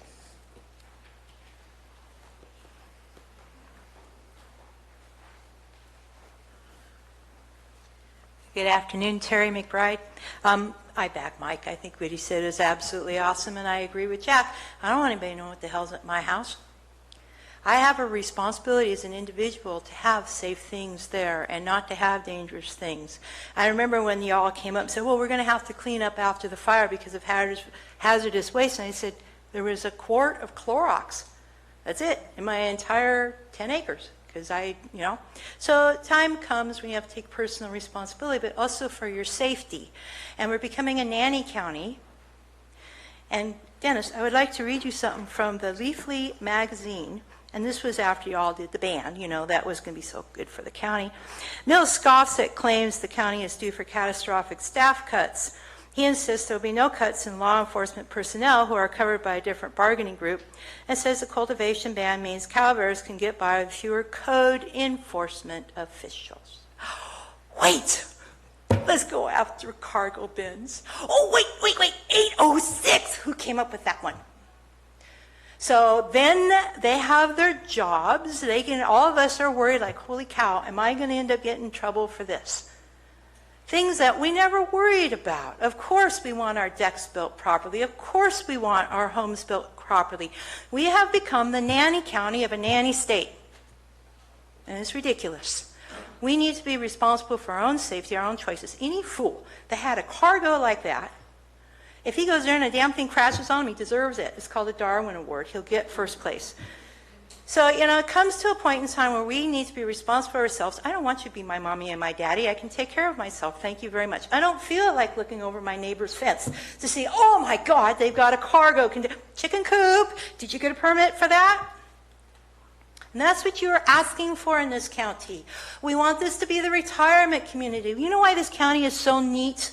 Because of the families that we raised here. We took less pay. We took less income, so that we could have this beautiful community of ours, so that we could live here and raise our children, and the parents could help on the baseball and the basketball and everything else. Terry was very much involved in that, if I remember correctly, as I was with my sons. And you're taking that away. You're kicking out good people. They're leaving because they're sick of it. But again, as I've said before, there's those of us that aren't going to leave. We're going to stand our ground because we know what is right. And I don't need any nannies. But thank you.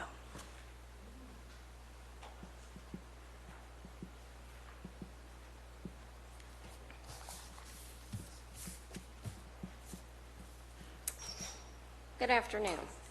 I'd like to address this shipping container requirements.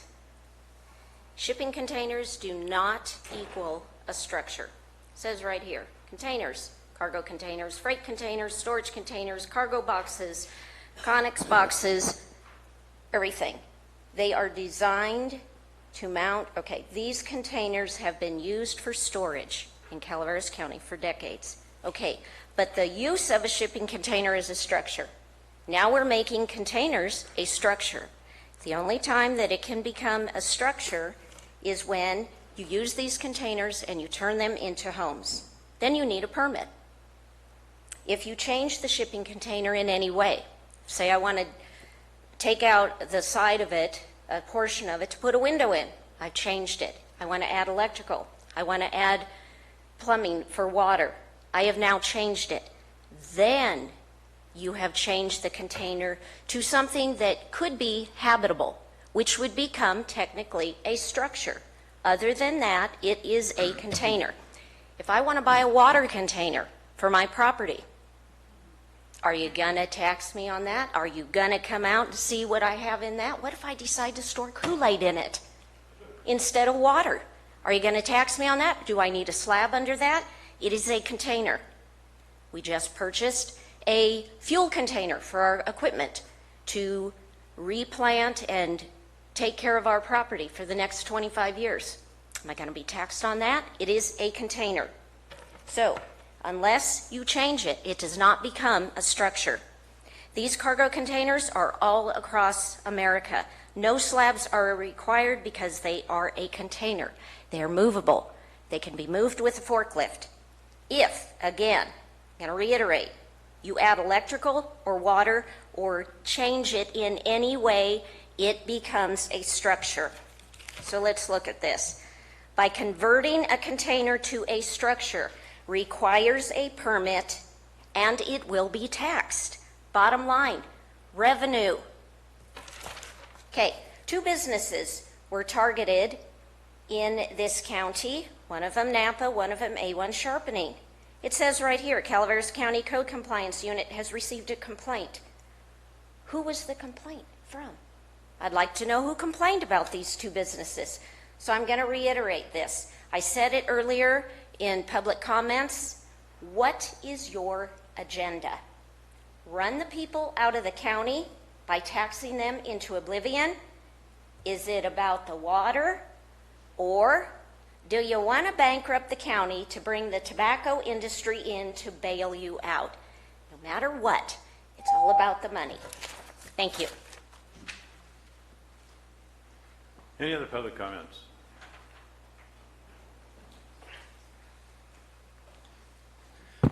Jason Campbell, District 5. First off, I got to apologize. I know it's not nice to keep beating on a dead horse, but here I am, and you know where it's going. Selective enforcement. Mr. Short, you solidified it even further today in this meeting on public record. You also, Mr. Watts, when you guys sit there and you say that you're not actively seeking out every single one of those, what do you guys call that? How do you think it looks to me, one of the guys that's got one of the letters? How do you think it looks to me, one of the guys that's got one of the letters that doesn't match up with any of the other letters that have been sent out? How do you think it looks to me and everybody else when there's only a couple of businesses getting these? You're trying to run businesses. You even said it today, Mr. Short, that this whole thing was motivated by the cannabis site inspections, that you're trying to address all these issues that you've seen on cannabis sites. I don't understand how you guys can keep talking in circles denying the fact that it's selective enforcement when you're sitting right there saying that that's exactly what it is. What shall we call it? You're advocating for public health and safety like these storage containers are going to attack somebody, jump up off the ground, roll over. Someone's going to drown in one. Someone's going to get electrocuted in one. And I can understand that if they have poorly installed electrical, whatever, it needs an electrical permit, address it with that. The fact of the matter is, you want to advocate public health and safety? Let's go back to that swimming pool at the end of my road, Mr. Short, that your compliance officer supposedly can't turn a blind eye to. How come it's been pointed out several times in this meeting to you in your office? How come I've been out of town for a week and I come home, there's still water in that pool? There's still no fence around that property. I'd also like to point out the fact that there is no possible way that I can have any public health and safety risk on my property if there's no public access to my property. It's completely fenced and has a electric locking gate. You're not coming on that property without my permission. Let my homeowner's insurance deal with it. If somebody trespasses on my property, gets injured, let the homeowner's insurance deal with it. This is undeniably selective enforcement. I know your code officers drive past these things multiple times a day. The information that you presented in your display today is inaccurate. There's more people sitting in this room than the amount of information that you've stated has gone out. Actions have gone out. This is transparency, honesty. Come on, guys, get it together. Other public comments?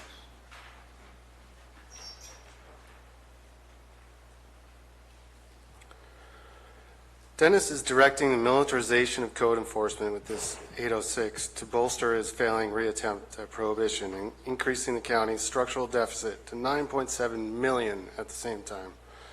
The only job growth in Calaveras is in county government. He hired a disassociated cosmopolitan building director from Urban SAC to impose draconian interpretations of building codes. Attacked the short-sighted one is more than willing to take because he doesn't know anyone here besides Dennis and Cox. Shipping containers are not structures.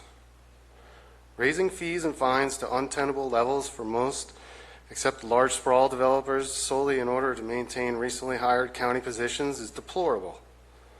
These new hires were derived from a self-sustaining program Dennis dismantled, all in lieu of a scheme based on increased fees and punitive fines to be carried out by revenue-generating lawyers like Silver and Wright, because, well, we all know Deputy Counsel Ethan Turner just really isn't up to the task, even though his cutting and pasting skills are pretty good. Most of the deficit will ultimately be paid for by the larger local citizenry under your flawed plan, so that HOA rules can be maintained by the county instead of private entities that just can't figure out how to self-enforce. This is your priority budgeting scheme we've waited so long for, Dennis? Is this yours or Cox's idea of job creation? Making code enforcement a, quote, self-funded enterprise does not benefit the majority. A self-cannibalizing industry is not the answer to Calaveras' problems. The people of this great county will not stand for punitive ordinances like the update to 806 you've been pushing for, Dennis. Nor will they stand for your duplicitous, ham-hocked implementation of Cox's policies to promote suburban sprawl for his developer friends. Rural lives matter here. No matter how hard the two of you self-aggrandized, self-important men try to suburbanize this county and all of its residents through oppressive ordinances. We will not sit idly by and allow you to fund increased local government at the expense of our rural quality of life. Dennis, you and Cox have stained the fabric of our rural community with your divisiveness. We are rising from the ashes, and the future we shall all build together will not be burdened nor funded by poorly conceived punitive policies at our own expense. Any other public comments?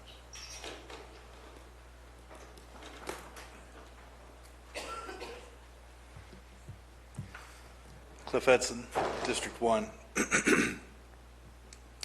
Too much government. Too much government. That's what we have. You guys want to know everything about everybody, what they have in every structure, the house, trunks of cars. It's too much government. People moved up here to live a life of freedom. And what you're bringing is not freedom. You're bringing too much government into our private lives. They do that in other countries. I don't think we should do it here. There are people that have had these containers on their property for 40, 50 years. And now, and a lot of seniors out there have had them that long. And now you got them all up, pretty upset. And it's not good for them to have to deal with that. And you're going to come on their property and you're going to tell them, look, you're going to have to get a permit for that after 50 years. That's not very good planning at all. It's not a very good idea to upset your constituents that way. What's next? Going to tell them what color house they can paint? What kind of car they can drive? Is that next? Because it seems like it's going that way. Why don't you consider grandfathering, at least? Because when people have stuff, and then you come in and you try to change it for them, change is hard. If you grandfathered something in, then whoever comes in next knows the rules. The rules aren't being changed on them. Personally, I don't want you on my property at all. At all. And have you been flying over, Dennis, lately? Kind of noticed a blue plane up there, buzzing people. Please stay off of our property. If you want to know what's in the container, it's probably like old dolls, clothing, stuff that people just can't get rid of. Don't punish everybody for a few people that are making it hard on themselves. Don't punish everybody.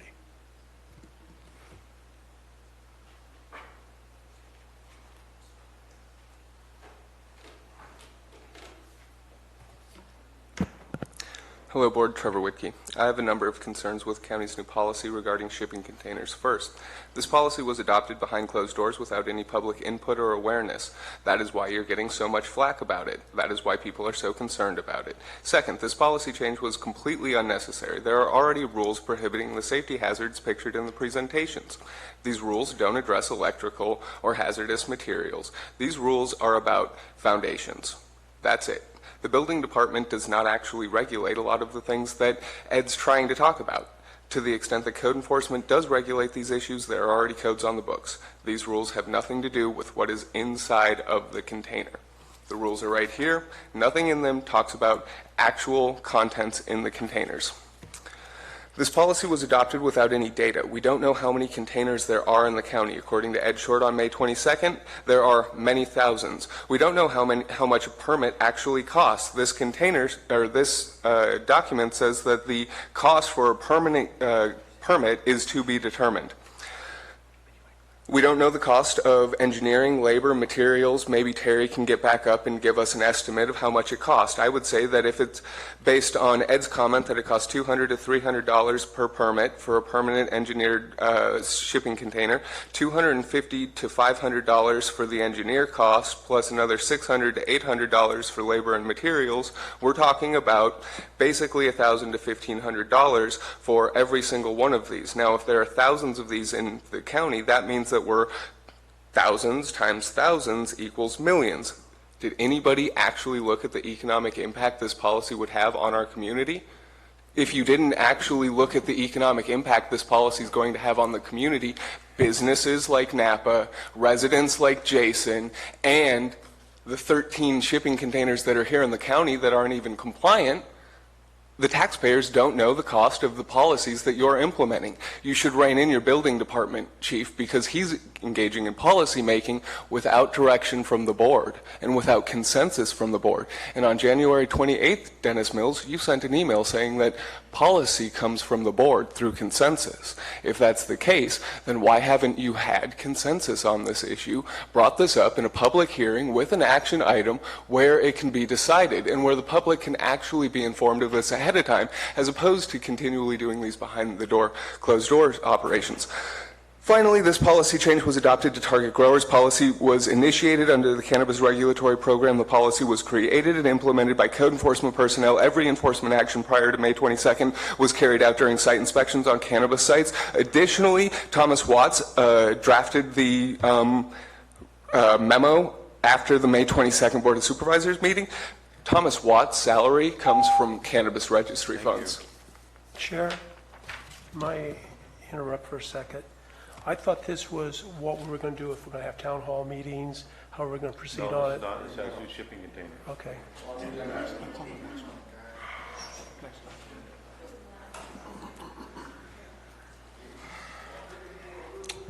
Good afternoon.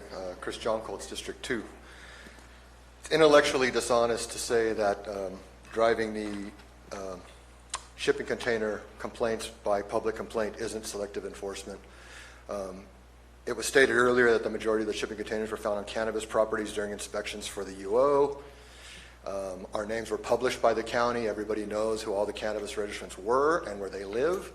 All of the data is on Google Maps for anybody who is against us, or against anybody for that matter, to simply look at each registrant's property and identify every shipping container, whether or not they can even see it from the road or legitimately see it themselves, and file a complaint. So one person could file 700 complaints tomorrow, and how that isn't selective enforcement is beyond me. I could put 20 10 by 12 structures on my property and load them up with whatever I want to. I don't do this because I care about the county and the environment, and I'm not interested in creating problems for the fire people. I don't believe any citizen is intentionally trying to create problems for fire response. Most of us work very hard to clear our properties so that fire is safe and can save our things, save our possessions if things go bad. The idea that the shipping container is somehow different from me putting up all these structures, actual structures, not a container, seems to be a stretch. Supervisor Garamendi has brought up a couple times last week. There's no trust here. The fear of code compliance is real, and I'll tell you my story. When I came here before the fire, my first visit was to code compliance to find out about my property and what would be required to rebuild the property and make it legal. It was a positive experience, and when I visited with other people who had lived here for many years, they were surprised and said, "Why did you do that? You should never go to code compliance. You should just do what you need to do and hope they don't find out later." And I said, "Well, I went to these guys. They were great. They came and did a walkthrough of my property. He's going to permit this. He told me how I can reestablish the house. He even did an investigation that the house had been assessed prior, and it was all very positive, and we were ready to go forward, and the fire happened, and the UO happened. And here we are today. I would never apply for a building permit in Calaveras County given this current situation. I would never invite code compliance to come on my property voluntarily. It's made my perspective the perspective of those who lived here before me. And that's sad. I came here to improve Calaveras, to add what I could to the community and to my property. And now I don't feel that I have a legitimate opportunity to do that any longer. And actually, I'm not sure that I want to. Any other public comments? Seeing none, we'll close public comments. Bring it back to the board. Supervisor Clapp, your light's on. You have comments? Yeah, I have some. I think it's more of a zoning issue than anything else. I hate to say this, but I sort of agree with Cliff Edson. I think at lunch I was telling you that about grandfathering some of them in. But I think it's just more of a zoning. We have to get where they can go, where they shouldn't be, where they are. I mean, I think that's more the problem than the code part. Supervisor Oliveira. Thank you, Mr. Chair. I want to go back to my first comments regarding access to shipping containers and the reference as to structures. And thank goodness we have the sheriff here. Sheriff, can I address a question to you? If you'll approach the podium, please. Sorry, you're not getting the afternoon off. That's okay. I came here just in case. Do we need a search warrant to look into a container on private property? Yeah, I have to agree with Supervisor Garamendi about, and I hate to disagree with anybody, but you're not looking at my stuff. I mean, it takes a search warrant for me to look into anything. We have had containers in our county that have marijuana grows in them. We've had them that have had chemicals for marijuana grows in them.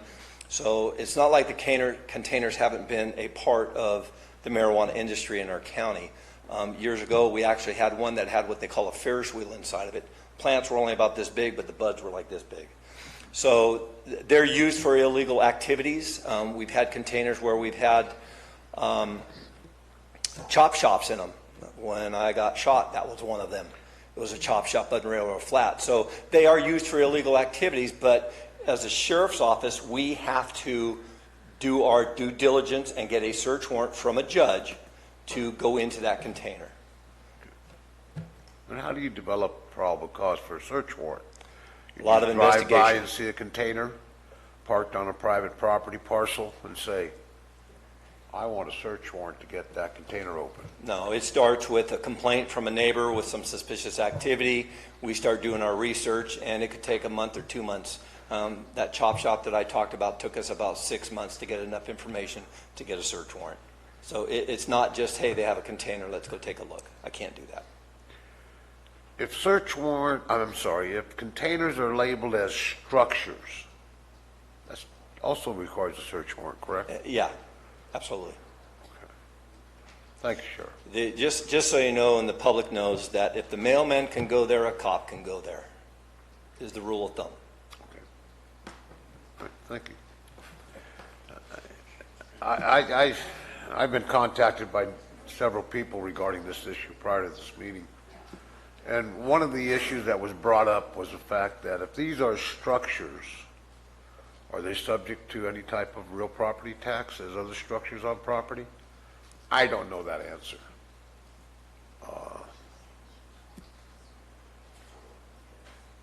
Maybe we should ask our assessor. But could this be a basis for a tax? It is a structure. That's a good question for a tax assessor. Yeah, could be an improvement, couldn't it? Especially if it's permitted. That's a question we may have to answer down the road. Supervisor Garamendi? Thank you. That's a very good question, Mike. I'd like to know the answer to that, too. It has impact on my next point. Mr. Short, if our primary concern is, say by you and Supervisor Mills, is health and safety, maybe we could, and getting account of these things, maybe we could figure out some sort of grandfathering amnesty program for 2 years where by mail you could send in a photograph, if counting them is our highest priority. No one's ever going to tell you what's inside all their stuff. I'm sure there's people that use them for bad things. There are people that use guns for bad things. Doesn't mean we go out and outlaw them. So I think we just need to be very cautious. I'd love to see a way to get, if it's of vital importance for this county to catalog where all these things are and they're not plugged in, I think there is a difference between having electrified and plumbing. I get all that. That's a different thing. But if it's just about knowing where these things are, maybe come up with an amnesty program where somebody like me can mail in a letter to you with a photo and say, yes, I've got it. Yeah. And you've got a catalog. And going forward, you could take a look at the future and say, maybe if I got 2, I'd have to get the next one. But pretty hard to reach back and start punishing people for activities that have been, if not permitted, certainly allowed in our county. So that would be my only takeaway from this study. Can I make a point of clarity about when I meant what need to know what's inside is really what use is being used for the structure determines the occupancy. So when it comes to H occupancies, it means hazardous material quantities. That's what I was referring to, commercial, not residential or anything like that. We don't really care what's in residential. Well, you said you need to know what's in every building, and I think I would just check the box The stuff. the use, what determines the use, yeah. Supervisor Mills? So I want to go back to my point that we need to hear from our local fire districts. We need to hear from them as to what they feel would be a concern, and I'm sure the good majority of them are no concern at all. But the ones that could be of concern could be life-threatening if given the wrong situation at the wrong time. That is my primary thought, is having heard from them on numerous fires in District 4, what they've run into. I don't know about District 2, I don't know District 1 or any other location, but I think it really does come down to the modifications. How is it being used? If it's not modified, the potential just isn't there.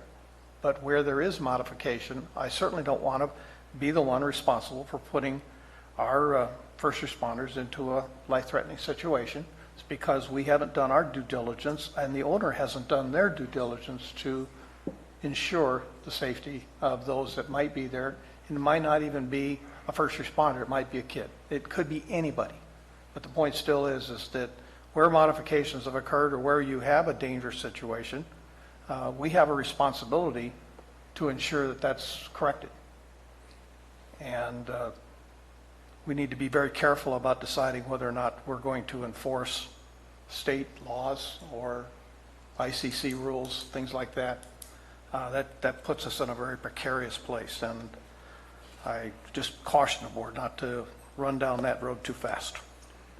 Point of clarification on modification. When I was researching this, other jurisdictions, when they write that verbiage, when they say any form of modification that changes its use, that could be a change of occupancy. It doesn't mean a physical change, but a physical modification to the use, which can change it to an H occupancy, which is also a modification.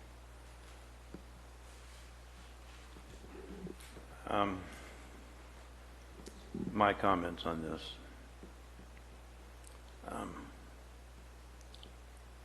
I don't see, I'm for the grandfather thing, and I think about a conversation with that. I can't see something that's been there 41 years without any problems, is now being required or going to have subject to some type of code. It's been there. It's not something that is going to move. So I'm looking at some amnesty here and some grandfathering in. I'm also looking at Amador, what they have on their restriction form. They're permitted in most zones. One container on parcels 6 acres or smaller. Must meet setbacks and other development standards, which I understand the setback part of it. Development standards can include anything. And I'm looking at some of the pictures. I'm assuming when they say development standards, they're not set up by some of the pictures that I saw on stilts. I'm thinking level ground is what they're meaning, as long as it's on level ground. And there's no permit required unless the container is altered. And my take on the altering is if you add electricity to it, if you put plumbing in it, or you put a window in it, or put a door in it, you've altered it other than what it came and it sat down on. That I could understand, because you are altering it, and you are altering it on the structural portion of it. If you're adding a window, another door on the side, structurally you're changing that container, and that could be, and Terry could come into involvement on that and what needs to be fortified for the opening or what have you in the container. That's what I'm looking at. But as far as going down the path of trying to stir up all of this on containers that obviously have been sitting in place for a number of years and are stable and are not up on stilts or blocks of wood that look like they're staggered in and falling over, that is a safety code issue, no matter what anybody says about it, and that needs to be dealt with.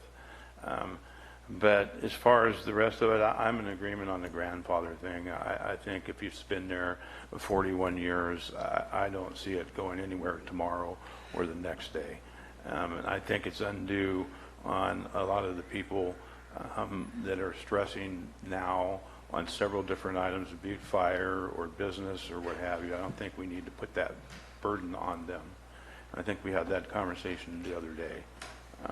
So that's where I'm at on it. Okay. Mr. Chair, further comments? Yes. I also agree with the grandfathering aspect of this issue.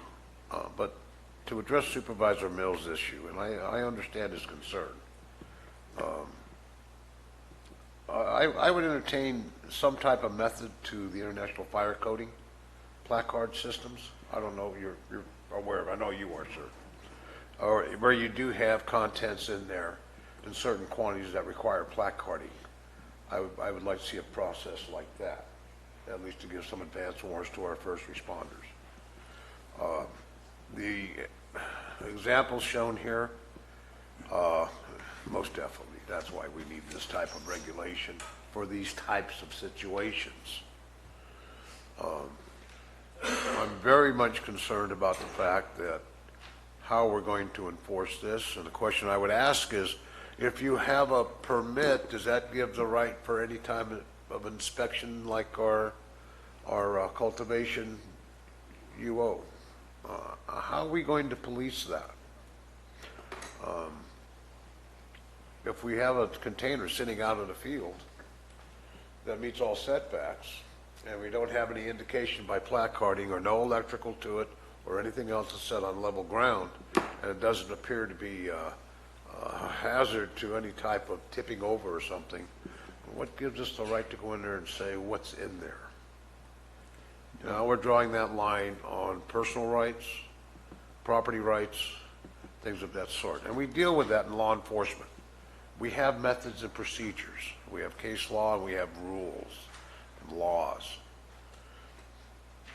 Unfortunately, some of those laws are not all the best in the world. And we try to find the good ones and we try to take care of the bad ones. But there's another factor that you really need to be aware of. And that is, if you abuse a law, you'll lose the law. And that's what I don't want to do here.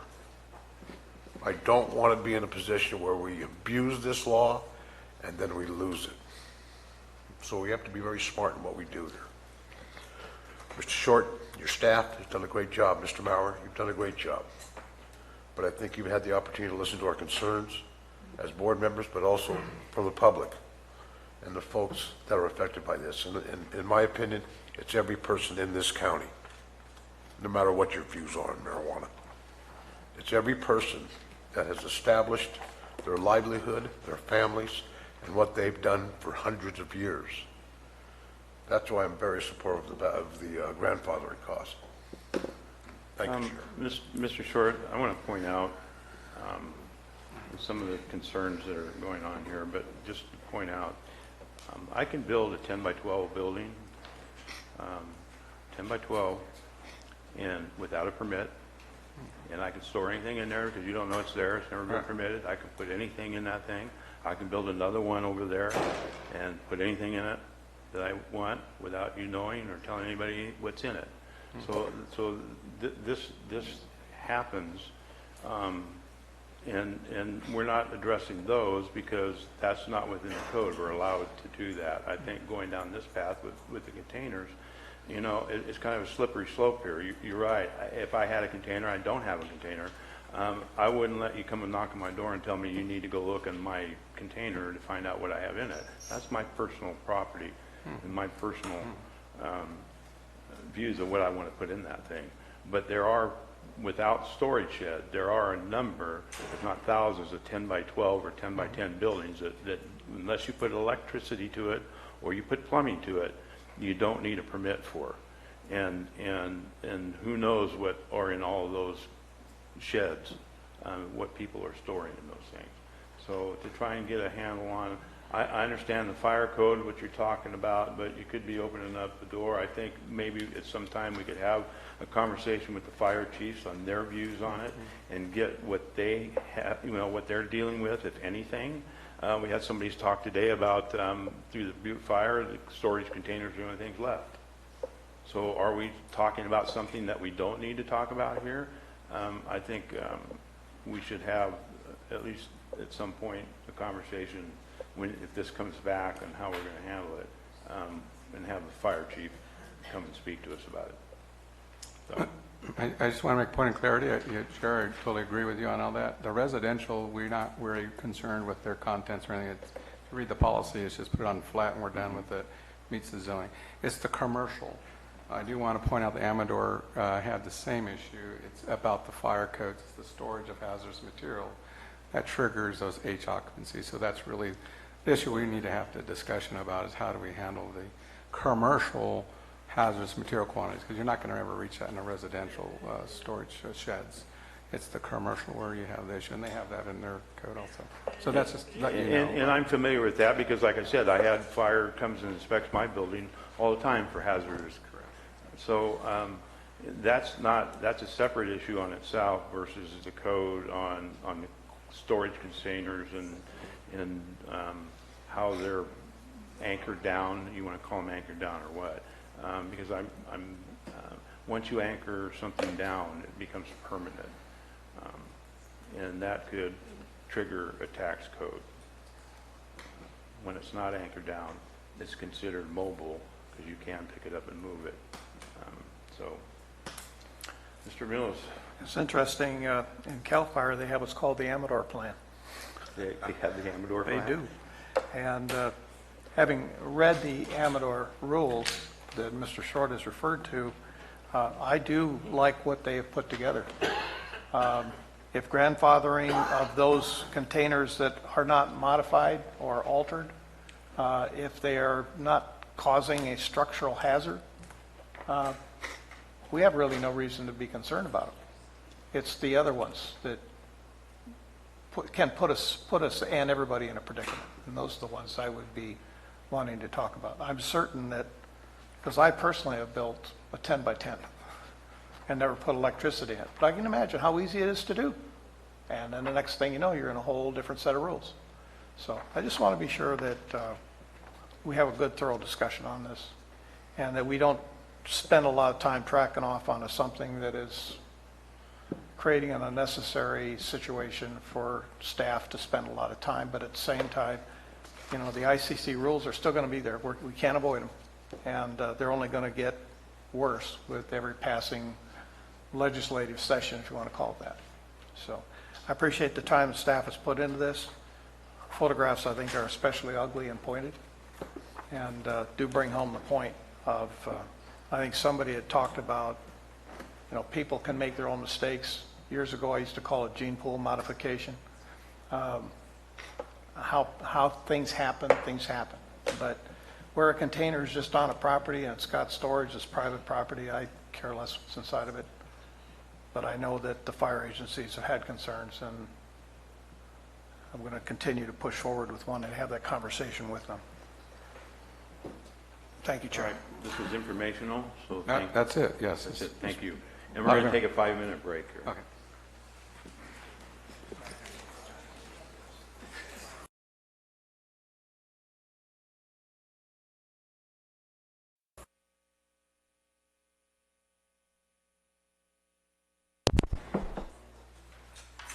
All right, we are back from break.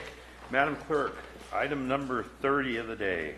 Item 30 is from Code Compliance to provide direction to staff with respect to seeking public input on the amendment to Chapter 8.06 of the County Code. This discussion will not include the content of the proposed 8.06, nor will it include discussion of the fee schedule. It will be a discussion solely to determine if the town hall format is the most strategic means of gathering relevant public input. And at this point, I want to make it perfectly clear to anybody who wants to come up and speak, you have the right to come up and speak. But if we start going off on 806 or fee schedules, I will hammer you down and keep you on topic. This is give staff direction solely on town hall meetings and whether they're needed or some other format that we'd like to see in order to get the information out. Okay? So going forward, Mr. Short? You're good. That's it. You're on. Okay, Chair and Board again, thank you for, we're putting this on the agenda again because I guess the board was pulled, and we put it on the agenda so that we can get direction from the board relative to the town hall meetings and what kind of methodologies and what you want us to do. So we're seeking direction from the board. So this is a discussion for the board to give us direction. So, do you have any board input at this time? Are we looking for individuals in each district, one or two grand ones? No town halls at all? Look at some other way of getting information out before it comes back to us? Supervisor Garamendi, you had your light on first. All right, you made a great line, Supervisor Tofinelli, earlier in the item before this. You said, are we talking about what we don't need to talk about? I think I'm well on the record that 8.06 is something we don't need to talk about. I would obviously prefer that this was tabled for, put into next year, but that's not on the agenda today. I have a hard time talking about it all or having a community meeting without a fee schedule, because we don't really know what it's going to turn out. So my concern is, why are we doing this at all? And then second question is, how can we do this without even knowing what the fees are attached to it? So I would propose that we table the whole thing. Supervisor Olivera, your light's on. Jesus Christ. He stole my thunder. I agree with Supervisor Garamendi. We need to talk about all the information. Maybe when we get that information, we can revisit this and say if town halls are the proper venue to discuss this. Otherwise, I think we're just spinning our wheels at this time. Fair enough. Supervisor Mills? I can count to 3. Let's go home. All right, so we are giving staff direction, from what I'm hearing, at least 3 and maybe 4 or 5 of us, to put this whole thing on hold until Another day. Another day, which is down the road, or Never. a year from now, next year, January. I would like to hear, so we have some direction. Being told to shelf it right now, but what does that mean? Bring it back first of the year. Can you turn your microphone on, please, Supervisor Clapp? Let's bring it back to first of the year. Bring it back at the first of the year. Supervisor Mills, your light's on. You have any comments on that? No. Supervisor Olivera? I want to make sure that we have the proper information. And I'm going to ask staff, is this a situation where we're going to have the information available to go ahead and discuss this issue? I mean, can we get a fee schedule so we can discuss 806 and the fee schedule and determine the town hall meetings if we go that route? That's my concern. Can we get that? And if we can, an estimated timeline of when that can happen. Well, that's a two-part question. I think if you want to know about the fee schedules, our consultant is recommending that we do a workshop maybe with the board ahead of time. So there's 2 fee schedules. There's the building fee schedule. We don't want to get that mixed up in here at all with that one. But the code enforcement that goes attached with 8.06, that works in harmony, that we could do a workshop prior to is talking about. So you can decide to just table the code enforcement fees and go through a workshop. That's one way to do it, and then come back. All right. We're getting a little bit off topic here, so. The question is, bringing back this item and this topic, if we wait till the first of the year, will you have time enough to get all the information needed to present to the board? Yes. That you will. So if we delay it to the first of the year, plenty of time. That's plenty of time for you to, we'll have everything together for us coming back. Does that answer your question, Supervisor Olivera? Yes. Okay, Supervisor Garamendi? Yeah, I would say just not like first of the year, but like perhaps the end of January, we could talk about whether we want to talk about this some more. Everybody agree on that? Okay, let's open it up for public. Any public comments pertaining to that schedule or any other schedule? Yes, Jason Campbell, District 5. So I'm understanding that we're tabling basically everything, no town halls. So what's expected of the public at this point? Should we just disregard all the letters that we received? Should we just forget about this whole thing for right now? Let's get some crystal clarity. Let's make a public statement right now. What are we supposed to be doing? Because this whole thing is crazy and confusing. Some of us have letters, some of us don't. Me personally, my letter had multiple information on it. It had a 20-day timeline that's come and gone. Fortunately, I haven't heard anything else. I'm really confused. I don't know what the heck is going on.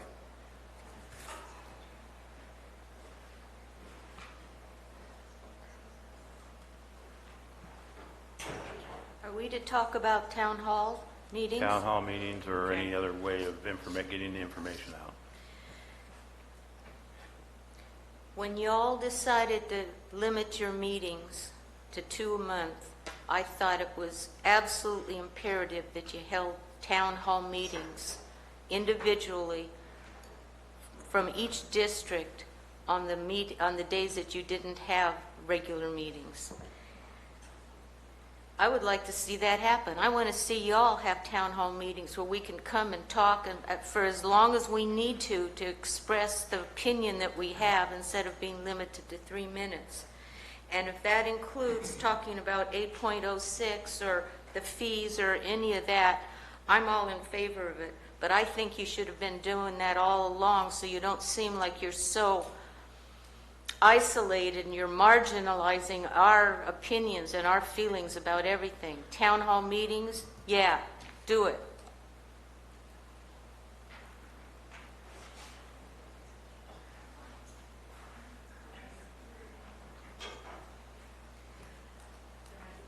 On the town hall meetings, I think it's a great idea.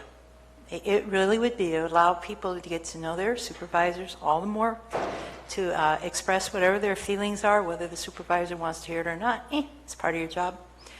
The other is, as we're being informed of how 806 or any other is great, we want to make sure that the education isn't indoctrination and that we're informing people of the reasoning and remembering, again, we don't want to be a nanny county. It's bad enough we're in a nanny state. Thank you. Other public comments? Catherine Steyer, District 1. I just want to say I agree. I would love to see town hall meetings. I'd love to see them in the evening. I have to take a day off work every time I come and have a meeting with you guys. So I would love to see town hall meetings, not just about this issue, about all of the issues that are going on in this county. I also want to say I agree with Jason. January seems a long time to wait in a state of not knowing what's going to be going on, or even longer than January. I hear, I'm getting a little bit of a reprieve, but at the same time, it just means, okay, I'm just going to have all this hanging over my head for this much longer until the real final decision is made. So I agree with Jason. I would love to see an actual, at this point in time at least, we are not enforcing this. We are not, we're not going to bug you anymore for the next 6 months or whatever time period it is. Knowing that you guys are going to come back in January, February is really kind of a cloud over our head as a business.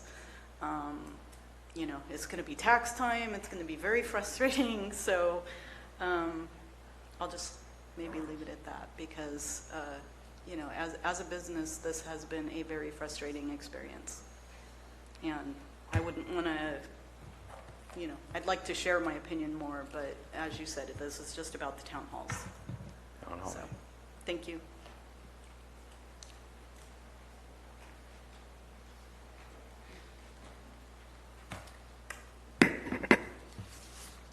Town hall meetings. Thanks, my time. So, the agenda item that was presented doesn't really make any sense. The agenda item printout has basically no information on it. You said that we were going to discuss the best means or an alternative means of gathering information. I don't see any alternative in here allowed. I also don't see any information about the cost of these town hall meetings. So we have a lack of information as to how to inform the public about these actual meetings. It's unclear as to whether or not the board is ever going to appropriately agendize this issue.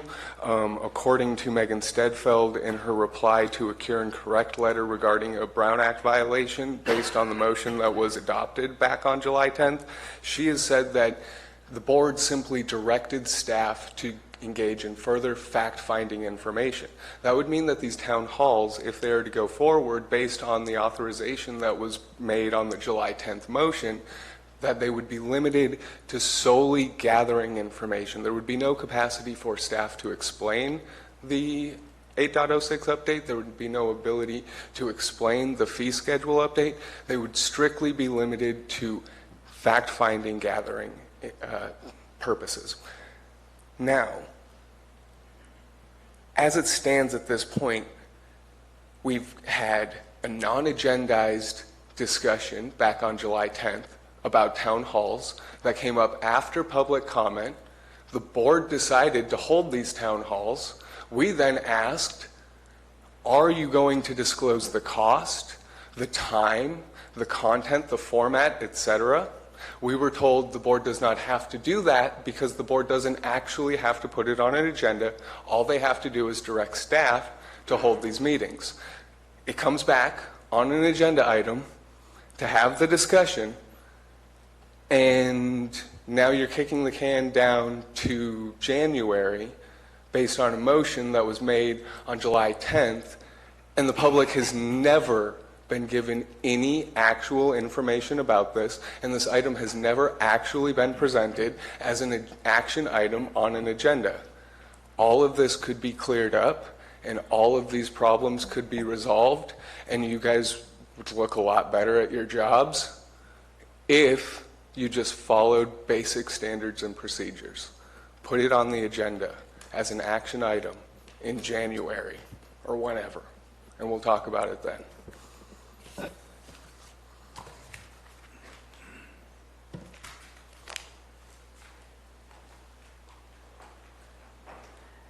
Mike Falvey, District 2. Generally, I think town hall meetings are fine, but in this specific case, I think it would be a complete waste of county funds. They're not free. I think that a poll should be taken of the board to determine, because it looks to me like there's at least 3 votes on grandfathering the C-bands. Take a poll and see where the vote's going to go. If you're going to vote to grandfather, why would you have to have these meetings? Come up with any regulations, any fee schedules, et cetera, et cetera.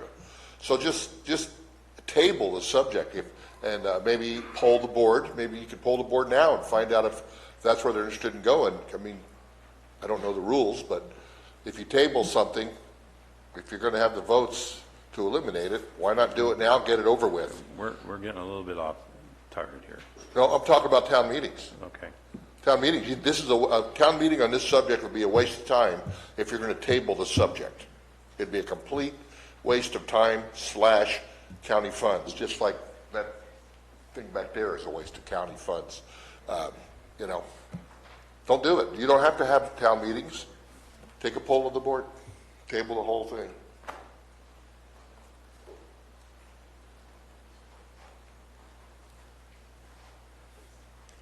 Marty Crane.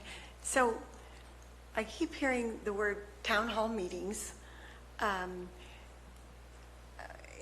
regular town hall meetings, and I'm thinking, well, I remember when Supervisor Kearney had his, quote, office time or his town hall meeting. No one ever came to visit him except Bonnie. And I mean, literally hardly, maybe one person one time went. And so we just quit doing it. And I've seen that happen with other supervisors as well. And so if you're going to have town hall meetings, that gives you the idea that you've got a bunch of people coming for a meeting. Well, just be prepared that you may have 2 people. Or I think if you're going to have a town hall meeting, it ought to be on a specific subject, main subject, and then have some Q&A or something after on a variety of things. But it ought to have one. It seems to me that if you want people to come out, they're going to have to come out about something that's coming up that they're going to have to deal with, you know, instead of having to deal with everything all at once. You know, you've got something, we keep having these big things sprung on, it feels like they're sprung on us. And if you're going to have a town hall meeting, let's talk about those ahead of time. And I'm not wild about the idea that once a month we're going to have a town hall meeting. You know, I mean, you could try it, but just don't be surprised if people just don't come. So anyway, there is that too.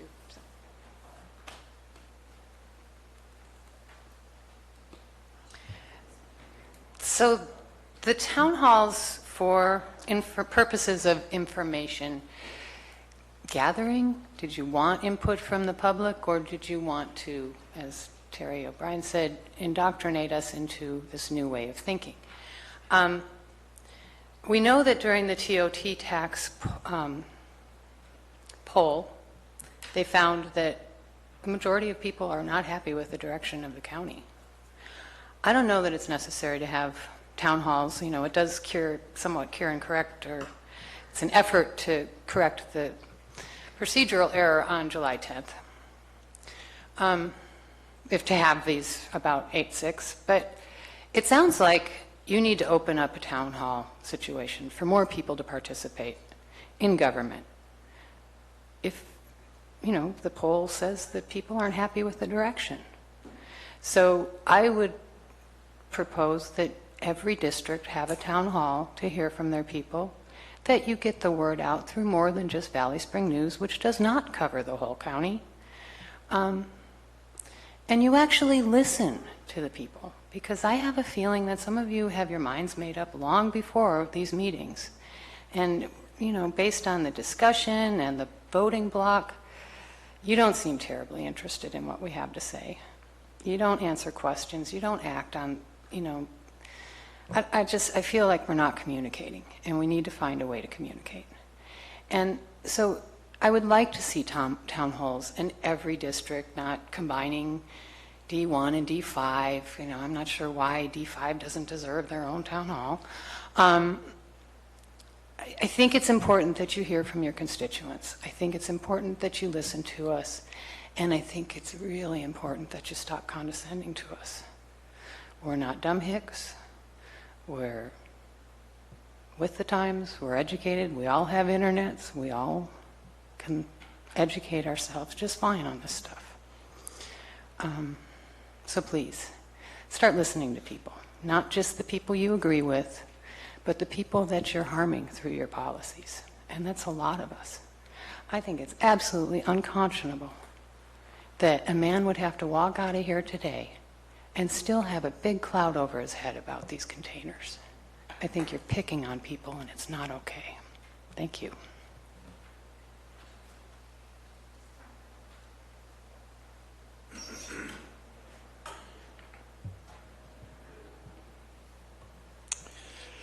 Town halls. I had a few.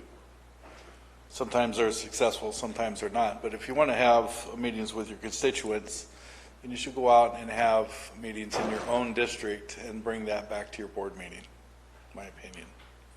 Because if over two of you go to a hall, it's going to be an official meeting, and you're going to have to follow, you're going to have to run it like this meeting. And that doesn't necessarily allow that communication. I think that is really important for people to communicate to you, and you are able to communicate back with them. So I know it's kind of scary sometimes to have these meetings because you don't know what you're going to walk into. I've walked into a few myself. So that's how I feel about town halls. They're expensive. You got staff, you got to transfer everything. You got your CCTV, has to bring over all the audio equipment, video equipment, things like that. It costs money. And you can do the same thing right here where it's already set up. Today, we didn't have a whole bunch of people show up for this, right? But there's a whole bunch of people that are interested, but still, the crowd isn't, flowing out into every area in the gazebo. So I think these meetings are good. I just think that it would be really nice if you went out and talked to your constituents, because I've talked to a lot of folks out there, businesses especially, and they're not really happy with this container thing. I'll tell you, it's kind of a situation. The other thing is please make a statement to drop the enforcement, to take this burden off of people until you actually take it on. And that means having all your information and everything to take it on, and take it on here in the chambers. Thank you.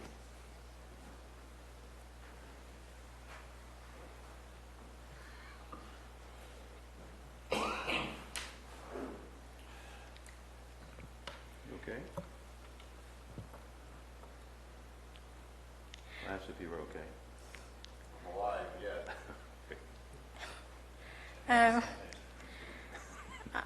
I think that transparency and the whole picture should be there before any kind of meetings should occur, because you can't make any decision when part of the facts are missing.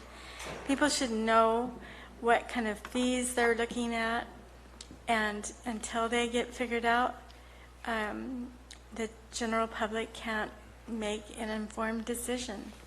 And if you guys even don't know the fees, you can't make a informed decision. And I think that it should all be handled here. So that's all I've got to say. Thank you. Any other public comments?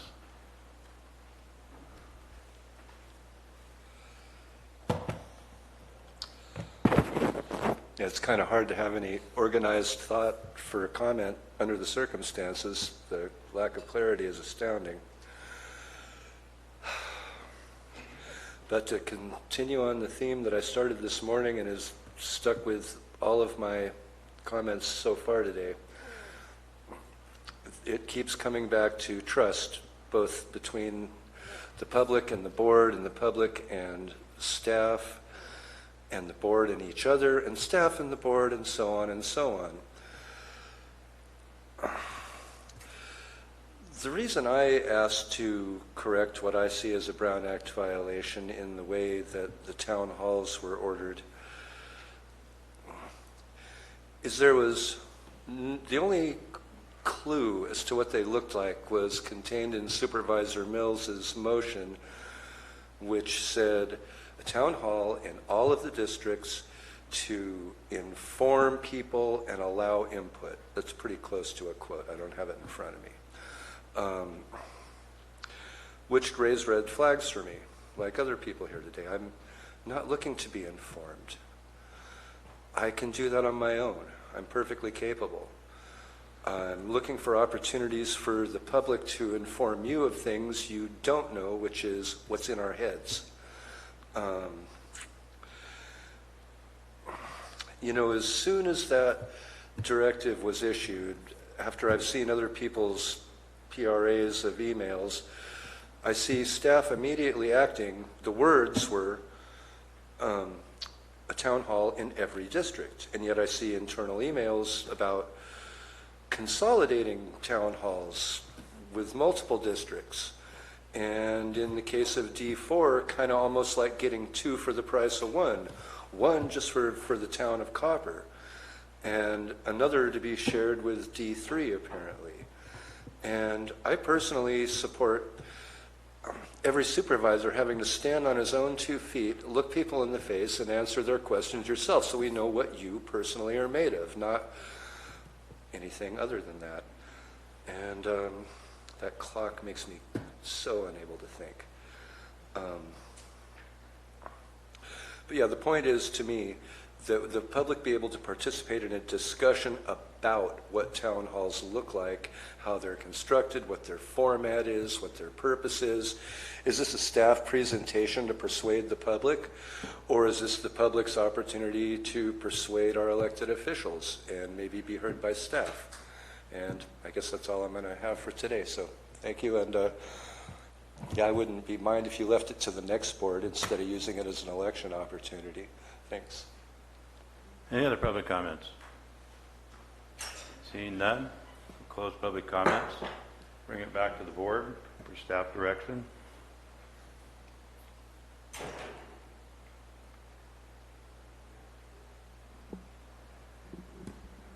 Mr. Chair, I do share a concern. Those pending cases now, how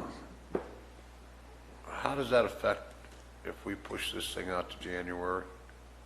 It has no effect. Okay.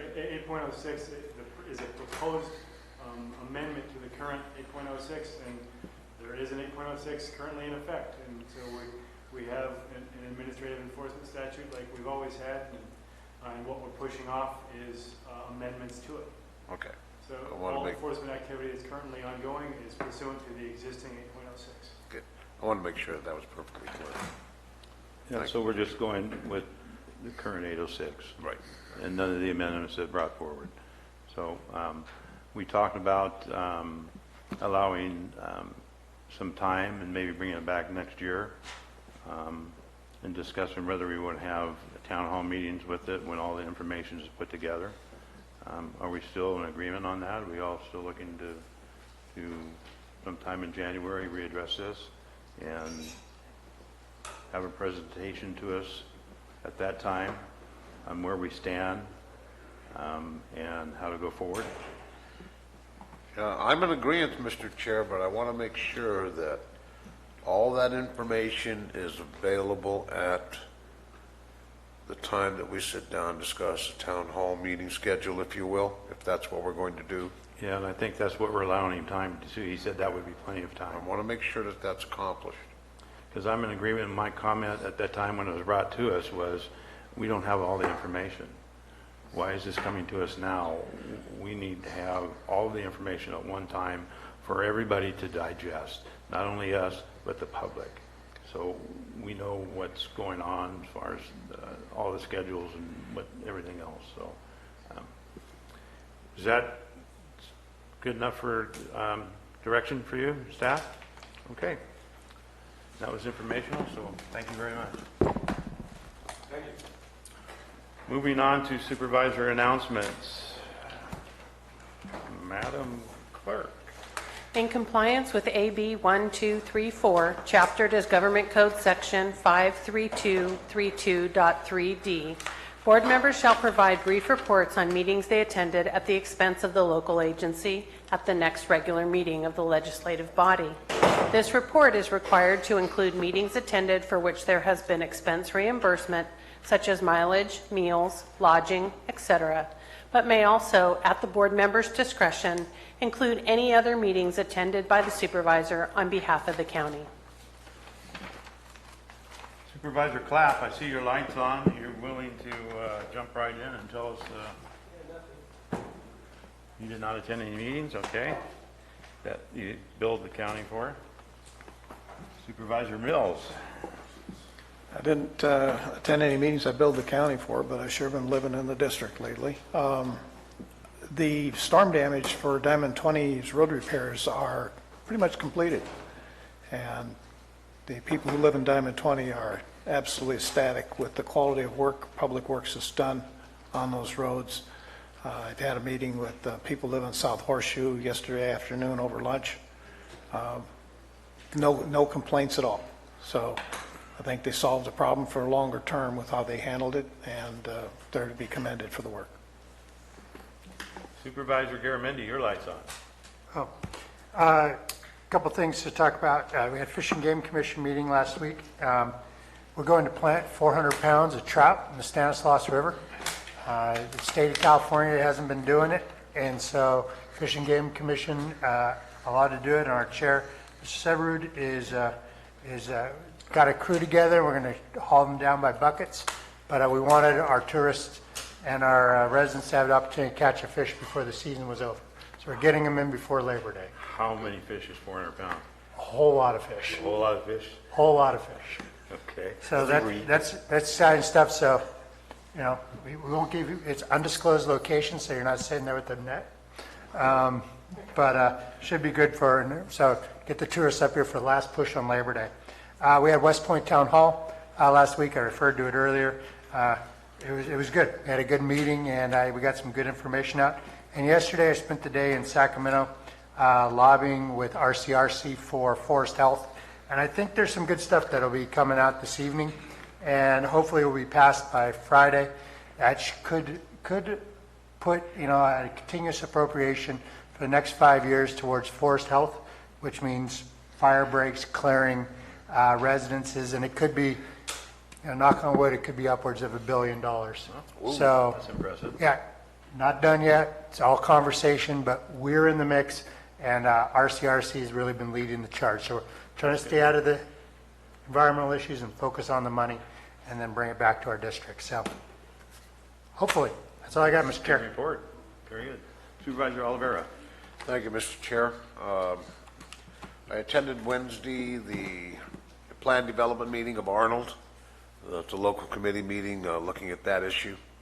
We're making great headway, and I'd like to commend all the citizens that are attending that meeting. It's an advisory committee that just sits back and takes a look at things, which we're preparing to be coming to the board with their findings in a formal manner. That's active and ongoing. I attended the Calaveras, Mariposa Community Action meeting on the 23rd. That committee, I don't see her here, has been moving forward, and it's run by Kirsten. She's doing an excellent job. Supervisor Mills attended that meeting with me. So we're happy about that. And I also attended the continuing technical education meeting. This is a project that I've been working on for the last year with superintendents of both school districts, with Scott Nanick, also with Paul DeBarlo. There's programs that we're going to be having a meeting shortly with the CAO, introducing the possibility of the intern program in county government for juniors and seniors. This is a program that CAO Lutz has experienced in Tulare, and I'm glad to have his experience to kind of lead us in that direction. We'll have more information on that as we progress. We attended the